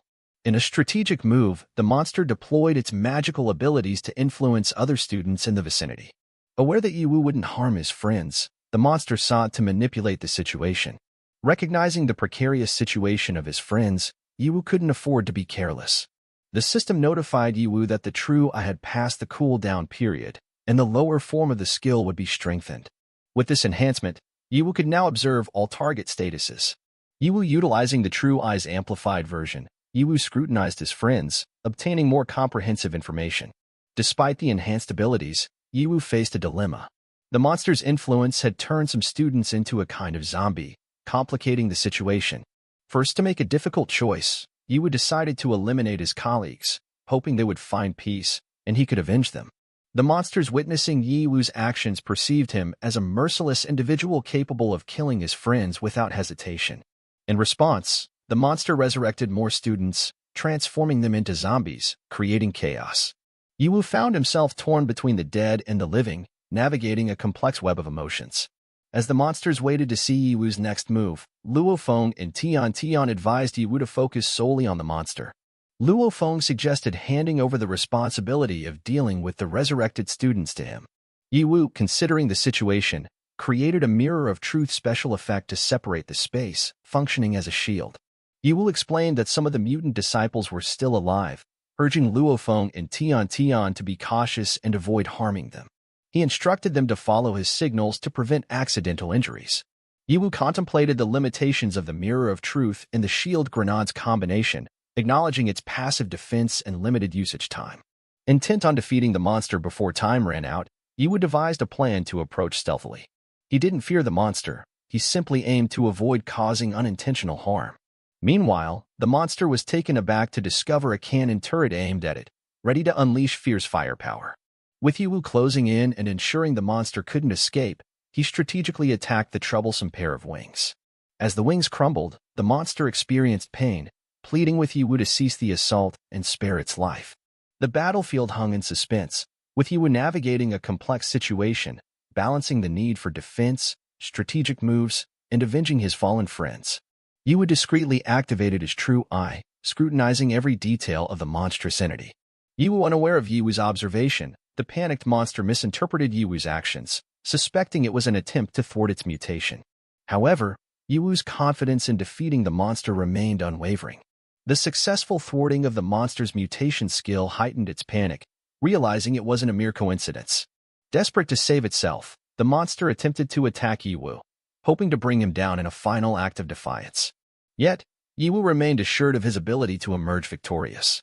The monster, driven by a mutation skill intended for large-scale slaughter, sought an escape to a safe haven, planning to regroup and wait for an opportune moment. In a last-ditch effort, the monster chose to flee. With only 10 seconds left to use the first skill in form, Yiwu seized the opportunity. Assuring the monster not to worry, Yiwu revealed his final skill, one that would swiftly end the monster's existence. Determined not to waste any more time, Yiwu brandished the Crimson Star. Planting his sword into the ground, Yiwu created a mesmerizing dimensional distortion. Even the seasoned monster initially dismissed it as an illusion.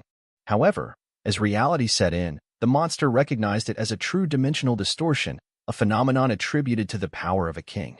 Astonished, the monster questioned Yiwu's identity. Responding with a nonchalant fireball on his fingertip, Yiwu hinted that the monster should worry about itself. He remarked on the creature's lack of stargazing, offering it a chance to appreciate the beauty of the sky. The small fireball transformed into a colossal, dense fireball, the Crimson Star, a force resembling a black hole from the sun. Disregarding the monster's plea for mercy and its offer to surrender all its possessions, Yiwu's compassion for the creature had waned. Without hesitation, Yiwu hurled the giant fireball at the monster, sealing its fate. In its final moments, the monster attempted to instill fear, claiming that even its demise wouldn't halt the impending monster invasion led by Master. Despite the monster's ominous warning, Yiwu remained resolute.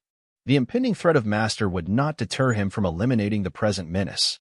The battlefield hung in suspense, with Yiwu unleashing his formidable skills and the monster facing its inevitable demise. The monstrous laughter echoed through the air as Yiwu's immense power finally crushed the beast. The explosion subsided, and the system notified that monster had been defeated. Yiwu, in turn, earned 200,000 experience points and 3,000 currencies while reverting to his original form. Contemplating the identity of Ye Hao, the potential leader of the city's monster invasion and a formidable boss monster, Yiwu realized the urgency of increasing his strength to face such formidable foes. For now, Yiwu decided to set aside thoughts of future challenges and focus on examining the drop items left by the elite monsters. Monster's loot included several items, such as a level 50 magic crystal with strong acid gastric juice capable of causing acid damage and weakening armor defense. Another item was the fatty kitten legs, the tender and juicy fleshy legs hidden under the Zerg's hard shell. Despite some damage to the Zerg's wings, they remained an excellent material for processing. Additionally, a skill book called the Level 50 Control Skill Book, capable of paralyzing enemies with words or sounds, caught Yiwu's attention. However, aside from the skill book, Yiwu felt that the overall drop wasn't particularly impressive, and he pondered his luck. Suddenly, the system alerted Yiwu about the egg he possessed, dropped by the devil Tyrannosaurus. While the egg had previously shown no interest, it now seemed attracted to the city bug's legs. The egg extended its tongue and promptly devoured the insect leg dropped by monster. The system then notified that the egg was very satisfied, increasing its love points by 1. Encouraged by this development, the system expressed the hope that Yiwu would continue to feed it like this. As Yiwu contemplated his newfound pet, Luofeng and Tian approached him. They inquired about Yiwu's well-being, with Tian even hugging him out of concern. Yiwu casually assured them that he was fine and praised them for their excellent job in handling the situation. Luofeng, feeling embarrassed by the praise from someone he admired, credited Yiwu for helping him rise to level 15. Tian, on the other hand, expressed her concerns about the injured students, feeling inadequate to protect her friends. Yiwu gently reassured her, acknowledging the unavoidable incident and emphasizing that reducing the number of victims was already a significant accomplishment. He encouraged Tian to be more enthusiastic, appreciating her efforts in the challenging situation. The aftermath of the battle left the characters reflecting on their achievements and contemplating the challenges that lay ahead. The remaining students gathered around Tian. Some expressed gratitude towards them because the girls' actions had potentially saved many students from the elite monster's attack. More importantly, they recognized Tian's abilities and apologized for previously saying negative things about him. From that day on, they regarded Yiwu as the school's hero and savior. Some even showed willingness to become Yiwu's subordinates. Teacher instructed the children to contact their parents about the situation at the academy. However, the children couldn't reach their parents and suspected that their parents might also be under monster attacks. Teacher encouraged them not to be discouraged, mentioning that although the security level in the 9th zone was not high, there were security forces from large companies on duty to prevent monsters from attacking civilians. They were advised to hold on and wait for rescue without giving up. Yiwu approached Teacher and assured everyone that the monsters in the academy had been dealt with. He suggested that it was safe for everyone to stay at school. Additionally, there was enough food in the canteen for everyone to ration for a week, ensuring survival until a way out was found. The disciples agreed to follow Yiwu's orders. Yiwu sat near the principal's body and inquired about the principal's condition. Teacher replied that the principal was fine, but he had been injured by an elite monster and was still weak and unconscious. Yiwu promised to find a way out and outlined his plan in 4 steps. In the first step, Yiwu intended to use the Moss account's abilities to repair and upgrade the protection gate. The second step involved sending Luofeng and others to the academy to clean up the battlefield and collect spoils. The crucial task was to visit the canteen and bring back food for everyone. The third step was to go home, meet his parents and sister, and then look for medicine for the principal in the black market. Meanwhile, the fourth step required notifying the rescue team about the security situation outside and requesting evacuation to ensure the academy's safety in the city. After considering all these steps, Yiwu shared them with Luofeng and Tian. Following that, Yiwu left the academy on his own, heading towards his house. As he approached the school gate, he noticed Teacher Jia's charred body lying stiff in front of the main gate. Yiwu blamed Teacher Jia for not defending himself and refusing to wait in the school security bunker with everyone else. In this era, lacking strength meant becoming vulnerable to others, risking being slaughtered. Yiwu recognized that his current strength as a blade wielder was insufficient. Continuing his journey out of school, Yiwu suddenly heard his little sister's unclear voice. Panicking, he opened the communication service on his hologram screen, asking about their current situation and whether they were in danger. Despite Yiwu's attempt to respond and share their location, the voice was lost due to signal interference, leading to a complete communication cutoff. Frustrated and angry, Yiwu ran as fast as possible, hoping that his family members would survive the crisis. Yiwu reaching the front of his apartment building, Yiwu was stunned with a pale face. The apartment where his family lived was destroyed and almost collapsed, resembling the scene from his nightmare. Worried that his family might be dead, Yiwu tried to think logically, considering that they wouldn't just sit still when attacked. Yiwu believed they must be running away. Suddenly, he heard a woman screaming for help nearby. Yiwu saw the woman being attacked by a large rat monster of a high level. With a single attack, he destroyed the monster's body. Frustrated, Yiwu questioned whether the woman was a member of the security team responsible for the area. Instead of answering, the woman asked Yiwu to remove the stone that had fallen on her foot. Annoyed, Yiwu kicked the rock until it shattered. Impatiently, he inquired about the fate of the apartment building and its residents. Cautioning Yiwu not to be too fierce and hasty, explained that the area had been attacked by level 20 monsters. Fortunately, her entire team fought hard, saving many people. As a result, most of the residents were successfully rescued and evacuated. Yiwu felt relieved upon learning that the monster in the area was only at level 20.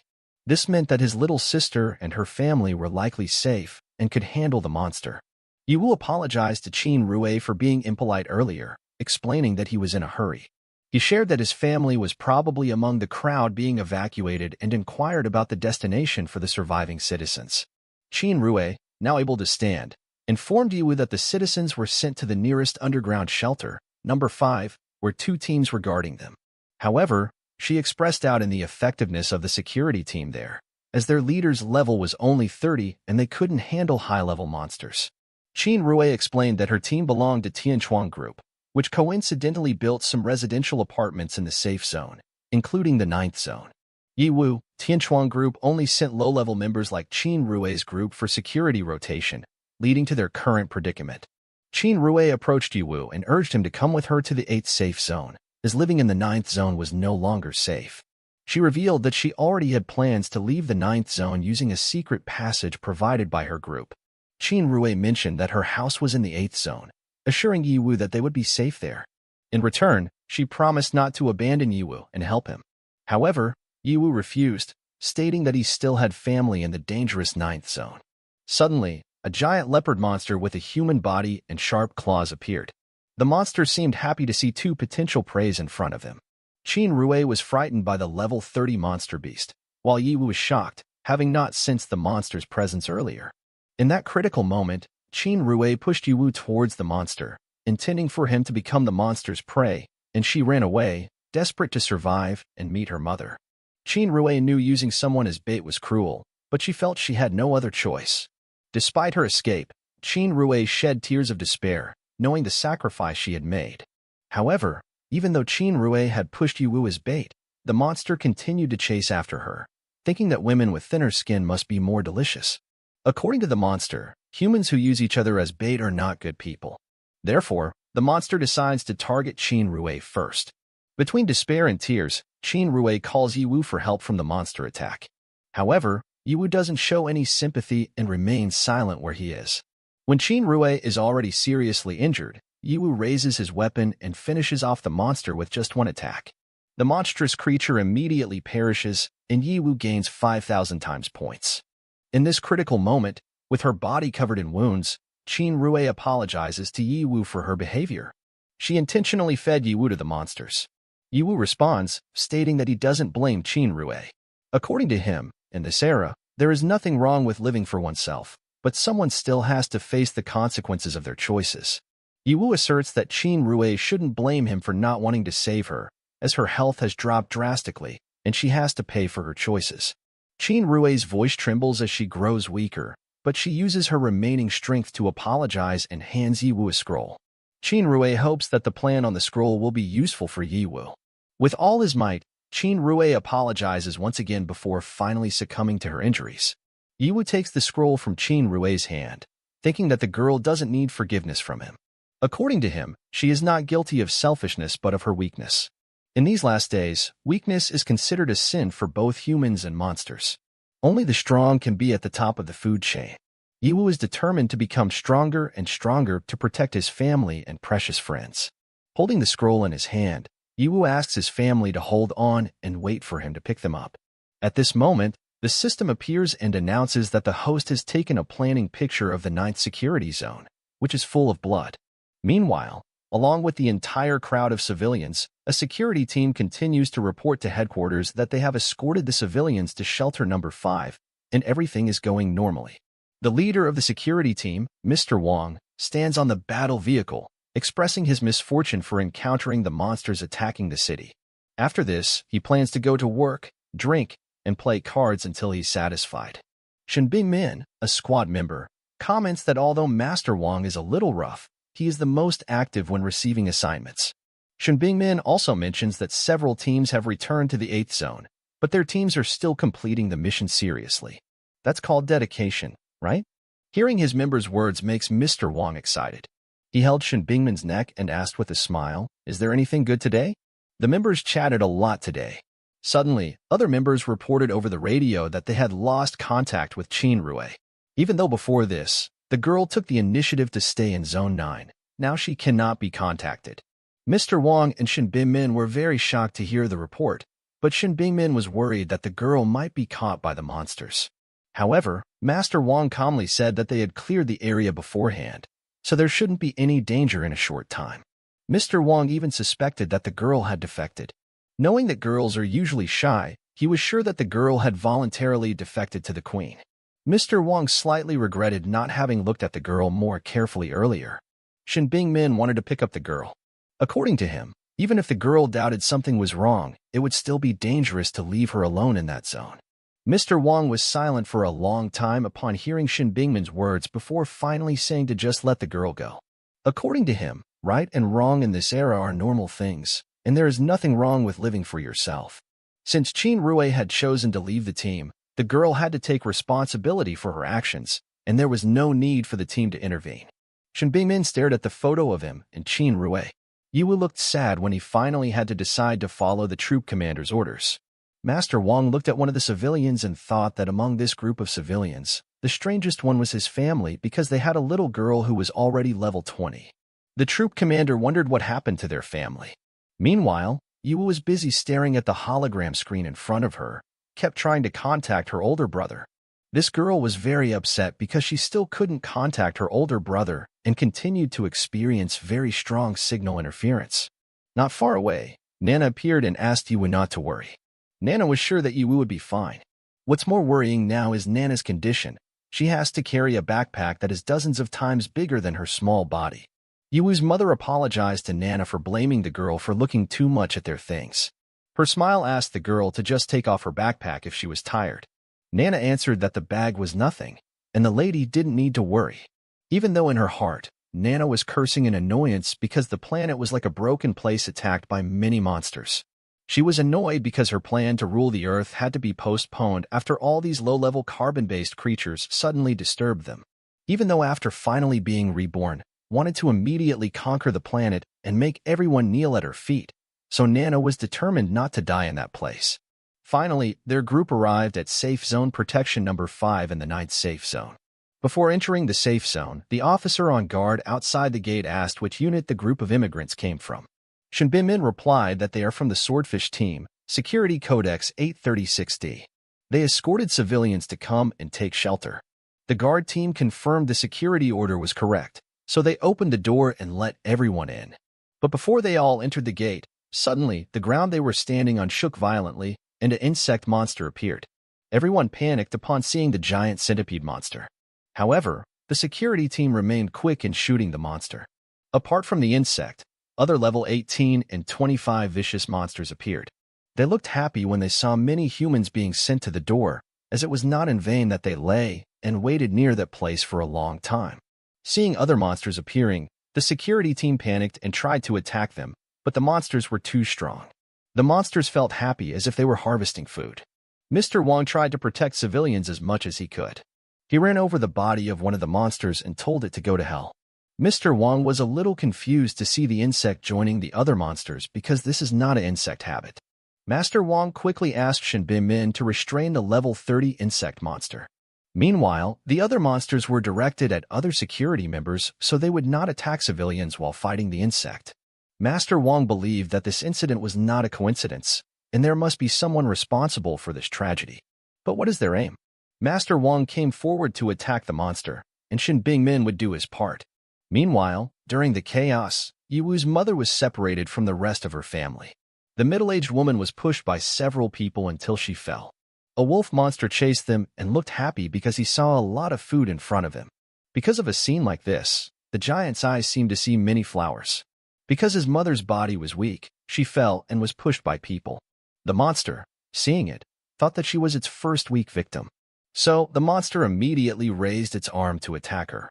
But suddenly, an arrow stuck into his arm, and a voice forbade the monster to touch his mother's body. Yiwu and his father had arrived just in time to protect his mother. Yiwu continued to shoot arrows to prevent the monster from attacking them. Yiwu asked his father to take the mother away while she restrained the monster. Yiwu believed the equipment she acquired from the black market would finally prove useful. Yiwu, uncertain about whether her weapon could withstand the power of the level 25 monster, she faced an unexpected challenge. The monster, irritated by the attack from someone at level 7, proved resistant to Yiwu's abilities and arrows. Despite Yiwu's continuous efforts, the wolf monster skillfully avoided her attacks and taunted her for lacking the necessary level to defeat it. Yiwu, desperate to protect her family, continued to shoot arrows at the relentless monster. In the face of imminent danger, Yiwu urged her parents to flee, but her father insisted their lives were meaningless without her. Resigned to their fate, the family braced themselves for the monster's relentless onslaught. Closing her eyes, Yunfei apologized to his older brother, acknowledging his failure to protect their parents. However, Just as the monster was about to reach the vulnerable family, Nana stepped forward, extending both arms to block its attack. In a surprising turn of events, Nana swiftly intervened, chopping the giant monster's body and destroying it in an instant. Yunfei, astonished by Nana's unexpected combat skills, realized that Nana, whom they had perceived as a mere housemaid, possessed formidable strength. Nana, conflicted about her actions, received a notification from the system stating that she had gained 50,000 experience points and successfully leveled up. This revelation shocked Nana, as it granted her more control over her body. Yunfei, understanding that the world operated on the principle that killing monsters led to strength and control, Nana found solace in the simplicity of these rules. Filled with happiness, she embraced the newfound ability to control her body freely. Excited about the prospect of leveling up, Nana decided to embark on a massacre, driven by the straightforward and easy-to-understand rules governing her actions. Meanwhile, a peculiar little robot with a menacing appearance targeted a man in red, driven by an intense hatred for the color. Fortunately, Nana intervened just in time, unleashing a single, deadly attack that swiftly eliminated the monster. The small robot, now victorious, reveled in the satisfaction of gaining more points and experienced the realization that leveling up required an increasing amount of experience points.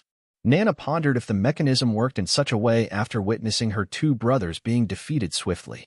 A pig monster contemplated fleeing, prioritizing its safety over facing destruction like its siblings. According to the monster, Nana didn't seem human due to her peculiar and unreasonable power. However, when the monster attempted to escape, it soon realized it was being followed. Before it could comprehend what was trailing it, Nana's lightning-fast attack had already split the monster's body in two. The successful elimination of the monster resulted in Nana gaining a significant amount of experience points, propelling her to level 30. Despite her achievement, Nana wore a disconcerting expression, indicating that she still didn't feel satisfied, even after consuming a substantial amount. Meanwhile, on the other side, Master Wang and Shin Binmin remained engaged in a relentless battle against the insect monsters. Master Wang briefly diverted his attention when he witnessed Nana dispatching 3 monsters simultaneously. However, Shin Binmin promptly reminded him to focus on the formidable monster before them.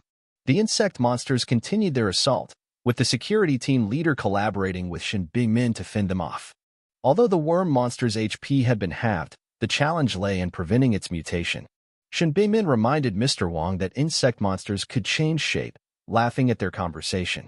The monster acknowledged the human's knowledge but believed their fate would ultimately be a miserable demise in its jaws. Mr. Wang, despite considering the creature's size suitable for him to combat, acknowledged the threat posed by its mutant form. The monster swiftly transformed into small pieces, commanding its body parts with a level exceeding 15 to engulf the humans. In the ensuing chaos, Mr. Wang found himself panicking as the small monsters attacked him, adhering to his body and absorbing his cell phone. Within a brief period, Mr. Wang's cell phone had significantly depleted, reaching a mere 30%.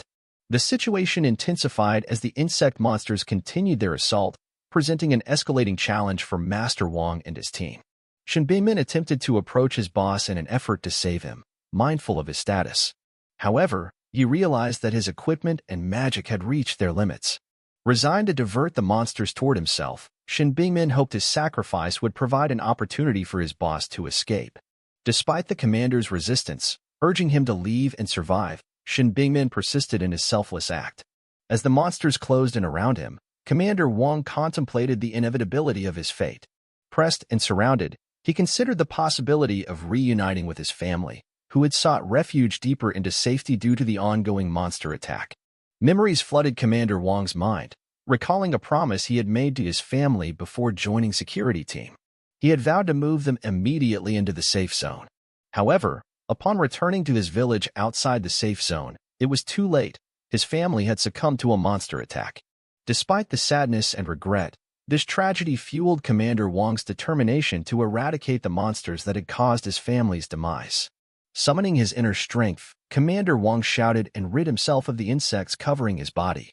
Witnessing this, Nana swiftly moved, destroying the remaining parts of the little monster with a single attack. However, to her surprise, Commander Wang remained alive. Nana, though tempted to finish him off for the experience points, found the insect monster reuniting its remaining body parts and expressing anger at her for destroying half of it in such a short time. Commander Wang realized the monster had evolved and become stronger, making it even more challenging to deal with. Despite Nana's inclination to silence the commander, he persisted in acknowledging the difficult situation. Nana, in a serious tone, demanded that the humans open their eyes because she was about to reveal a form that transcended dimensions. Pulling out a sophisticated and large firearm from her arm and back, Nana unleashed its full power against the insect monster. The giant creature expressed surprise at Nana's abilities, labeling her as non-human. However, Nana's powers proved insurmountable as she obliterated the monster to dust. Her feat earned her a prize of 10,000 experience points, and she also had the right to claim the equipment dropped by the defeated insect. Nana felt a surge of joy as she received all the gifts, but suddenly her entire body froze, and even the little robot couldn't emit a sound. The family rushed to Nana and Commander Wang, their faces filled with concern. Commander Wang promptly examined Nana while placing the little robot's head on her lap. Meanwhile, Yunfei handed expensive medicine to Commander Wang in the hope that he would recover soon. As Commander Wang's condition improved, he expressed his concern that other shelters might not be as secure as Shelter 5. He suggested moving to the 8th safe zone. However, Yunfei hesitated, feeling that it was too far and would take them away from his brother. Yunfei questioned how his brother would find them, especially since they hadn't been able to contact Yiwu. Despite attempting to reach his older brother again, Yiwu could only hear an error sound due to signal interference. Nevertheless, Yiwu unable to convey that they were in Shelter 5, saved by Nana and the security team from a powerful monster attack. They planned to take refuge in the 8th safe zone, but the disappointment set in as the signal interference disrupted the connection once more. In her frustration at being unable to contact her older brother, the girl received a glimmer of hope when Commander Wang mentioned a way to convey a message to Yiwu. Excited, Yunfei learned that the commander had a simple method to expedite their move from the dangerous place.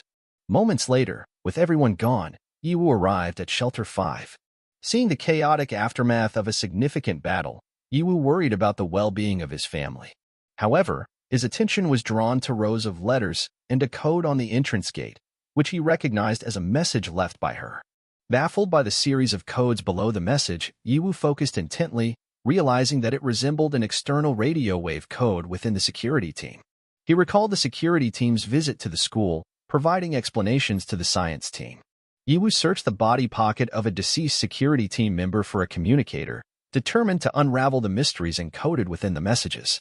He couldn't repair the damaged devices under these circumstances, Yiwu thought. The true eye was still on cooldown, and its range was limited. Going to the 8th safe zone without a plan was not an option. The most crucial thing for him was to quickly contact Yunfei and the others.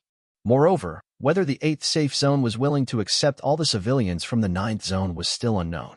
Yiwu decided to go to the black market, which was not far from where he was. He wanted to go there immediately to find a communicator. Yiwu arrival at the black market in the 9th safe zone, the situation was chaotic. Buildings were damaged, and many corpses were scattered around. Yiwu realized that there had been a significant battle in that place. From inside the main building, someone could be heard shouting that anyone entering the black market was asking for death. There was a constant hail of gunfire right at Yiwu. Fortunately, he managed to activate a protective shield in time. Yiwu was relieved to see that the figure inside the building was still energetic. He asked them to stop shooting because it was him. The shooting stopped, and Miss Emo came out of the building, apologizing to Yiwu for the tension due to a previous battle. Yiwu replied that it didn't matter because he was fine. Miss Emo asked why Yiwu came to the black market at such a time. Yiwu explained that there were some important things he wanted to ask. Miss Emo took Yiwu into the main building of the black market. In the hall, Yiwu was surprised to see that the place was still lively. He asked how it was possible that people could still drink in that place when conditions outside were chaotic. Miss Emo explained that the people still drinking there were mostly treasure hunters. Their goals were money, wine, and women, so they didn't care about the monsters or civilians. Yiwu moved past them, noting their strength and level, but they chose to hide and didn't care about death. Yiwu understood that he couldn't change their choices, but he found it ironic. The two entered the Hamo group's VIP room. At this point, Yiwu asked if Miss Emo could contact Miss Emo here. Miss Emo questioned why Yiwu didn't ask someone else. Yiwu explained that he couldn't ignore others because he was scared too. Miss Emo held Yiwu's arm tightly while expressing fear. Despite that, Yiwu was not tempted at all. Yiwu urgently requested Miss Emo to stop joking, emphasizing the seriousness of the situation. Despite the urgency, Ye Wu sensed that Miss Emu was not afraid at all. Finally, Miss Emu settled on the soft sofa and informed Ye Wu that Miss Emo had not left the 9th zone. Miss Emu had attempted to contact Miss Emo using the internal secure line, but the connection was interrupted. Hearing this, Ye Wu speculated that the interference with the communication signal was intentional, possibly by certain individuals. It appeared that only specific encrypted internal wave radios could still communicate with each other. Miss Emu was shocked by Ye Wu's guess about intentional signal interference and questioned if it could be caused by wild monsters. Ye Wu explained that while it was a bit frightening overall, he couldn't draw a conclusion yet. His immediate concern was to make 3 requests to Miss Emo. Firstly, Ye Wu sought help in finding a radio communicator from the Tianchuan group security team. Secondly, he requested a potion effective for treating weak debuff. Lastly, the 3 Ye Wu wanted the royal cloak that Miss Emo had acquired in a previous auction, with Ye Wu expressing his willingness to pay for everything.